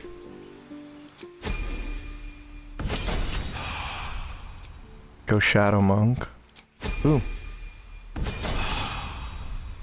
And then we can fit something else in there. So that's 3. 8 warlock would give me, or 4 monk, give me more key points. Warlocks would get anything else. So how about more monk? Okay. Spooky. Alright, now check me out. Wait. No, this doesn't work. This doesn't work. I just realized. Do you know why it doesn't work? I didn't even have to try it. I just realized it doesn't work. This is concentration. And this is concentration. That's why it doesn't work. Damn. Okay, so there really isn't a reason to do that. It's a good try, though. Yeah, I could just stay with Warlock then. Oh, well. Ascended Asterion? Maybe. For the Rizzoli Stone, yeah. Oh, it's definitely like an Act 3 thing. It's funny because, like, if one person's not attacking, does that really justify what one person can do? Maybe, because that's a lot of freaking damage. 28 damage from maxing out our charisma. Well, we got cheaters. We're cheating. But yeah, this is if you had... It's funny because the cheaters thing doesn't interact very well with it. But yeah, 24 charisma is very doable. Oh, what I was saying is you can actually cheese the initiative on Hexblade. You get the ability to use shields. You can still have your mage armor on with this, so that's okay. Do we not have mage armor on? Oh, I have Draconic Resilience, that's right. Okay. So, the thing is, if you start the battle, your initiative then gets set, and then you just drop this thing. But I don't think I even need to do that, because... Dude, no way. I totally forgot about this factor. I don't think there's any reason we shouldn't use a shield, right? Okay, so we definitely have to be a... No, no, no, no!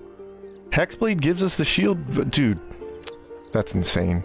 I forgot all about this. So yeah, this really is probably the strongest way to go about it, especially if you have an ally that can, like, maybe abuse greater invisibility and run up with the Ballast Gear.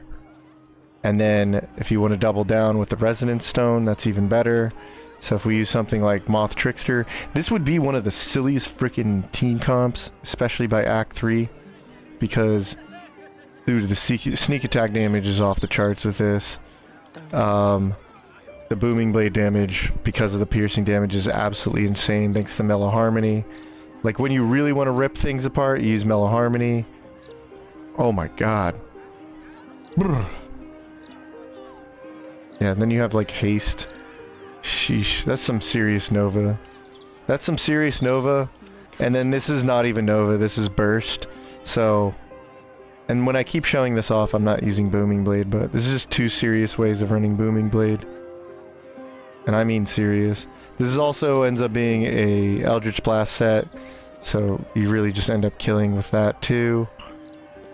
So you have force damage, you have some serious piercing damage, some decent thunder damage, you have some insane psychic one-shot damage. So I don't know about you, but do you want to see these two and maybe in Act 3 set up something with invisibility or greater invisibility? You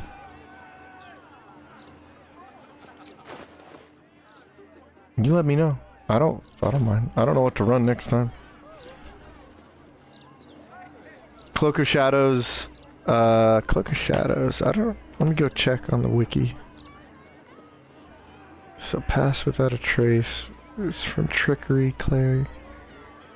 Cloak of Shadows does something different, right? So Channel Divinity, Cloak of Shadows. Obviously use your Channel Divinity charge. It's a duration of 2 turns.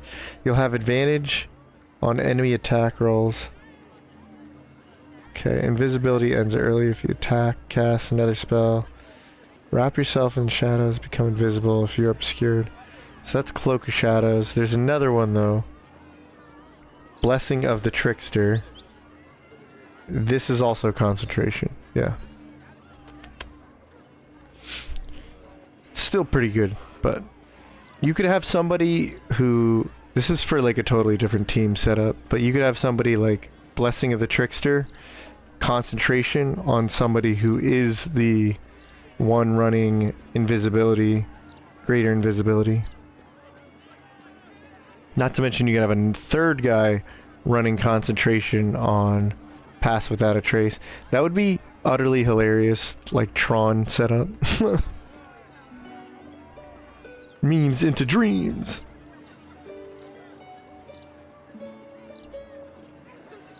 Yeah. The Nova Squad. Maybe add a full Eldritch Knight and Arcane Trickster.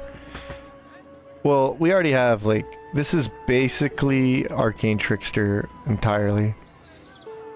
The only reason I'm taking the Swarmkeeper is it's like, the 3 levels will actually get me a stronger sneak attack damage thanks to Hunter's Mark, Swarm Attack, Prey Scent. This is 1d6, this is 1d6, and then Prey's Scent is also 1d6 psychic. So it's literally a stronger sneak attack right then and there. Crazy. And this isn't just a Booming Blade set, this is an Eldritch Blast set, so that's even more insane.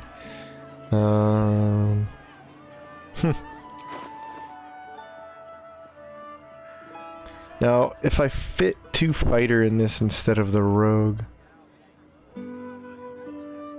personally I don't like that, because I think instead of just using action surge, I'll still have cunning actions. I'll have expertise to take off, to set up performance. So yeah, I like the way I have it set up, because that means I get performance, expertise. I'm always going to be able to pop Mellow Harmony by Act 3.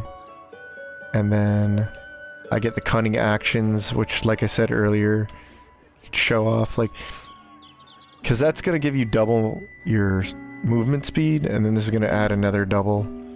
So it's like 300% movement speed, I think. It's like 3 times movement speed rather than double. You're not always going to use Booming Blade that much. Okay. It's just the Nova round is insanity by level 12. It's like kaboom, kaboom, kaboom, kaboom, kaboom. And then with Terrazol, and then I don't need to run these gloves, so Martial Exertion Gloves is a thing. Okay, I'll have that. Let me actually, since we're updating this, I'm gonna put Martial Exertion Gloves. The shield makes so much of a difference, dude. That's 2 more armor class with higher initiative. It's insane. Because that fixes the initiative issue I had with the build. Yeah, let me get the Martial Exertion. Last time I tried this thing, it doesn't have an action associated with it.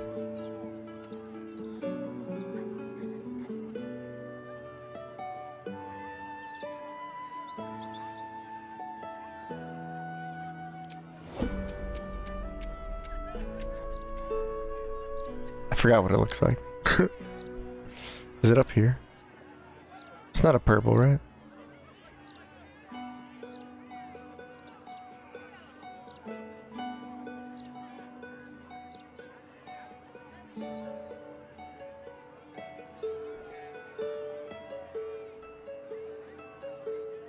Do it?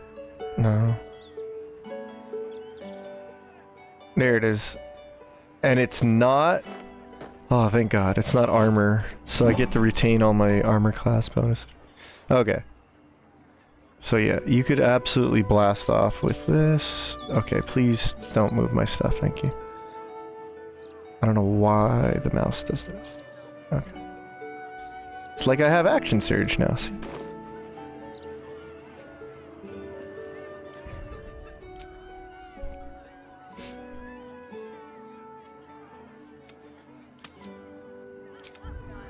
Alright, let's go see how many I can do now. And now I have the higher armor class. So we'll have 22 armor class. That's a lot better. Hexblade potential. Okay.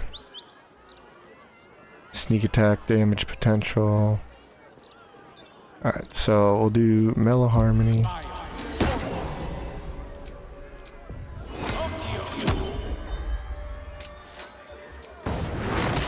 I hate you. Witnessed assaulting someone. Oh, you hate me, huh? Yeah. 13 initiative. So much better. Okay. And then... But that martial exertion's gonna hurt me.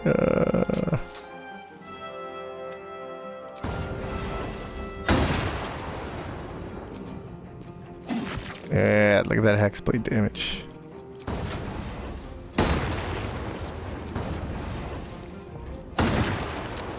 Absolutely not. Okay, please don't. Okay. That does cause the concentration. That's kind of crazy. Ah! Okay. And then... Yeah, why did I take that out? Probably grabbed the wrong thing.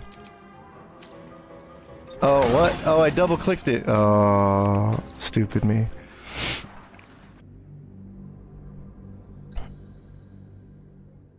Oops, all rogues. The Nova Corpse. Darkness doesn't work with it? Doesn't work with what? Hold monster special. Yeah, well, you're not wrong. An enchanter or sorcerer or something like that sounds like a really good idea. Or we could abuse Glamour Bard again. We could like really abuse Glamour Bard. See if they fix that crap. If you know what thing I was talking about. In fact, we should test that before I stop. I don't really want to play Glamour Bard again. That's not my style. Okay. So let me try this once more. Mellow Harmony.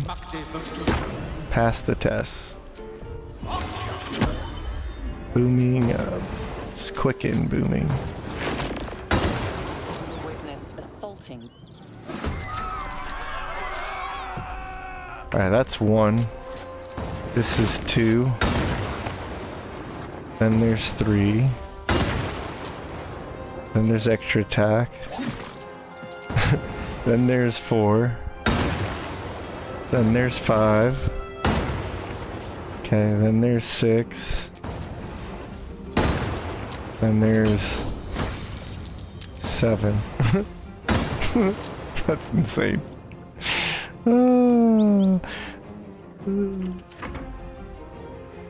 He has Hexblade Curse too. Oh, this is full damage. Oh look, extra attack. Look at that.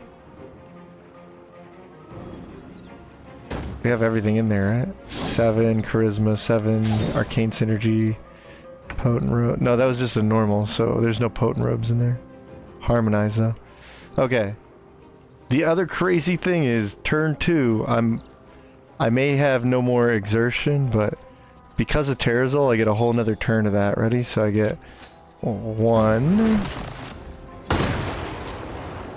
I ran out of sorcery points, but pretend I did it again. No. 1. Here we go. 2. 2 extra attack. And then 3. And then 4. And then 5. Okay. And then if I had prepped correctly with the sorcery points, which I could have, you can see it right there, right? So I'd do another 6. That's... oh my god. That's insane. 39 minus the 20 resistance. Cheater! Cheating! Proficiency damage. That does add up. Like, proficiency damage. Proficiency damage. Proficiency damage. Proficiency damage. Adds up, man. Adds up. Don't need those silly smites. Especially when you're doing 4 proficiency piercing damage, right? The holder that holds. Let my 2 archers go to Pound Town on grab furniture, stack fire cutie on it. Then just hold monster. Cheese 'em. Hey, I cheesed them with the giant Galgira. Giant chicken squashed them. Eldritch Knight with improved extra attack. 2 fighter, 2 hex, 4 thief, 4 sword, loose haste. You lose haste, but you use options of speed. Lose extra attack, use Eldritch Blast outside of Nova. Okay. Are you talking about like...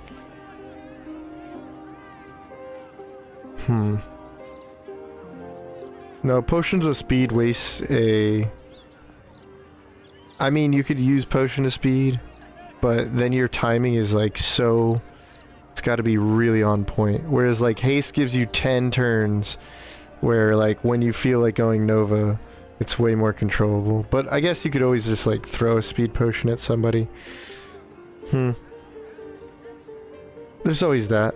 Speed potions. I'll always give people the benefit of the doubt that if they want to just farm speed potions and have them ready for... That's fine.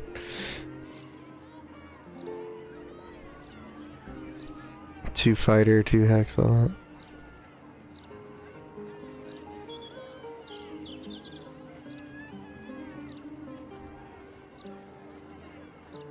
Straight up introduce Hellfire. Yeah, Hellfire. That's something I really want a modder to just like you can turn a subclass. I want to see a subclass that uses Hellfire or something. I always thought like Paladin should have a subclass that's like, I don't know, like centered around using the fiery smite. And then you can use like Hellfire at level 11 or something. That way you can't ignore my fire damage. It actually... Searing Smite is just not that strong.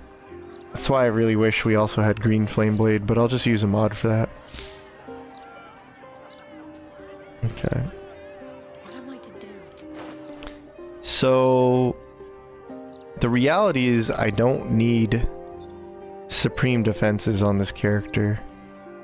So I could actually be... This one could be using the Ballast Armor.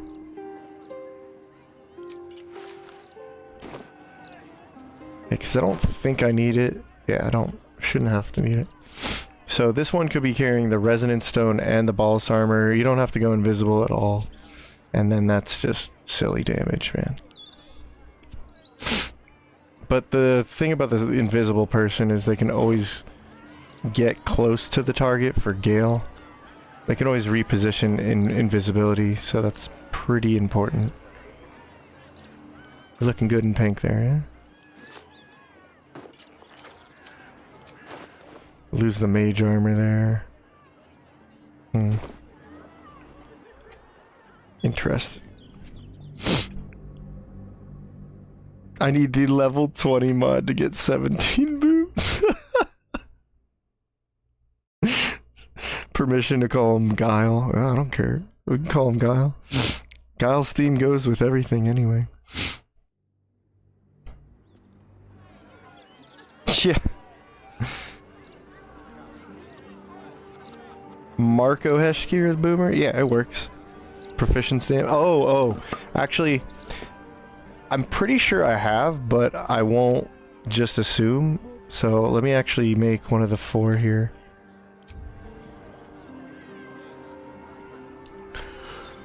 Oh. Okay. She has 27 strength anyway, so let's just use Marco. Yeah. Packed the blade anyway on this one. So either way, I'm good. Oh no, why do I keep thinking that's silly?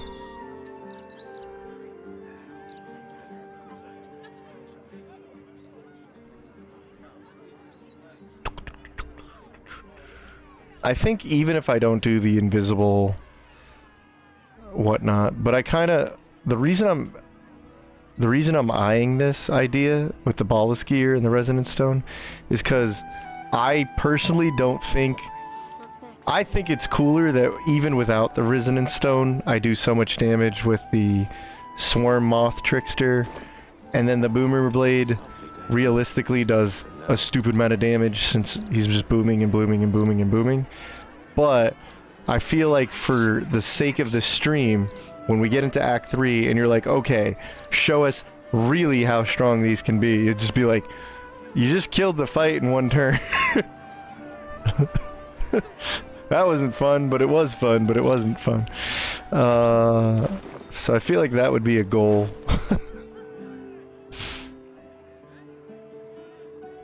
Just like, and the dedicated hold person, yeah, that's something I gotta think about. So where's Marco? It's on here.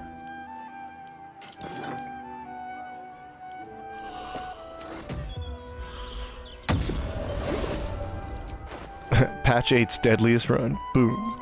Done. You win. That would mean we'd have to run a monk. You want the deadliest run? Just run a monk.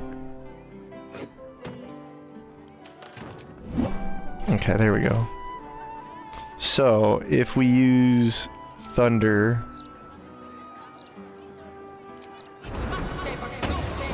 I want to say this does work, but I won't be too surprised if it doesn't. And things might have changed after I tested this, so I shall do this for you. Yeah, because currently I don't think there's anything that increases the thunder damage anymore. It used to be thunder and weapon damage gets increased. That looked like it. Nope. No. Nope. Nope. Nope. Doesn't even add my proficiency to the bludgeoning damage. That's sad. I'm actually disappointed for some reason. Just 2d8 thunder. Like I even got robbed on my bludgeoning attack. That's cool. I love when the game does that. Damn, dude. I don't know. I'm okay with it because I like Booming Blade. I like blade cantrips, but this thing did get nerfed pretty considerably compared to what it could have been. Can Hans hold the Resonance Stone? Oh. Nobody can throw it. Actually, you know what? We're on to something.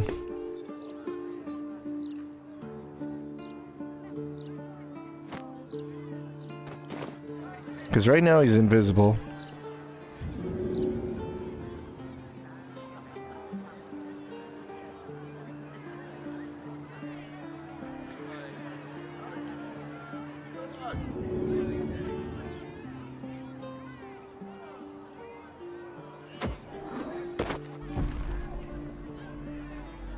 It's exposed. It's the demon core.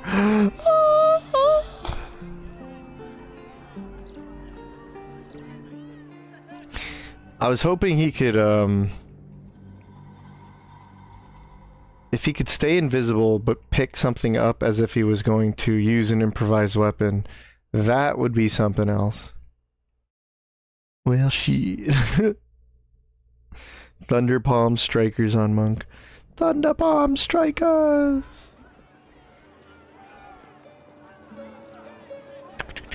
Hans is now a stoner.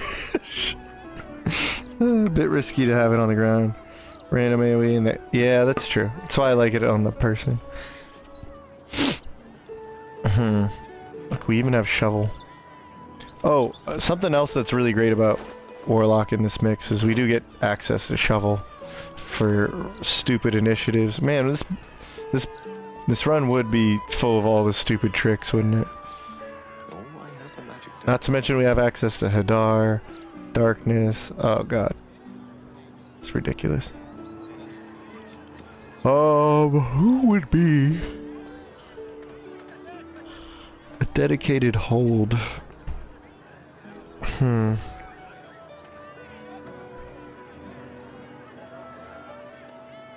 What's like the best hold user in the game? Is it the Enchanter? Because you get 2 by the end of it? By level 10? Or would I just go like hold person on a sorcerer? Control sorcerer. Whee!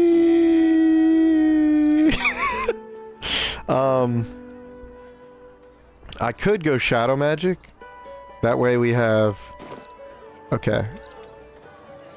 I can have the Eversight ring, shadow magic, and then Devil Sight, and we could get our darkness team going. That would be crazy.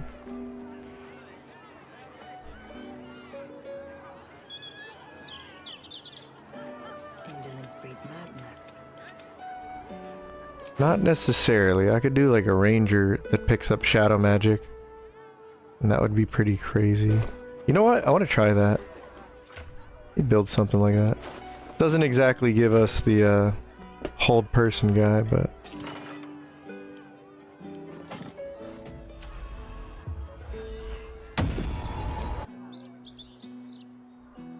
ranger.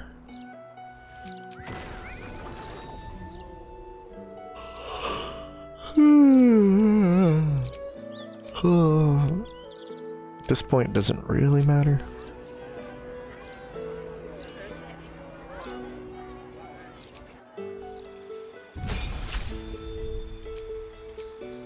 Yeah, different kind of Beastmaster.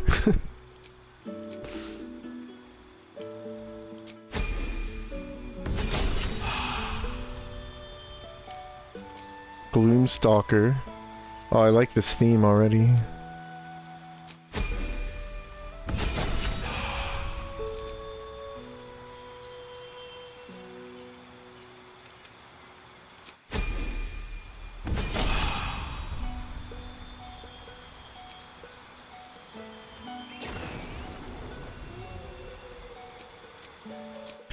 Oh, woo!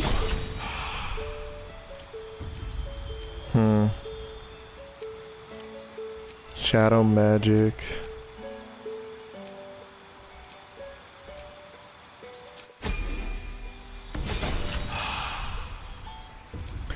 I could still do the darkness idea, that's the thing. Extended, distant, twin it.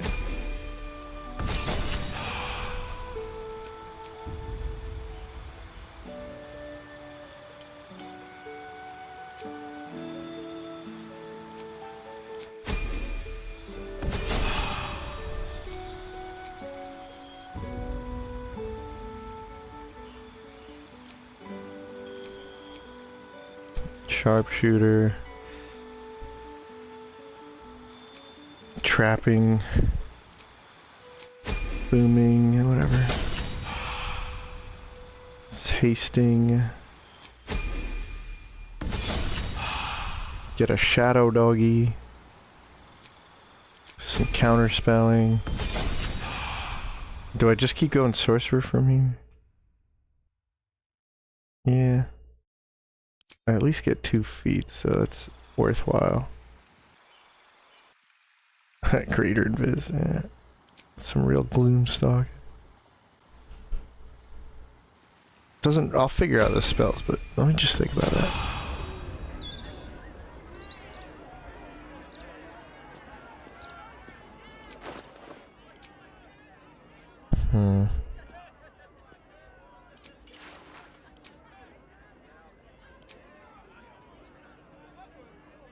Take something like Arcane Synergy.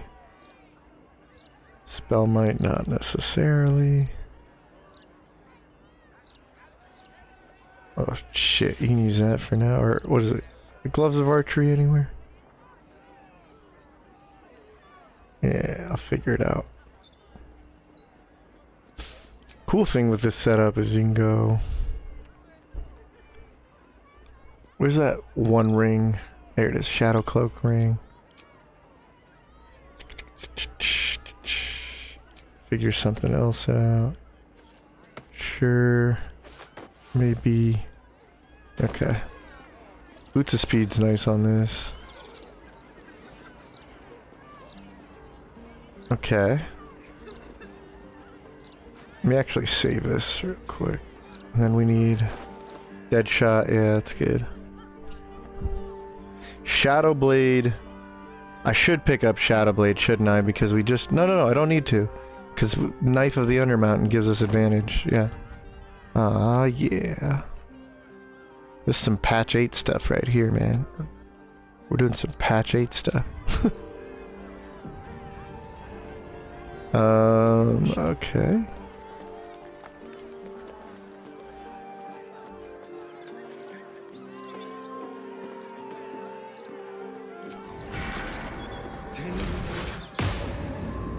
Spooky Shadow Archer. Nice crit. Witnessed assault. Gloomstalker. Dread Ambition.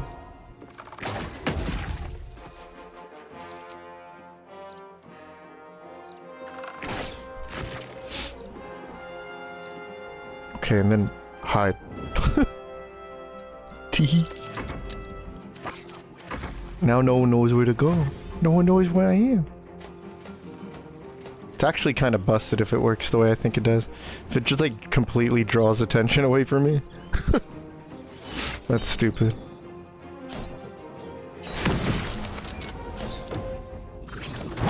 Oops.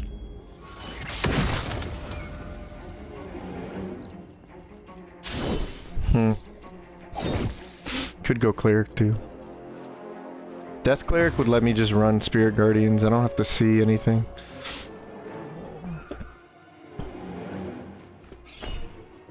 And you can use Hold Person as a Cleric, so...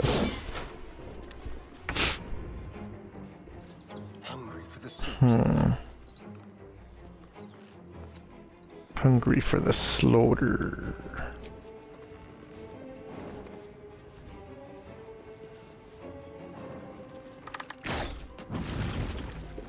Get that critical hit damage in.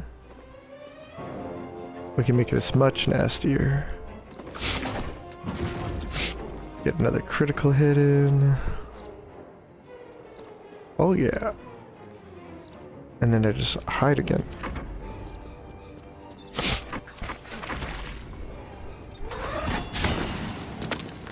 Shadow Gloomstalker just feels right too. And I totally forgot that it gives you the cunning action. Or the hide action. You ain't gonna find me. I'm in darkness. I'm in the darkness. That's 3 out of the 4 that can see in darkness. So it leads to a huge difference.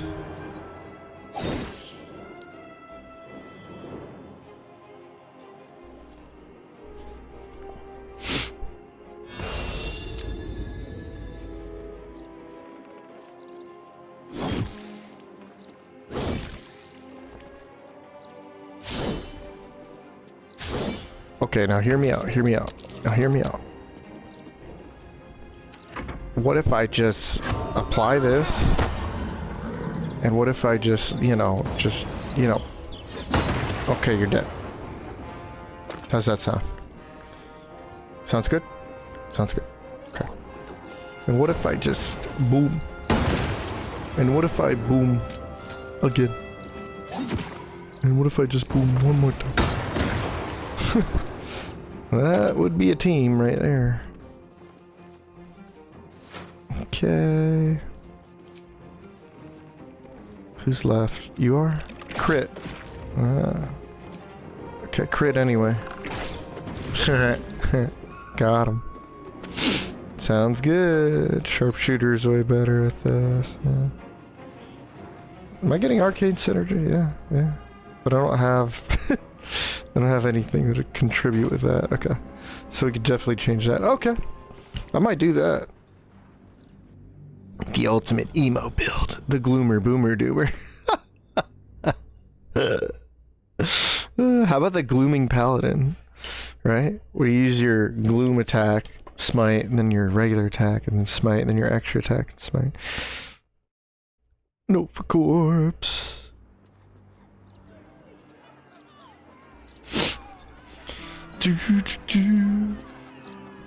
Guile instead of Gale. Everybody knows Guile. Even the people who don't play Street Fighter. Yeah, so I could definitely tighten this build up. And do a Gloomer... a shadowy... Gloomer... Ranger. Shadow Ranger! Woo!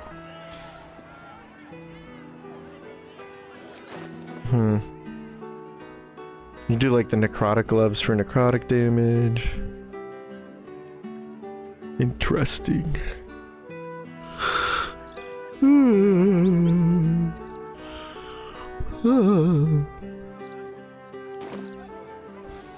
Yeah, we don't have fighter on this team, do we? Realistically, I don't have to go ranger either. I could just go fighter. Woo! Yeah, would I want anything specifically from ranger? I don't think I need it. Gloomstalker's pretty cool, but...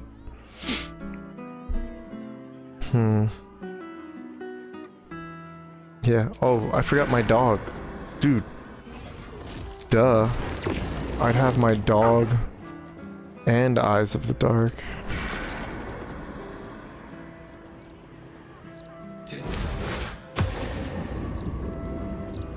And hide. I can shoot him. Teehee. Oh, don't come in here. Alright, boy. Get him.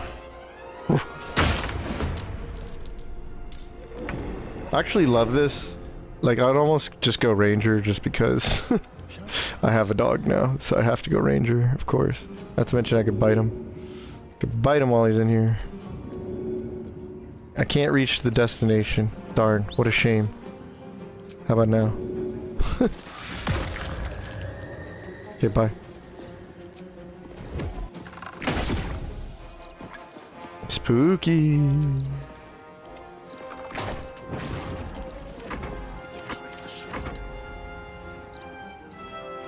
Just a boy and his dog.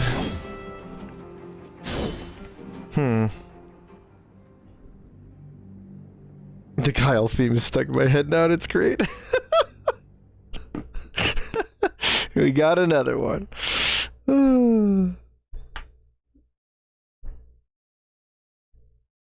Well, I could do like Arcane Archer with Shadow Blade or Shadow Magic. You don't need... Is that what I should do? That's more psychic damage too, because you're like blinding people. Shut up, Lazo.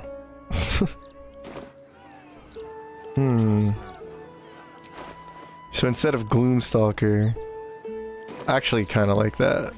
Oh man. Okay. Okay. And I can have the Shadow Dog. Okay.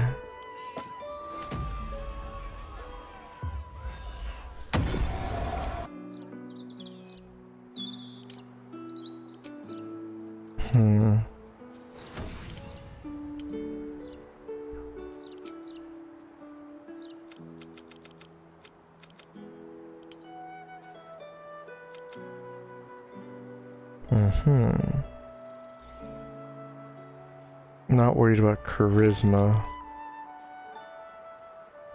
Just keep the intelligence higher up.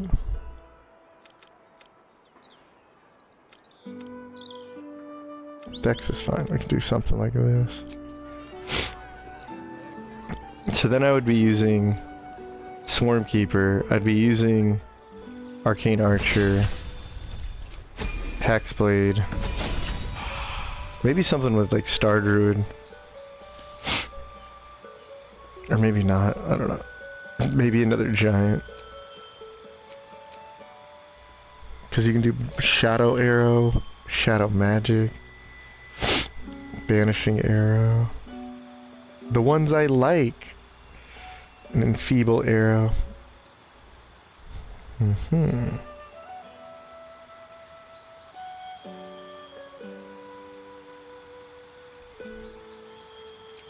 Seeking Arrow.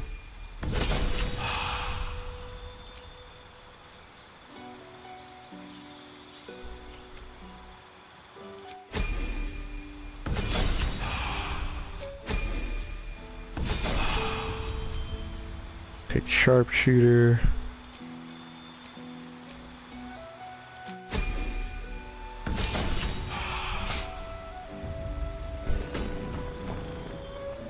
I kind of want the dog though. If I'm gonna bother with this. Get the doggy.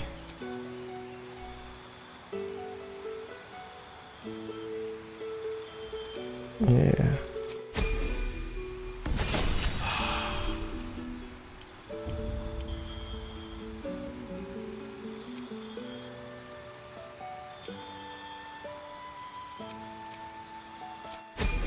Now it's like Eldritch Knight. It's like Eldritch Knight and Arcane Archer. Misty Step is cool utility. Quicken, yeah.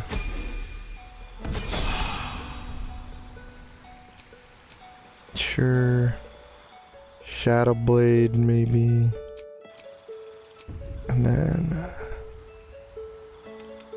oh, we already have 2 from this. So we bump up this. Oh yeah, once again, I screwed up Arcane Synergy. Go Dex if you want. Whatever, I'd figure it out. I'd figure it out.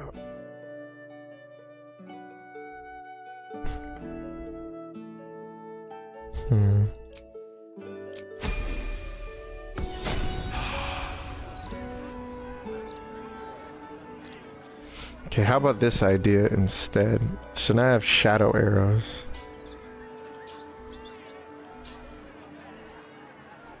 But I only get 4 shots, but with the Resonant Stone they'd be a decent bit stronger. They do cause blind. I have Sharpshooter. I have advantage on Sharpshooter on darkened targets. More damage on them.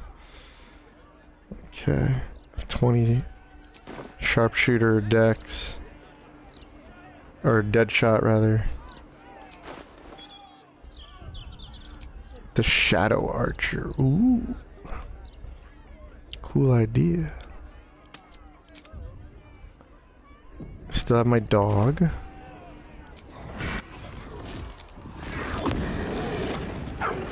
Got Eyes of the Dog.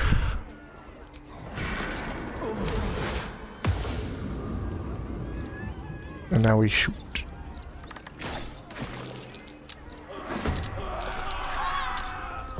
And then you just get Arcane Acuity instead of Arcane Synergy.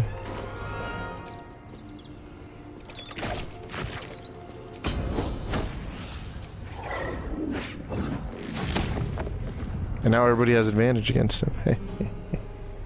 You've got advantage. It means you could sneak attack Shadowheart. Go get him. Oh, that's cool as hell. Oh, hell yeah. Oh, hell yeah.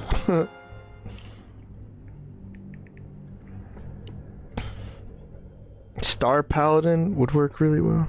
with these weirdos. These weirdos! Star Paladin. How would I do Star Paladin?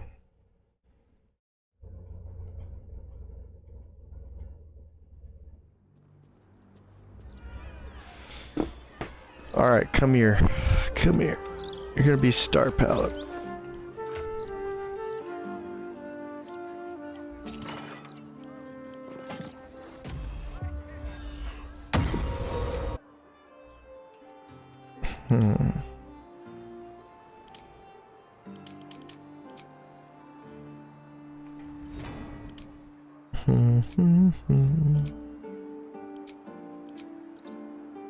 What's devotion get again? Green ally vengeful aura. That's retaliation though. Wait, let me go look at these real quick. So cleric class, paladin, subclass. They all get Holy Rebuke, Inquisitor's Might.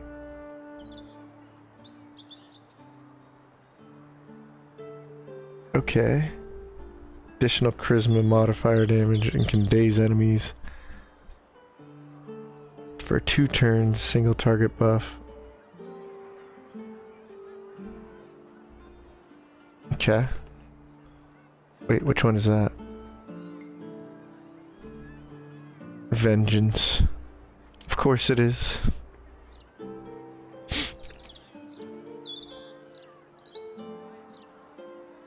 But then that's my charisma damage. Damn it. Okay, I got an idea. Probably already thought the same thing, but good for you.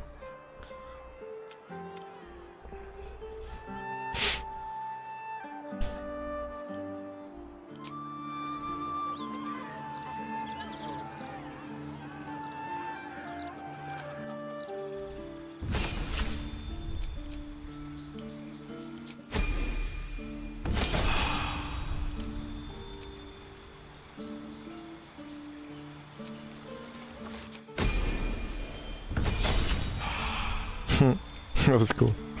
Popped it at the same time.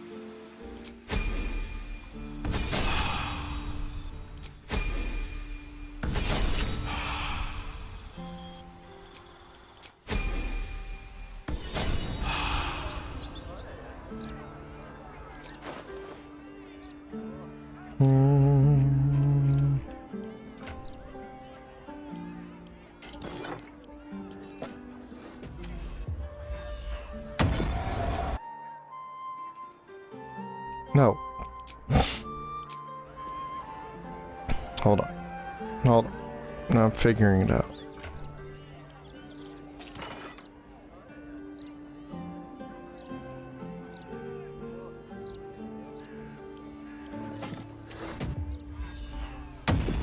What if we do it this ways?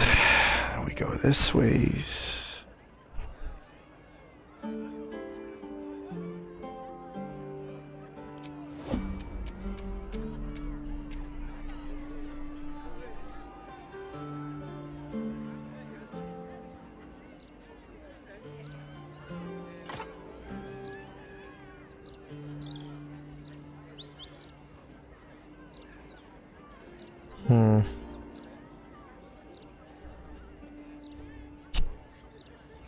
The Staff of Arcane Blessing too. Some other options. Let me think about that.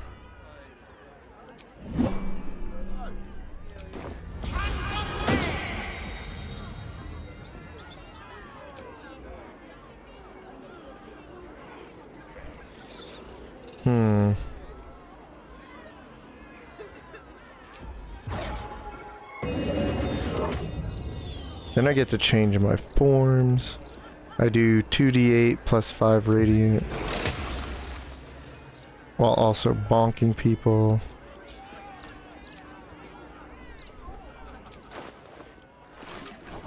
I get max level smites.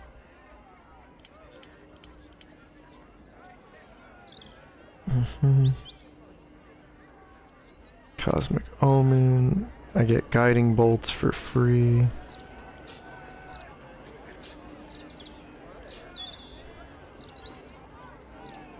Freedom of movement's nice.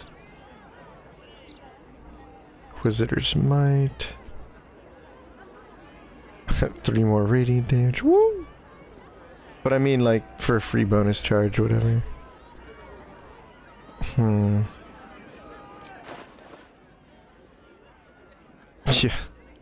I need some heavy armor for this.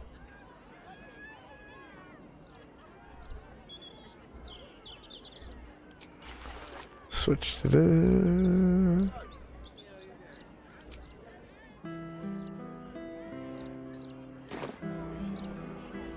Yeah, nobody's using that, so whatever. Same difference.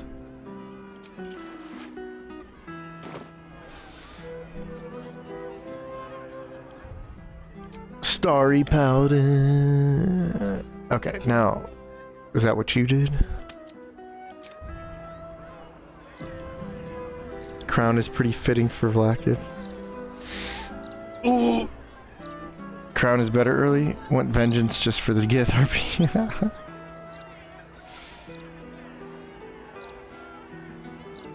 Yeah, the righteous thing is... What is it? The accuracy is pretty good. Cacophony and the Stormhat would be awesome. Disrupting the balance of the stars. You had to save before Raphael. You crashed? At least you saved. Smite, Dargon Breath just sounds super fun. Well, we can't... Unless I go, like, more Paladin, we can't extra attack. So just be Smite. But I'd have Shilly Dilly. 2-weapon fighter. I do get a free Smite though, because I can do this. Or is that not a free Smite? Aw man, you can't Smite for free? Witnessed assaulting some. Yeah, it used up my spell slot. Oh man.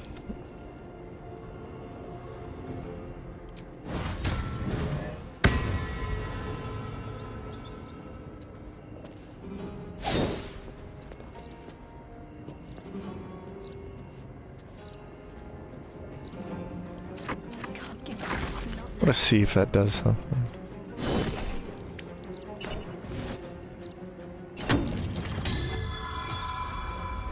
Almost.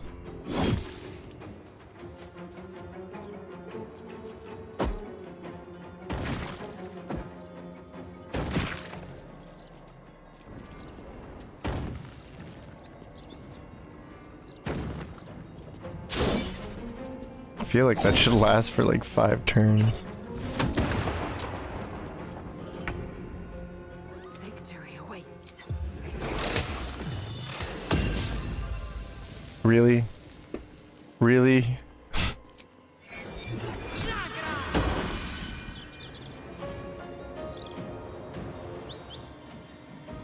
Wisdom modifier.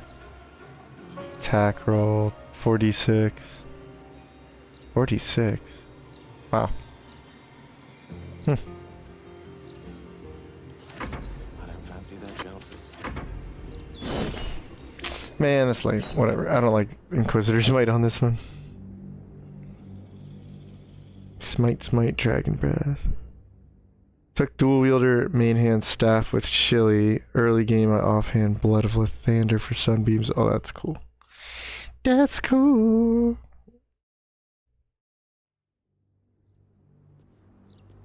The idea works though. 95% on that hold person. Dying. Wait, hold person or hold monster? should definitely be hold monster. If that's what you meant. Okay. Maybe. I'm still thinking about this, and then I'll have to figure out something like that, but I could save those for a totally different run. I might want to just have, like, a dedicated whole person user. So... And again, you could hold person. And swing with your bell. Ready?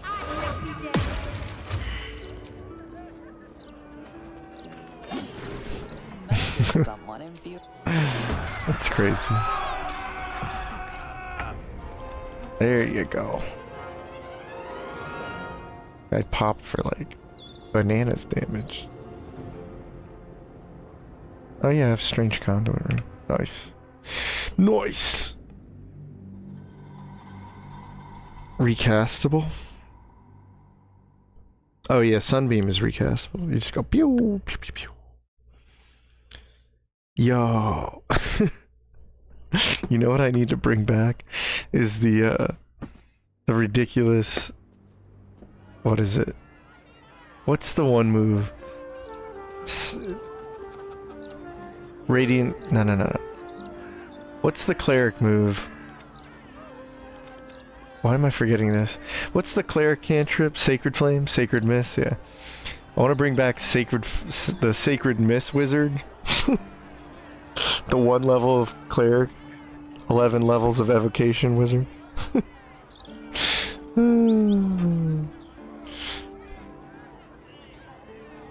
Or you know what I should do? Wait, I kind of want to do this.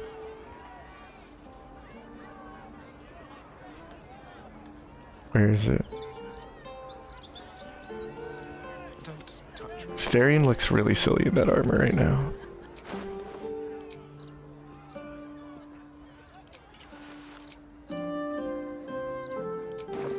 Okay. I kind of want to do this. Let me see.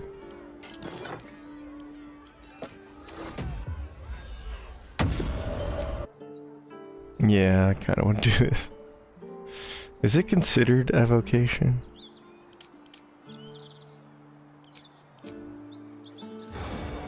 Necromancy, damn.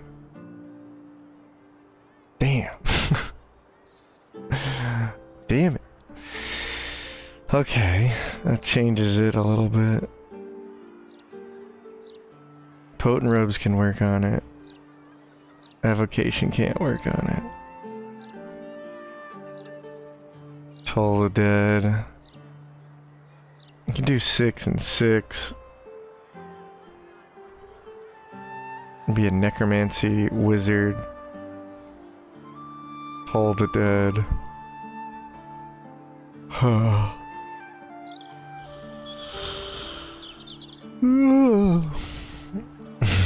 No, so much work.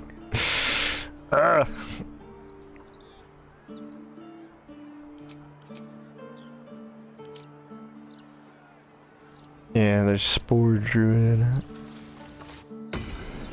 Alright. Alright. Alright. I've been doing this for a while now, so. Alright. Before I go, does anyone have any more suggestions for, like, if I do the guide videos, anything else I should be adding into it? I'm thinking about the next run. It sounds like, for the next run, it definitely sounds like we're gonna do the Boomer and the Shadowblade Trickster with the moth at the end of it. We're gonna incorporate moths later. Get up to Shadowblade as soon as I can. We're gonna get Booming Blade. The progression here is pretty nice though, because it's 5 Warlock, then you go to the Wizard for haste, then you can start going for these guys and start seeing like some crazy results. Boomer, boomer, boomer, boomer, boomer. But I have to think about the other one.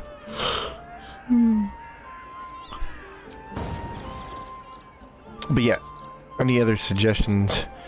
Because if I could do these guide videos, it looks like tomorrow I'm going to make a video about Divine Sand. It's not going to be a very long video. I'm just like, so, we found out something. Whoa. Did they fix Lathander's Sunbeam? Non-recastable tooltip? I think it's reclassable, yeah. Sacred Flame, yeah. Deck save. No idea what people are on with Sacred Flame. Oh, well, Sacred Flame is not hard. It's like the impression you get when you first start the game. You don't realize how saving throws work and stuff. Necromancer, Wizard 2, Death Cleric 10. So the necrotic damage, Spirit Guardians.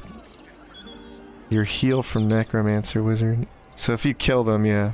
But the problem with the kill on Necromancer is it's a level 3 spell. So that's not a necromancy spell either. That's like a... I forget what that is. I forget what Spirit Guardians is as a spell, but...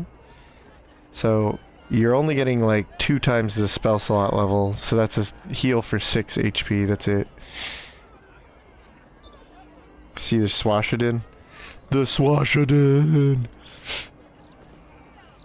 Maybe. But I might do something like the Oathbreaker. Just the nastiness of Oathbreaker with the Shadow Magic. Oh, I might do that. Oathbreaker, Shadow Magic, Shadow Paladin. It's even more Shadow Blade. Maybe we won't make a Shadow Blade. Best Holder probably has Heightened Spell. Good Arcane Acuity Source. Heightened Spell slots you can afford. Highest spell slots you can afford. Maybe. How much damage you can slap in one hit. The thing is, the Oathbreaker Shadow Magic Paladin can be the one that's using a piercing weapon with the ballast armor and also running the Resonance Stone. Because then you're just like... You just put Eyes of the Dark down and just stab somebody for a bajillion damage.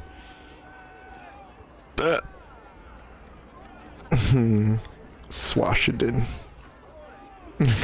That's awesome. No, I'm saying even if you upcast it, I've looked into the necromancy thing, and last time I tried it out, what's really annoying about it is even if you upcast the spell, it doesn't heal you for the upcasted amount, it heals you for the actual level of the spell. So if you use Spirit Guardians as 3, but if you upcast it to say level 5 and kill with that, you're naturally going to kill stuff with Spirit Guardians level 5. But it's only going to heal you in consideration of a level 3 spell. It's really annoying. Yeah, you don't need Heightened with Resonance Stone. They coded it that way, it's dumb, yeah. Shadowbreaker. It'd just be a fun, but like a cool concept, and it's another darkness build if I run these sets like that. I'm not saying we have to run darkness, but I mean, it's kind of crazy. Do we really need hold person if we're just running around in darkness, killing everything?